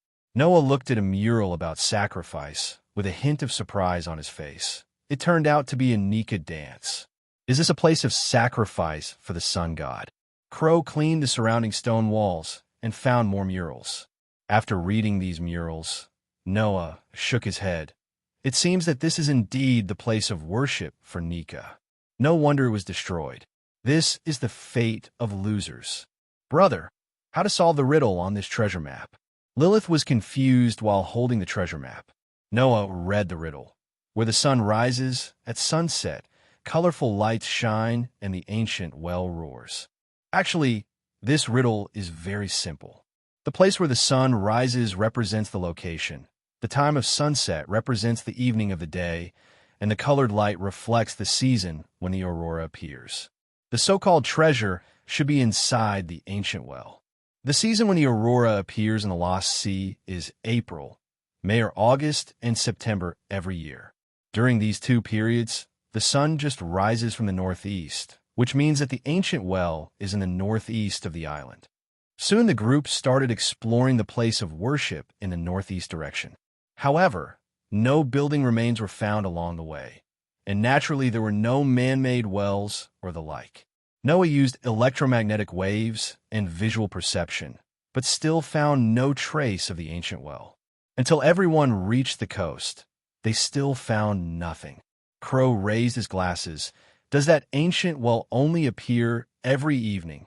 Not necessarily. Noah thought again. He searched according to the prompts of the riddle. But why couldn't he find the ancient well? Looking at the rough waves not far away, Noah suddenly had an idea. So that's it. Did the rise in sea level cause the ancient well to be submerged by seawater? He once again concentrated on seeing, hearing, color, and electromagnetic wave induction to detect the nearby seabed. A few minutes later, Noah opened his eyes. Found it. It's on the seabed 2 kilometers away. It's actually on the bottom of the sea. It seems that the impact of rising sea levels is real. Crow didn't expect that this treasure map from hundreds of years ago would indirectly prove the fact of rising sea levels. Noah touched the sea with his hands. Soon the surrounding sea separated to both sides, exposing the seabed. The depth of this sea area was only about 30 or 40 meters. As the sea water is divided, the ruins hidden under the sea are finally exposed. The remains of a building similar to a lighthouse. The upper part of the tower has been completely broken, leaving only the base part, and the ancient well is inside the base. Looking through the remains of those buildings, there's a large ancient well with a spiral stone staircase on the wall of the ancient well. Noah and his party went down the stone stairs. The seawater inside has been drained by the piao fruit, and there are still many remaining octopuses, eels, and lobsters in the gaps in the surrounding rocks. It wasn't until I walked down more than 100 meters that I came to the bottom filled with mud. After using the piao fruit to remove the mud, a tunnel was exposed at the bottom. After passing through the tunnel, there's a natural cave at the end. However, there are many traces of man-made modifications in this natural cave, as well as a destroyed tunnel. Judging from its design, this should be a dive port. The entire abandoned Chiangang cave has an area of about 20,000 square meters and a height of about 10 meters. There are also more than a dozen small caves dug into the cave rock walls. Noah removed the mud and stones from the ground. There is a rotten and rusty submarine parked on the dock. Although he did not report any expectations for the treasure, Noah did not dissipate everyone's enthusiasm. Let's search separately to see what treasures are here. Soon everyone separated and carefully searched the dozen small caves, abandoned submarines, and areas covered by stones. Crow removed the rotten wooden door. Wearing a portable respirator and an oxygen bottle, we entered the small cave in front of us. Under the illumination of the flashlight, we saw 2 rows of bookshelves inside the cave. The books on the bookshelves were already in a state of piles. Fortunately, some books were made of special sea animal skins that could withstand the corrosion of seawater. Crow picked up one of them and flipped through a few pages. Another unknown ancient text. Judging from the image, it should be a book introducing plants. They picked out books made of special sea animal skins, more than 200 in total, and also found several nautical charts made of special sea animal skins on the desk inside. The chart above is what the lost sea looked like hundreds of years ago. Inside another small cave, Lilith discovered that there were a large number of ancient characters carved on the rock wall, but part of the content was also carved in universal language, so she could understand this part of the content. In March 866 of the Hainan calendar, the Kingdom of Atlan encountered a surprise attack by the world government, and the kingdom's first fleet was completely wiped out. In May, the world government launched a buster call against the kingdom, and the kingdom's army retreated steadily. In August, Atlan Island, where the capital of the kingdom is located, was destroyed by light falling from the sky. In September, the kingdom guardian Polk, who was lured away by the world government's conspiracy, finally returned to the devastated kingdom, led the remnants of the kingdom's army to destroy 17 marine warships, and killed Marine General Rubio. In October, the 5 elders of the world government suddenly arrived. It was difficult for the guardians to fight against the 5 elders. The remnants of the kingdom's army were completely lost, and the citizens were almost slaughtered by the celestial dragons. The guardians burned themselves with the power of the hurricane fruit in the awakened state, lives destroying the ships in the waters of Atlan. In November, I took my 6 surviving subordinates back to my hometown of Crab Island, which was destroyed by the celestial dragons, and engraved the historical text here. Lilith looked at the content of that part of the ancient text. Is this one of the historical texts? She told Noah about the situation, and Noah asked someone to make rubbings of the historical text inside. There are not many things in other small caves. The only valuable thing is a set of special techniques carved by the survivor. This special set of technology is called Atlan Deep Sea Diving Technology, which includes sharkskin swimsuit technology, artificial gill technology, deep-sea submersible medicine technology, and Poseidon-like breath simulation technology. Noah evaluated this technology, This technology is indeed of great value to races other than fishmen.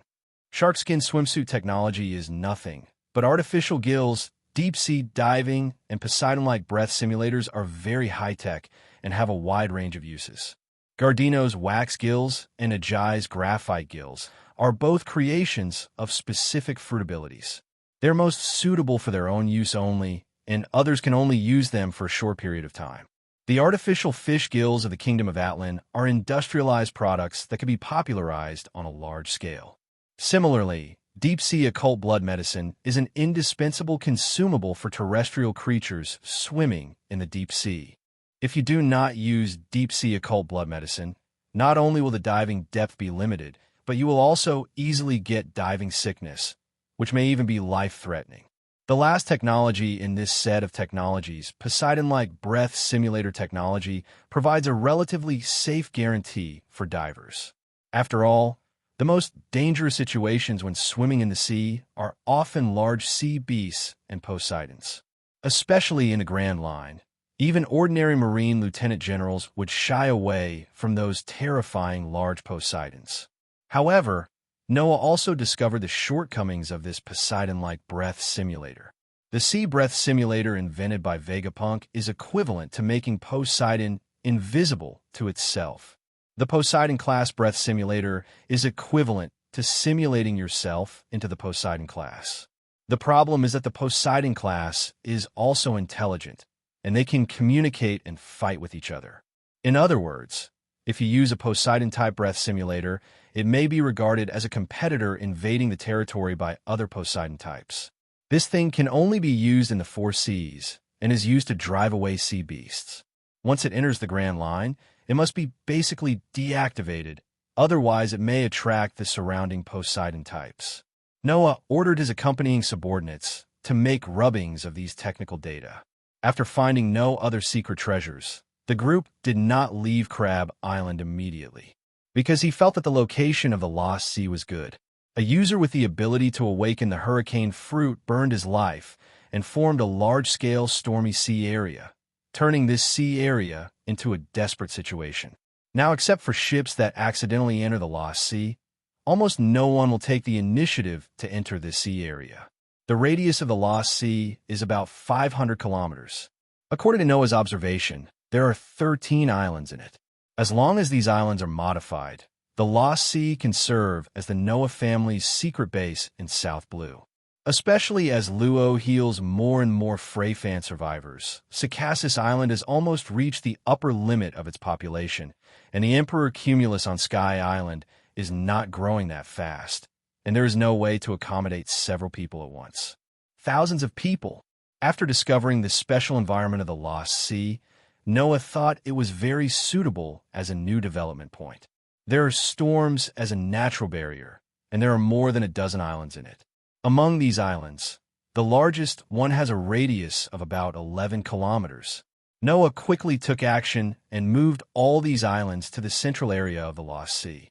This area was also similar to the eye of a storm and appeared calm. Through sensory perception, Noah knew that this so-called Eye of the Storm area was actually the area where Atlan Island, the capital of the Kingdom of Atlan, was located. At this time, there was a large bottomless hole on the seabed of the sea area. Apparently, this was the result of Uranus's blow. Noah selected an area with relatively shallow water depth and thick rock formations in the sea near the large cave on the seabed and placed 13 islands in this area. Then Noah went to the nearby sea and dug out a lot of rocks and sand to fill the bottom of these islands and strengthen the stability of their island bases. Finally, the Storm Islands, composed of 5 large islands, was formed. This marked the official establishment of the viceroyalty of the Storm Islands. Our Open the Wormhole transferred a large number of young men from West Cassis Island and began to build the Storm Islands. There are currently 5 islands in the Storm Islands. They are Storm Island, Crab Island, Ginian Island, Silver Beach Island, and Block Island. The first 4 islands are all natural islands plus some seabed mud and rocks, while the last building Block Island is a combination of 9 small desert islands. The core Storm Island is also the island where Storm City is located. Noah summoned Gairam, who was transformed into an apostle. The cubic fruit played a huge role in infrastructure construction. With Shiki's assistance from the fluttering fruit, a city quickly rose from the ground. The construction plan is like building blocks. Use the cube fruit to directly cut out cubic rock blocks, and then use Shiki to control these rock blocks to stack them in designated locations. For example, to build a house, you only need to cut out a cubic rock block with a length, width, and height of 15 meters, and then divide the inside of the rock block twice, and you can quickly get a 2-story small house. In this way, Storm City soon completed a series of infrastructure projects within a month. It includes a governor's palace for grain warehouses, 16 defensive castles, 12,000 2-story stone houses, an underground sewage pipe gallery system, 2 small reservoirs, and 10 large industrial plants. The population gradually transferred from West Cassis Island has reached 32,000, which can initially maintain various functions of the city. Regarding the positioning of the Storm Island's governorate, Noah planned to use it as an industrial area. After all, an island like the Rum Kingdom, which is suitable for farming, and its status as a member of the world government, is not suitable for the development of industry, especially heavy industry. The empty islands are also not suitable for the development of heavy industry. After all, the empty islands have very few minerals. If you want to develop heavy industry, you can only rely on Noah to move some mineral-rich desert islands to the windless zone. This is not a long-term solution. Since the Storm Islands are located in the eye of the storm, it almost never rains all year round. The islands can only rely on pipeline water for water supply. As for the source of fresh water, it is actually very simple. Because the Jimu Island among the Storm Islands is not completely within the eye of the storm, 1/3 of the area of the Jimu Island is in the storm area, and it is also an area where heavy rains often occur. The block island has been transformed into a special terrain. The 1/3 of the land in the storm area is not only relatively high, but also presents a basin state, so that precipitation can be trapped and fresh water can be transported to both sides of the storm island through pipelines, in a small reservoir. Therefore, even if there is no rain all year round on Storm Island, its water use will not be affected. Of course, not all of the storm islands are planned to be industrial zones. For example, Crab Island is more suitable for the development of animal husbandry. Silver Beach Island is suitable for the development of planting industry. Jinyan Island and part of the Jimu Island are suitable for the development of mining industry. With the construction of Storm City initially completed, Ajay, who was in charge of the Ministry of Industry and the Ministry of Science and Education, was also transferred to Storm City to take charge of industrial construction work. Considering the importance of the Storm Islands, Noah transferred Joshua from the Kingdom of Rum as the governor of the Storm Islands. Considering the management work of each governorate, Noah canceled the governorate of West Cassis Island and moved it from the original sea area to the sky above Black Rock Island near the Kingdom of Rum. In order to ensure concealment and safety, almost all the cumulus emperor produced in the past few months were moved to the sky above Black Rock Island to form a brand new sky island. Moreover, West Cassis Island will also serve as the production base of the Cloud Factory. After all, the Black Rock Island volcano can continuously provide volcanic ash containing seafloor stone. Western Cassis Island and the Kingdom of Rum formed the East Dashasi Viceroyalty, and the governor was Uncle Joseph. The Sky Island islands above Gaia Island, together with Burka Island and Gluttony Island, form the Governor-General of Sky Paradise, and the governor is Monet. After redivision and adjustment, the Kingdom of Dawn formed 3 Governor-General areas, namely the Governor-General area of Storm Islands, the Governor-General area of Sky Paradise, and the Governor-General area of East Ashasi. As for other small bases, eavesdropping stations, etc., they are assigned to the Supervision Department for Unified Management. Noah and his party stayed in the Storm Islands until the end of the year and only set sail again after the new year. After more than 2 months of development, the Storm Islands added 4 more mineral-rich islands. These desert islands were formed by the mineral veins he secretly excavated in the Antarctic ice cap by sending Shiki. A large part of the factories that were secretly built underground in the Rum Kingdom were sealed with cards, and then moved to Storm Island 1 after another with the help of Art's wormhole jump. At this time, a large-scale Art dock has been built in the Storm Island Industrial Zone, which can mass-produce medium-sized arcs. In addition, the research on replicating the set of technologies previously obtained from the ruins of the ancient well on Crab Island has also begun. Noah left Gairam in the Storm Islands as the supervisor of the industrial zone, and also to complete Noah's idea of developing the cube fruit. In addition to its huge use in infrastructure, this cubic fruit also has great uses in scientific research and weapons. Because the cubes produced by the cube fruit can be compressed, this feature alone can produce a lot of application directions. For example, if hydrogen is compressed to the extreme, it will turn into metallic hydrogen. The explosive power of this thing is dozens of times that of TNT. If metallic hydrogen is further compressed, the hydrogen atoms in it will undergo a nuclear fusion reaction, triggering a nuclear explosion. Of course, if you want to compress hydrogen atoms to the point where nuclear fusion occurs, you will probably have to wait until the cube fruit awakens to achieve this level. In addition, cubic compression can also produce various high-strength alloys and non-metallic materials. For example, using cubic fruit to compress graphite, a large number of artificial diamonds can be produced. As long as the shipment volume is controlled, these artificial diamonds can bring a steady stream of income to the Noah family. Devil fruit can not only be used in combat, but also in production and life, and can also play a huge role. Therefore, Noah made the best use of Gairam by leaving him in the Storm Islands.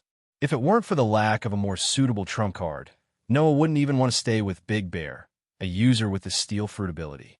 After all, the steel fruit can control magnetic fields and generate high heat, which is even more powerful for metallurgy and mechanical processing.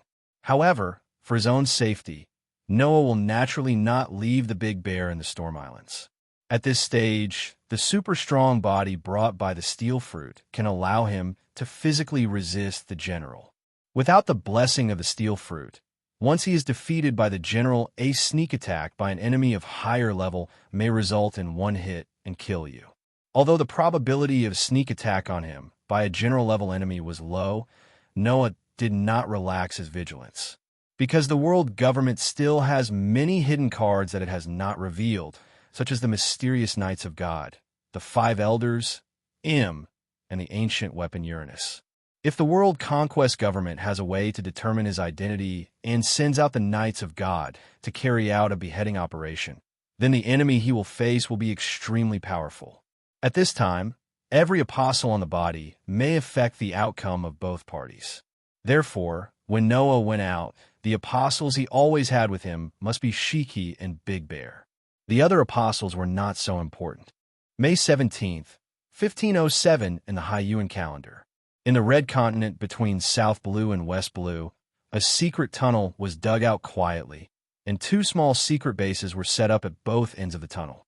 After digging the tunnel, Noah and his team drove a mediocre commercial transport ship, the Prosperity, and began to officially enter the southern waters of West Blue. As for West Blue, the winery had already secretly dispatched more than 20 professional agents at the beginning of last year to carry out secret intelligence work. The person in charge was Shirley. There are currently 6 major teams in the winery. They are Donghai Rum Branch, North Blue Vodka Branch, South Blue Tequila Branch, West Blue Sherry Branch, Paradise Gin Branch, and New World Champagne Branch. The captain of the winery is Tamani, and his subordinate organization is the inspection department. As Noah's temporary secretary, Crow has already completed information exchange with Shirley, the head of the West Blue detachment. Lord Noah, 2 of the 3 targets have confirmed their locations. Let me guess, the confirmed targets are Capone Becky and Daz Bones. Crow nodded. Lord Noah has a sharp eye. Noah shook his head. The obvious answer is that the woman is not so easy to locate. That woman naturally refers to Nicole Robin. During this trip to West Blue, he has many targets, including Nicole Robin. As for whether the other party is willing to join, this is not something she can decide. 2 determined goals. Which one is closer? Daz Bonus. He has been active in the Tulip Islands recently. He is about 10 days' voyage from us. Then let's go. The Prosperity transported a large number of hardware tools as a cover and quickly approached the Tulip Islands. At the same time, the undercurrent on the sea also became calm as Akiji swept through the entire South Blue.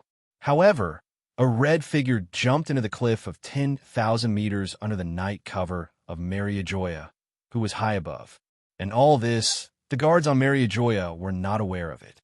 The red-haired pirates set sail again, and after more than 6 months of sailing, they once again stopped at the Sabaody Islands. Yes, this is not the first time that the red-haired pirates have arrived at the Sabaody Islands. Sabaody Islands, inside Shacky's rip-off bar.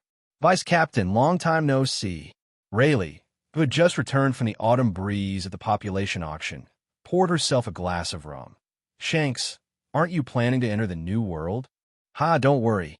Shanks and Rayleigh clinked their glasses. Forget it. The coder Laole, will not be involved in the affairs of you young people. Let's drink. Rayleigh shook his head mockingly. Shanks smiled and said nothing. After taking a sip of rum, he turned his head and greeted Shacky, who was smoking a lady's cigarette at the side. Boss Shacky is getting younger and younger. Huh, if you need anything, you kid, just speak up. Shacky seemed to have read Shank's thoughts. Shank's expression became serious. I want Boss Shacky to help find some information about the CP organization, especially the ship escorting the secret treasure. CP organization? Shacky frowned. What are you looking for? Nothing, just some speculations that need to be verified. Shanks answered ambiguously.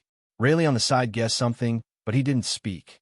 Shacky put out the cigarette, and said calmly, I'm asking for a very high price, so you have to be mentally prepared.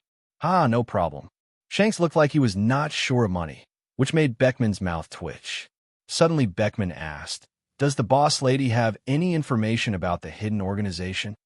Shacky shook his head. No, but if you meet each other, you'd better be careful. Although Marine did not disclose the details of the fight, my informant told me that Akiji suffered some minor injuries at the time, and Kazuru and the person with the Thunderfruit ability fought against each other, and the two sides couldn't win. So powerful. Beckman fell into deep thought. Shanks smiled confidently. Don't worry, Beckman.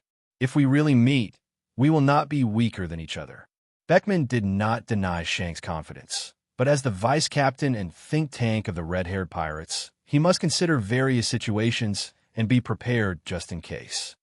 10 days later, Perfume Island in the Tulip Islands. In a small alley, a big man about 2 meters tall suddenly stopped, his fingers showing a metallic silvery luster. Come out. Slow and rhythmic footsteps sounded on the other side of the alley. A man wearing a white suit and unilateral glasses smiled and said, Dazzle the fast knife? Now that you know it. Why ask even though you already know it? You're not interested. Who sent me? I'm not interested in dead people. As soon as he finished speaking, Daz appeared in front of Crow, and the fingers of both hands were inserted into Crow's neck.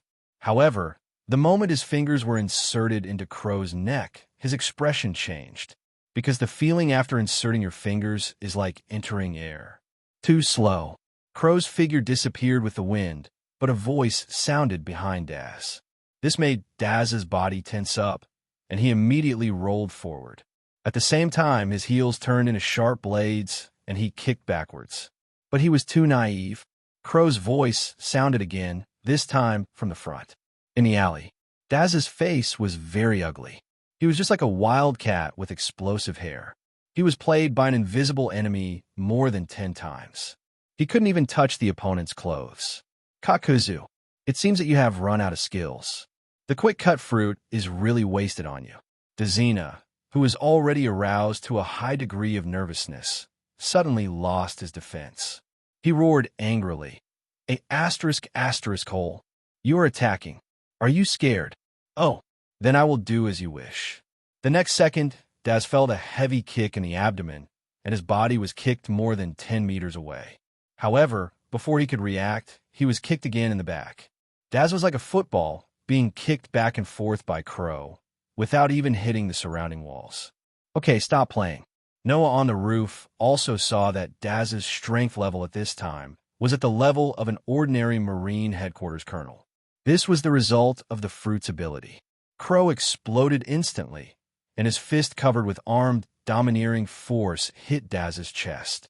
The internal destructive energy instantly made Daz's internal organs feel like they were being shocked by electricity.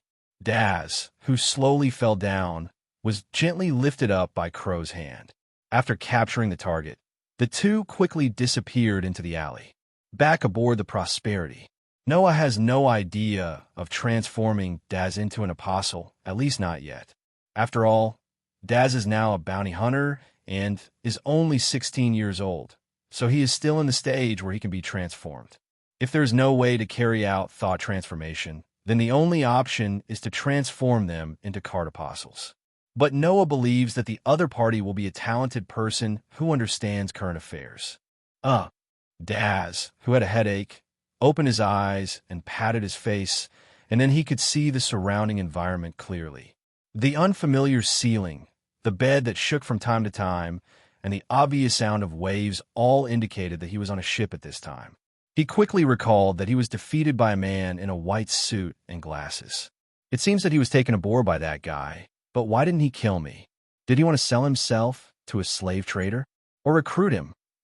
Just when Daz was thinking wildly, the cabin wooden door slowly opened. Are you awake? Eat something and follow me to meet the head of the family later. An elite member of the family looked at the vigilant Daz and said, then put down a plate of food nonchalantly. Gulu. Daz, who was aroused by the hunger of the food, remained silent.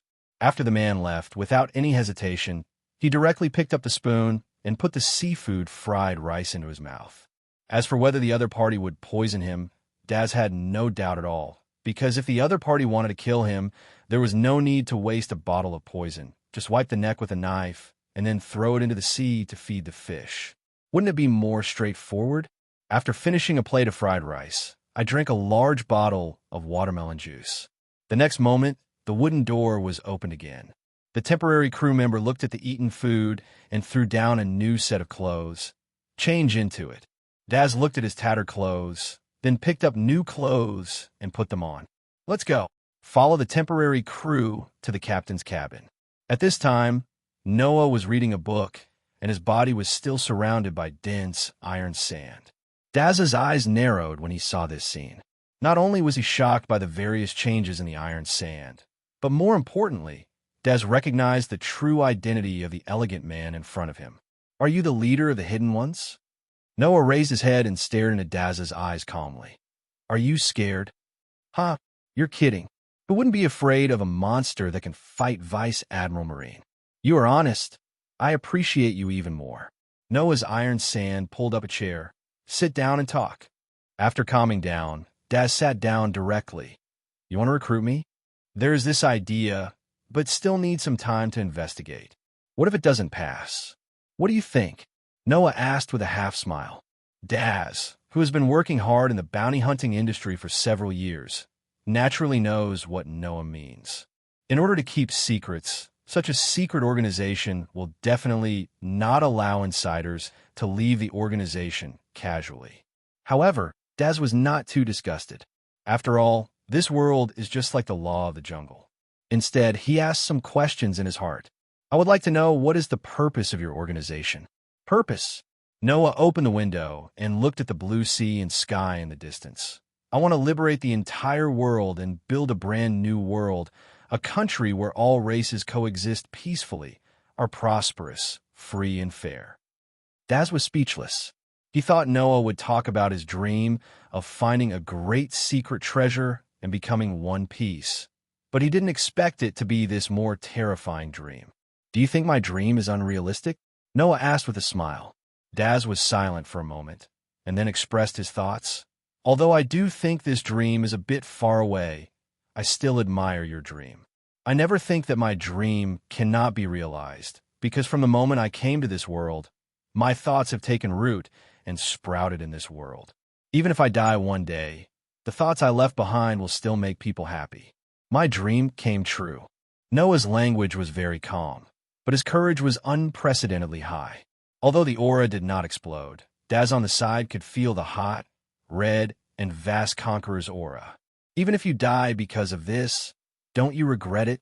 If you have the ambition to make sacrifices and dare to teach the sun and the moon to change the sky, if you don't have the courage to sacrifice your life, how can you even talk about dreams? I understand. Please let me follow your footsteps. I also want to see the so-called New World. Welcome to join my partner. You will see a whole new world. Dad stood up and said, Chief, please give me more advice in the future. You can call me Noah or the head of the family. Of course, if you're outside, you can call me president or boss. I see. Crow, who had been waiting outside for a long time, heard that Daz had agreed to join the group, so he knocked on the door and came in and then brought Daz over. New members, especially those with potential, need to be gradually transformed according to procedures. Whether it is ideological education, knowledge popularization, domineering training, physical exercise, and fruit development, these projects will be gradually arranged. On the ship, Crow could only act as a temporary instructor, imparting various knowledge to Daz. After the trip to West Blue is over, Daz will definitely go to the training camp on Rum Island for about a year before becoming a formal member. Unknowingly, Prosperity sailed in West Blue for more than a month. During this period, they passed through 13 islands and found a devil fruit on one of the islands. It is a mantis fruit of the animal type and is considered a relatively valuable fruit. After all, a mantis has the characteristics of flight, great strength, camouflage, and insect perception. If it is developed well, it will be at least a lieutenant general level master. But Noah did not forget the goal of this trip. This day, in the mist and rain, the Prosperity slowly lowered its sails and anchored in White Harbor, Sicily. Noah looked at the members of the Gambino family who were blatantly collecting protection fees on the pier with a smile on his face. The 5 major mafia families of West Blue are really like earthly emperors. President, I have just talked with several disciples of the Gambino family, and they said that the day after tomorrow is the date for the Sicilian auction. Crow reported the situation in a low voice. The day after tomorrow, Noah played with the tarot cards in his hand. The probability of Capone Becky participating in the auction is more than 80%. It seems that we just need to wait here and wait. Soon the group checked into a hotel at the port. The entire island of Sicily became more and more lively as the auction approached, but violence and chaos followed. On the island of Naples, very close to Sicily, Capone Becky, who had arrived secretly, looked at the information collected by his men. His eyes were fixed on one of the pages of information, which contained pictures of devil fruits at the auction. Castle fruit? Ha ha! It seems that we must take action against the Gambino family in advance. Boys, execute plan B immediately. The combat team will follow me to participate in the auction. Yes, Godfather. With Becky's order, the power of the Capone family almost came out. As one of the 5 major mafia families, the Gambino family will naturally not take it lightly. In order to ensure that the auction can be held smoothly, they have secretly arranged for a large number of masters to be stationed in Sicily. A good show of a mantis stalking a cicada, followed by an oriole, is about to take place in Sicily. The scene that came into view at this time was a bit unexpectedly calm. The island is covered with vines, weeds, and moss. Except for the oysters, barnacles, mussels, and seaweed attached to the rocks on the coast, there are no traces of large animals around the coast. Except for the occasional small crab sneaking around in the cracks of the rocks, they are rarely seen. Other living creatures. After passing through the rugged rocky area on the coast, Noah and his party came to a low hill. There are ruins of buildings. Crow cut through a large vine and saw the outer outlines of many buildings. Following the footsteps of everyone, they went deeper into the ruins of this ancient city. There are ruins covered with moss and vines everywhere. Very clean. Crow opened a collapsed rock wall again and found that there was no gold, silver, or jewelry inside. Noah has already seen some possible truths. As expected, if it weren't for a natural disaster that destroyed this place, the treasures inside would naturally not be left behind. 2 hours later, they came to the ruins of a suspected temple. Noah looked at a mural about sacrifice with a hint of surprise on his face. It turned out to be a naked dance. Is this a place of sacrifice for the sun god? Crow cleaned the surrounding stone walls and found more murals. After reading these murals, Noah shook his head. It seems that this is indeed the place of worship for Nika. No wonder it was destroyed. This is the fate of losers. Brother, how to solve the riddle on this treasure map? Lilith was confused while holding the treasure map. Noah read the riddle. Where the sun rises at sunset, colorful lights shine and the ancient well roars. Actually, this riddle is very simple. The place where the sun rises represents the location. The time of sunset represents the evening of the day, and the colored light reflects the season when the aurora appears. The so-called treasure should be inside the ancient well. The season when the aurora appears in the Lost Sea is April, May or August, and September every year. During these two periods, the sun just rises from the northeast, which means that the ancient well is in the northeast of the island.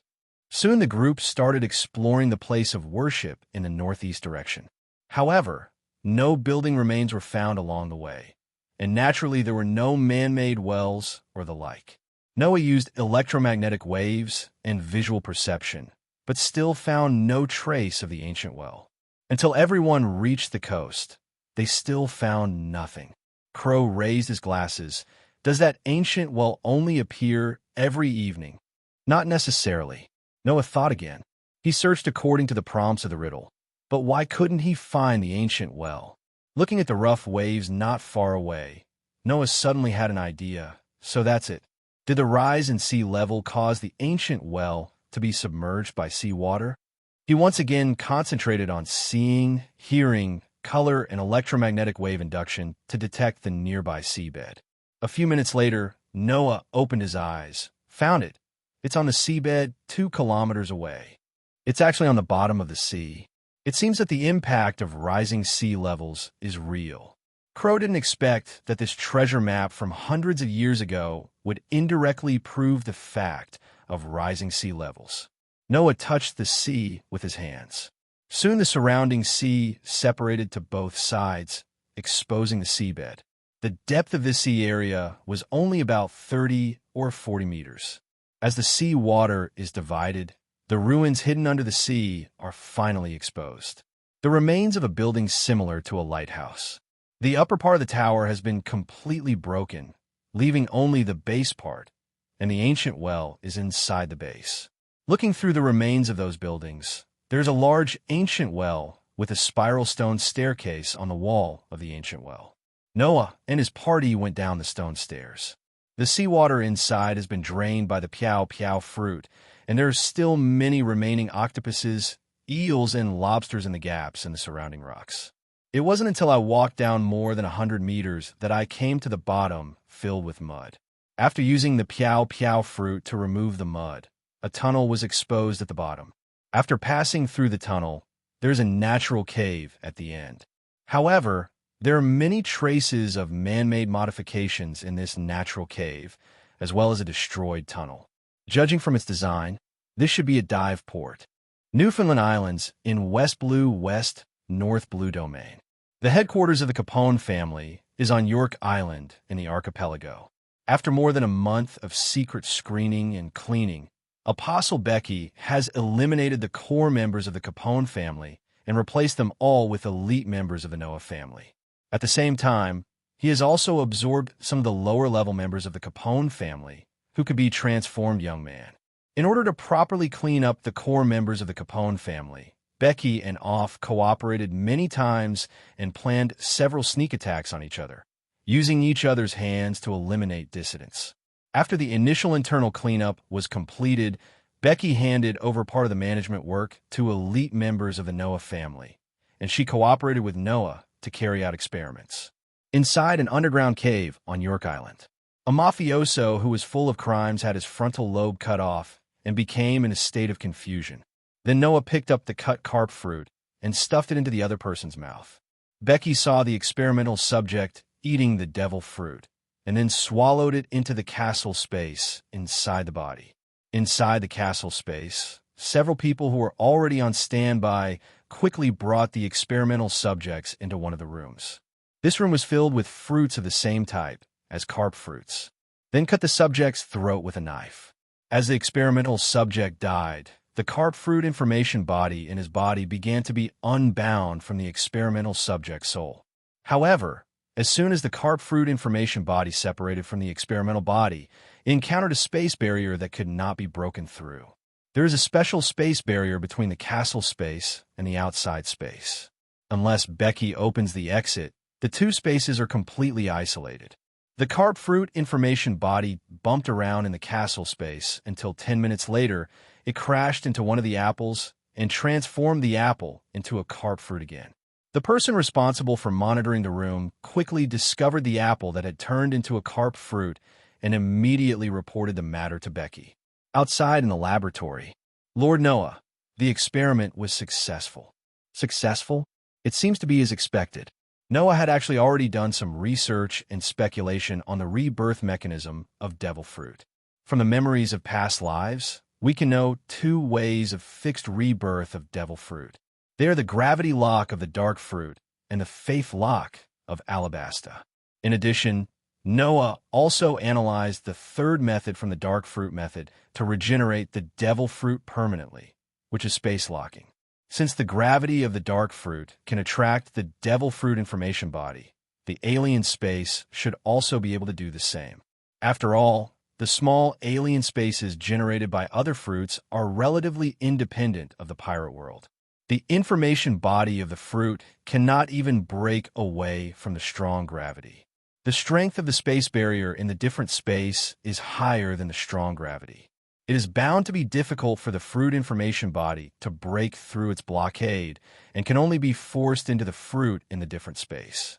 As for the rebirth method of this alien space fruit, why has no one else researched it? The answer is very simple. On the one hand, fruits with different dimensions are very rare.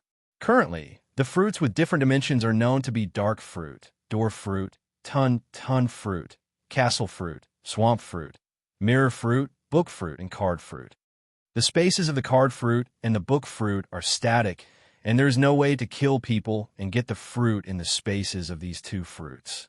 Therefore, there are only 6 fruits left to implement the plan of killing people and getting results. But without the god's perspective of an observer, the natives of the pirate world rarely think about this and can only rely on luck. In other words, unless the users with the above 6 fruit abilities pull other devil fruit users into a different space and kill them, and there are a lot of fruits in the different space, it is possible to discover the secret of fruit rebirth. In this possibility, among the 6 fruits, those with the ability of the dark fruit have the highest probability of discovering the secret of rebirth. Why do you think so?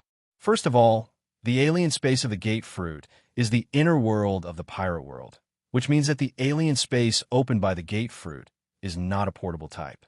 This leads to the fact that the gate fruit does not have the function of storage, and people with abilities will naturally not be able to carry it with them. Store fruits inside. After all, if you store fruits in the other world of the Sabaody Islands, you will not be able to get these fruits when you enter the gate of opening in the new world, which loses the meaning of storage space. The same is true for the mirror fruit. Although the Tunton fruit, the castle fruit, and the swamp fruit have a certain probability, the possibility of capturing a devil fruit user is relatively low. The dark fruit can disable the abilities of the Esper, and the dark space, where it can absorb items, makes it more likely to encounter the situation where the Esper and the fruit are in the dark space at the same time.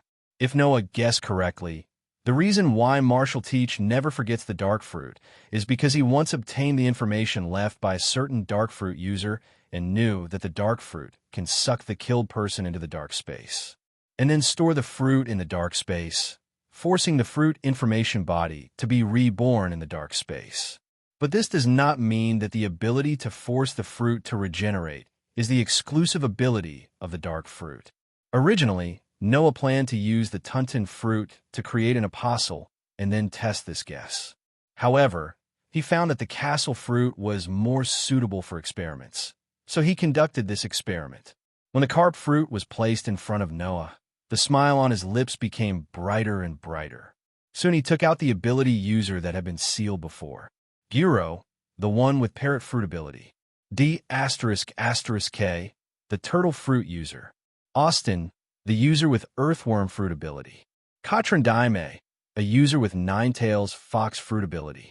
And Diamanti, who was made into a card apostle. These people were not transformed into apostles by Noah, but remained in the sealed cards. Now it is finally time to use them as waste. As for the reason why Diamanti was included in the recycling scope, the reason is very simple. Because Diamanti's paper of life is in the hands of the Don Quixote family, and the flying fruit is not cost-effective, so Noah chose recycle the fruit. Send these people into the castle space. Not a moment. 5 freshly baked devil fruits were placed in front of him. Including these 5 devil fruits, the number of devil fruits currently reserved by the Noah family has reached 17. Paramecia's Tunton fruit, paste fruit, childlike fruit, sound fruit, and floating fruit. Common species of animals include carp fruit, rattlesnake fruit, red fox fruit, crow fruit, sheep fruit, red spider fruit, mantis fruit, parrot fruit, turtle fruit, and earthworm fruit. The vampire fruit and the nine-tails fox fruit of the animal-type phantom species. He thought for a while, and then used the phone to instruct Alii to bring the 6 detachment leaders from the winery. As one of the first elite members of the family, being able to stand out and become the leader of the detachment is obviously not just about strength, but more importantly, ability and loyalty. These people have made great contributions to the family's intelligence system that opened up the world and the Great Sea Route. Noah did not continue to store these fruits, but planned to distribute them to these new cadres. After all, the potential of many family members is limited. Even the outstanding cadres will find it difficult to reach the level of Marine Headquarters Lieutenant General with their physical skills, swordsmanship, and domineering. At this time, the value of devil fruit is reflected. The first winery official to arrive. It is Shirley, who is in charge of the West Blue branch. She is an ordinary-looking girl with long sea blue hair. She is from the Kingdom of Rum and is 18 years old this year. Then there is Tequila, the head of the South Blue branch, a tall man with light red skin, born as a street child in the Kingdom of Ulla, and 19 years old this year. The head of the Paradise branch, Jun Songzi, is a black-haired young man with some facial paralysis, an orphan from the Rum Kingdom's mackerel port. He also carries a long sword on his back and is 20 years old this year. Rum, the head of the Donghai branch, is a fat man with a smile and is 19 years old this year. Vodka, the head of the North Blue branch, is a red-haired young man with a big scar on his face, an orphan from Rogtown, 20 years old this year. The head of the New World branch is Champagne, a girl with blonde curly hair, wearing gold-rimmed glasses, an orphan who was abandoned in Orangetown, and is 18 years old this year. Sir Noah. The 6 people greeted Noah respectfully. Noah waved his hand. Sit down, it's been almost 2 years since you graduated from the training camp. I called you here today to reward you for your hard work. Everyone immediately beamed with joy when they heard this. But out of respect for Noah, they did not say anything, but quietly waited for the next step. Noah took out a dozen boxes from the card space. These 14 devil fruits are currently unallocated. You can choose one according to your needs. Looking at the row of small boxes in front of them, everyone's eyes became even hotter. Soon they picked out their favorite fruits. Shirley chose the pulpy fruit. Agave picked the rattlesnake fruit. Rum chose the fluttering fruit. Juniper picked the mantis fruit. Starscream fruit was chosen for the vodka. For the champagne, Nine-Tails fox fruit was chosen. Since you have chosen, then eat it. Yes. Thank you, Lord Noah, for the reward. Everyone couldn't wait to eat the fruit. Although the taste was indescribable, they didn't leave a piece of fruit pulp behind. This is a family rule and a manifestation of their consciousness. Noah is quite optimistic about the fruit chosen by everyone. These fruits are relatively biased towards the intelligence system. Whether it is the pervasiveness of the paste fruit, the imitation transformation of a nine-tails fox, or the infrared sensing of the rattlesnake, the environmental sensing of the red spider, the environmental color and flight of the mantis, the fluttering flight and storage compression, both of which can be applied to intelligence theft. After eating the fruit, Noah gave some guidance on how to develop their abilities. Although except for the paste fruit and flying fruit, the others are all animal types, but this does not mean that there are no other development ideas for the animal type. For example, the rattlesnake fruit, as a snake, has general properties such as infrared sensing, hibernation life support, peeling, and toxins. Among them, the characteristic of peeling can be achieved by taking the blood source medicine specially developed by the family, so as to achieve rapid strengthening. Another example is the red spider. The characteristics of this species are rapid reproduction, speed, hiding, and gregarious living. It is also not weak in strength and has the ability to spin silk. All in all, every species has its own uniqueness. Common species of animals can sometimes become very powerful. The key is to find their characteristics. As for fruit awakening of the animal devil fruit is a relatively easy but very dangerous thing. The reason lies in the fact that it is easy to awaken. Being easy to awaken means that the person with the ability has not been able to temper himself and may not be firm enough in his heart, so that during the awakening process, the information body of the fruit will be turned against him. Therefore, Noah solemnly reminded everyone that they should pay attention to the training and strengthening of willpower to avoid being turned into beasts by the fruit information body and failing to awaken when the fruit awakens. As for the development direction of Paramecia's paste fruit and flying fruit, Noah has already imagined a lot in the Book of Demons. Shirley and Rum only need to apply to browse the Book of Demons and follow the above instructions. Ideas are developed.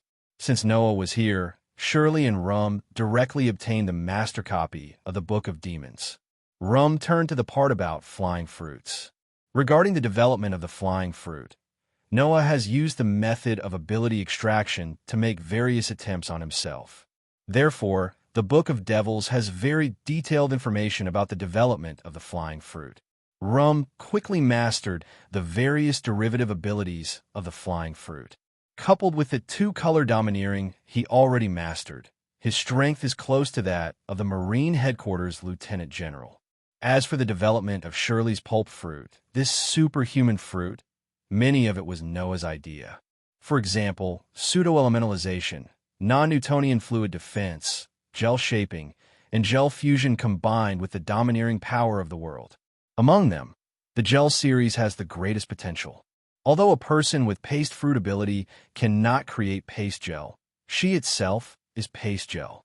This means that people with abilities can achieve transformation, deformation, and integration through their bodies being gelatinized. The moment Shirley was hit by a prisoner on the training ground, she instantly turned into a puddle of paste. Then the paste stuck to the prisoner's body like super glue and quickly spread, covered, and wrapped it all over his body. Soon the prisoner suffocated to death because his mouth and nose were blocked with paste. But Shirley is still attached to the prisoner's body and can control him to perform various actions.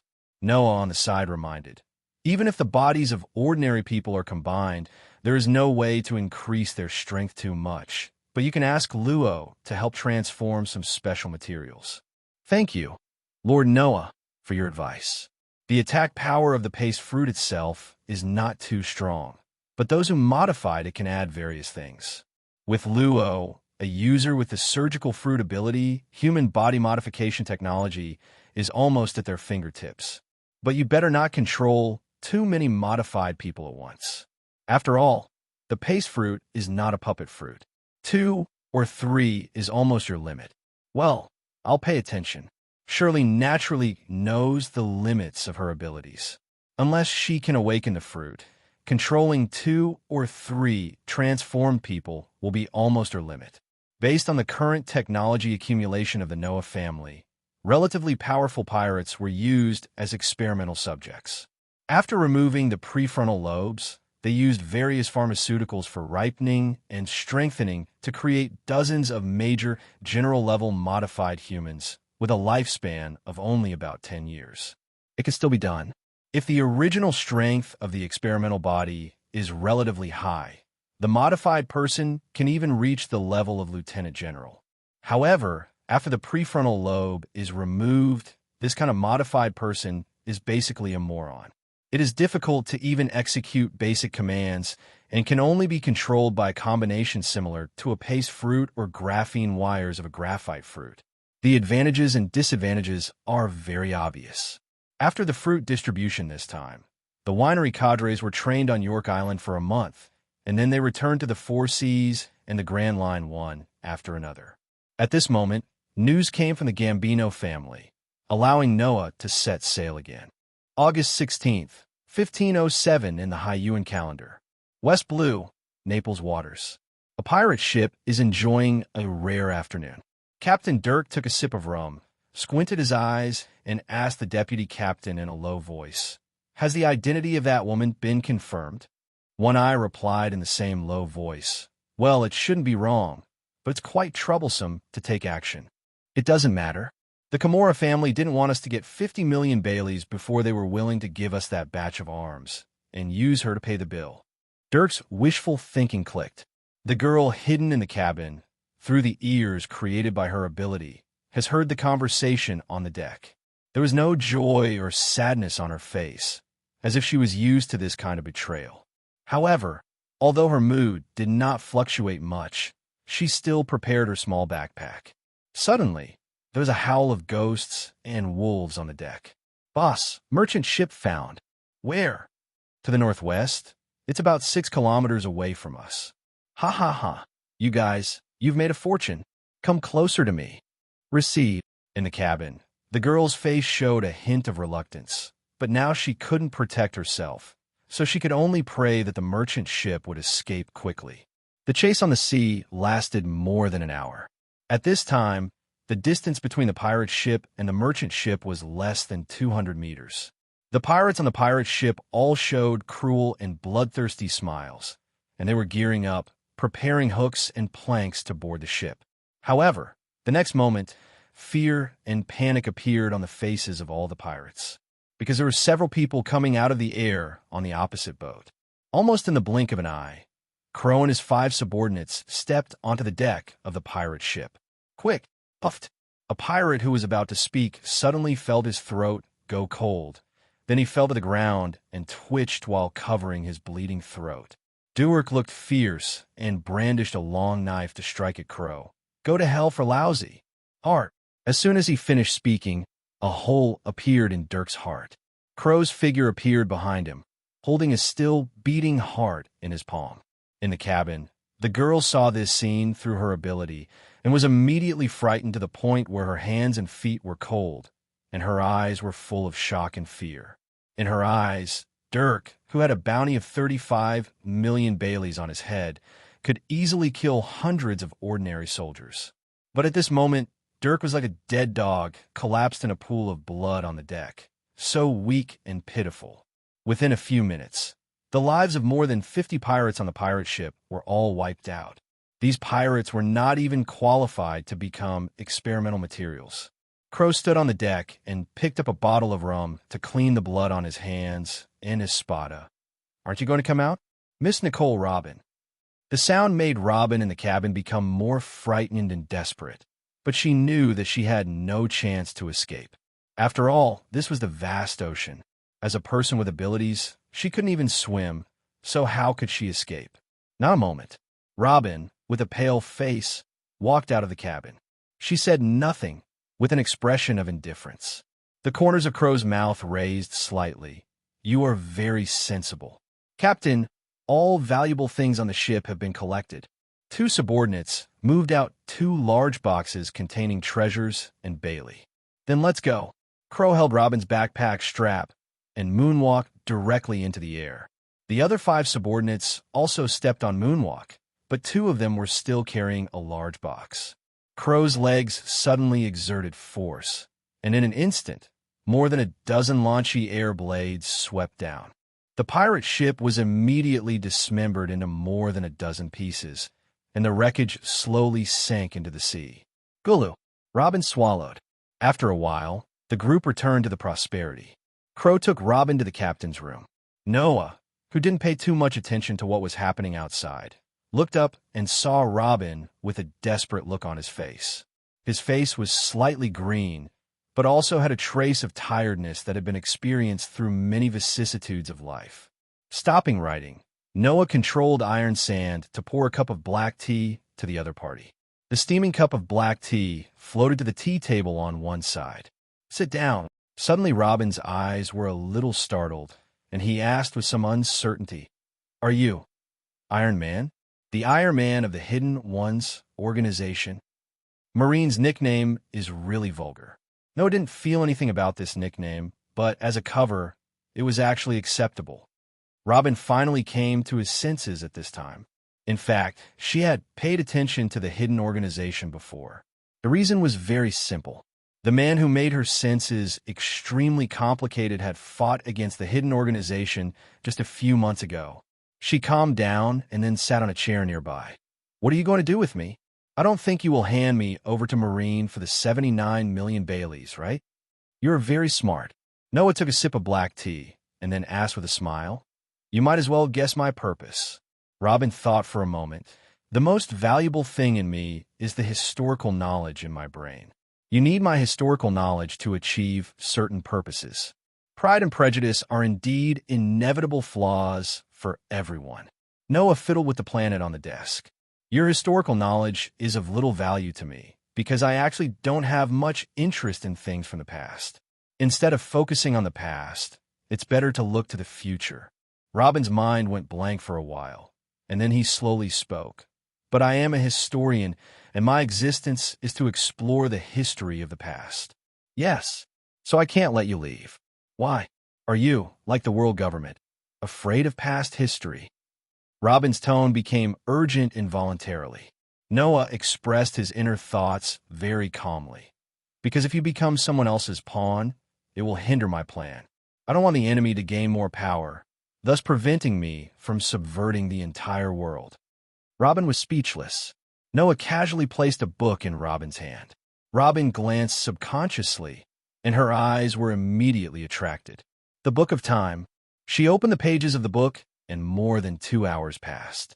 This book contains a total of 7 rubbings of historical texts, as well as historical information collected by the Noah family from some ancient ruins, of which the Kingdom of Atlan has the most historical information. The origins of the 7 pieces of historical text come from a piece found on the bottom of the East Asia Sea, found 1 piece in the royal tomb of Alabasta, found 1 piece in the Alabasta Desert. 1 piece was found in the Sky Island Shandora ruins, found 1 block on Crab Island in South Blue's Lost Sea, found 2 pieces in the Forest of the Sea on Fishman Island. Robin let out a long breath. I didn't expect that the historical text that I dreamed of would suddenly appear in front of me with 7 rubbings. Then she asked with a hint of probing in her eyes, "Do you really not want to know the content of these historical texts?" I said you are very smart, but smart people often like to think too much. Noah's eyes were piercing, as if he had seen through Robin's heart. "It doesn't record ancient weapon Poseidon and Pluton Pluto, and there's another the pirate named Joey Boy." "What?" Robin's breathing suddenly became rapid. "You actually know the content above?" So I said, "Your value is not great to me." Noah's indifferent expression made Robin feel helpless. Hello, everyone. As we wrap up this video, I want to share a quick note. I have a Patreon account. If you'd like to support me and enjoy on-demand audiobooks, you can become a Patreon member. Alternatively, you can check out my Google Drive link, which has 500+ novel audiobooks available through my Ko-fi or Patreon shop. I appreciate your support.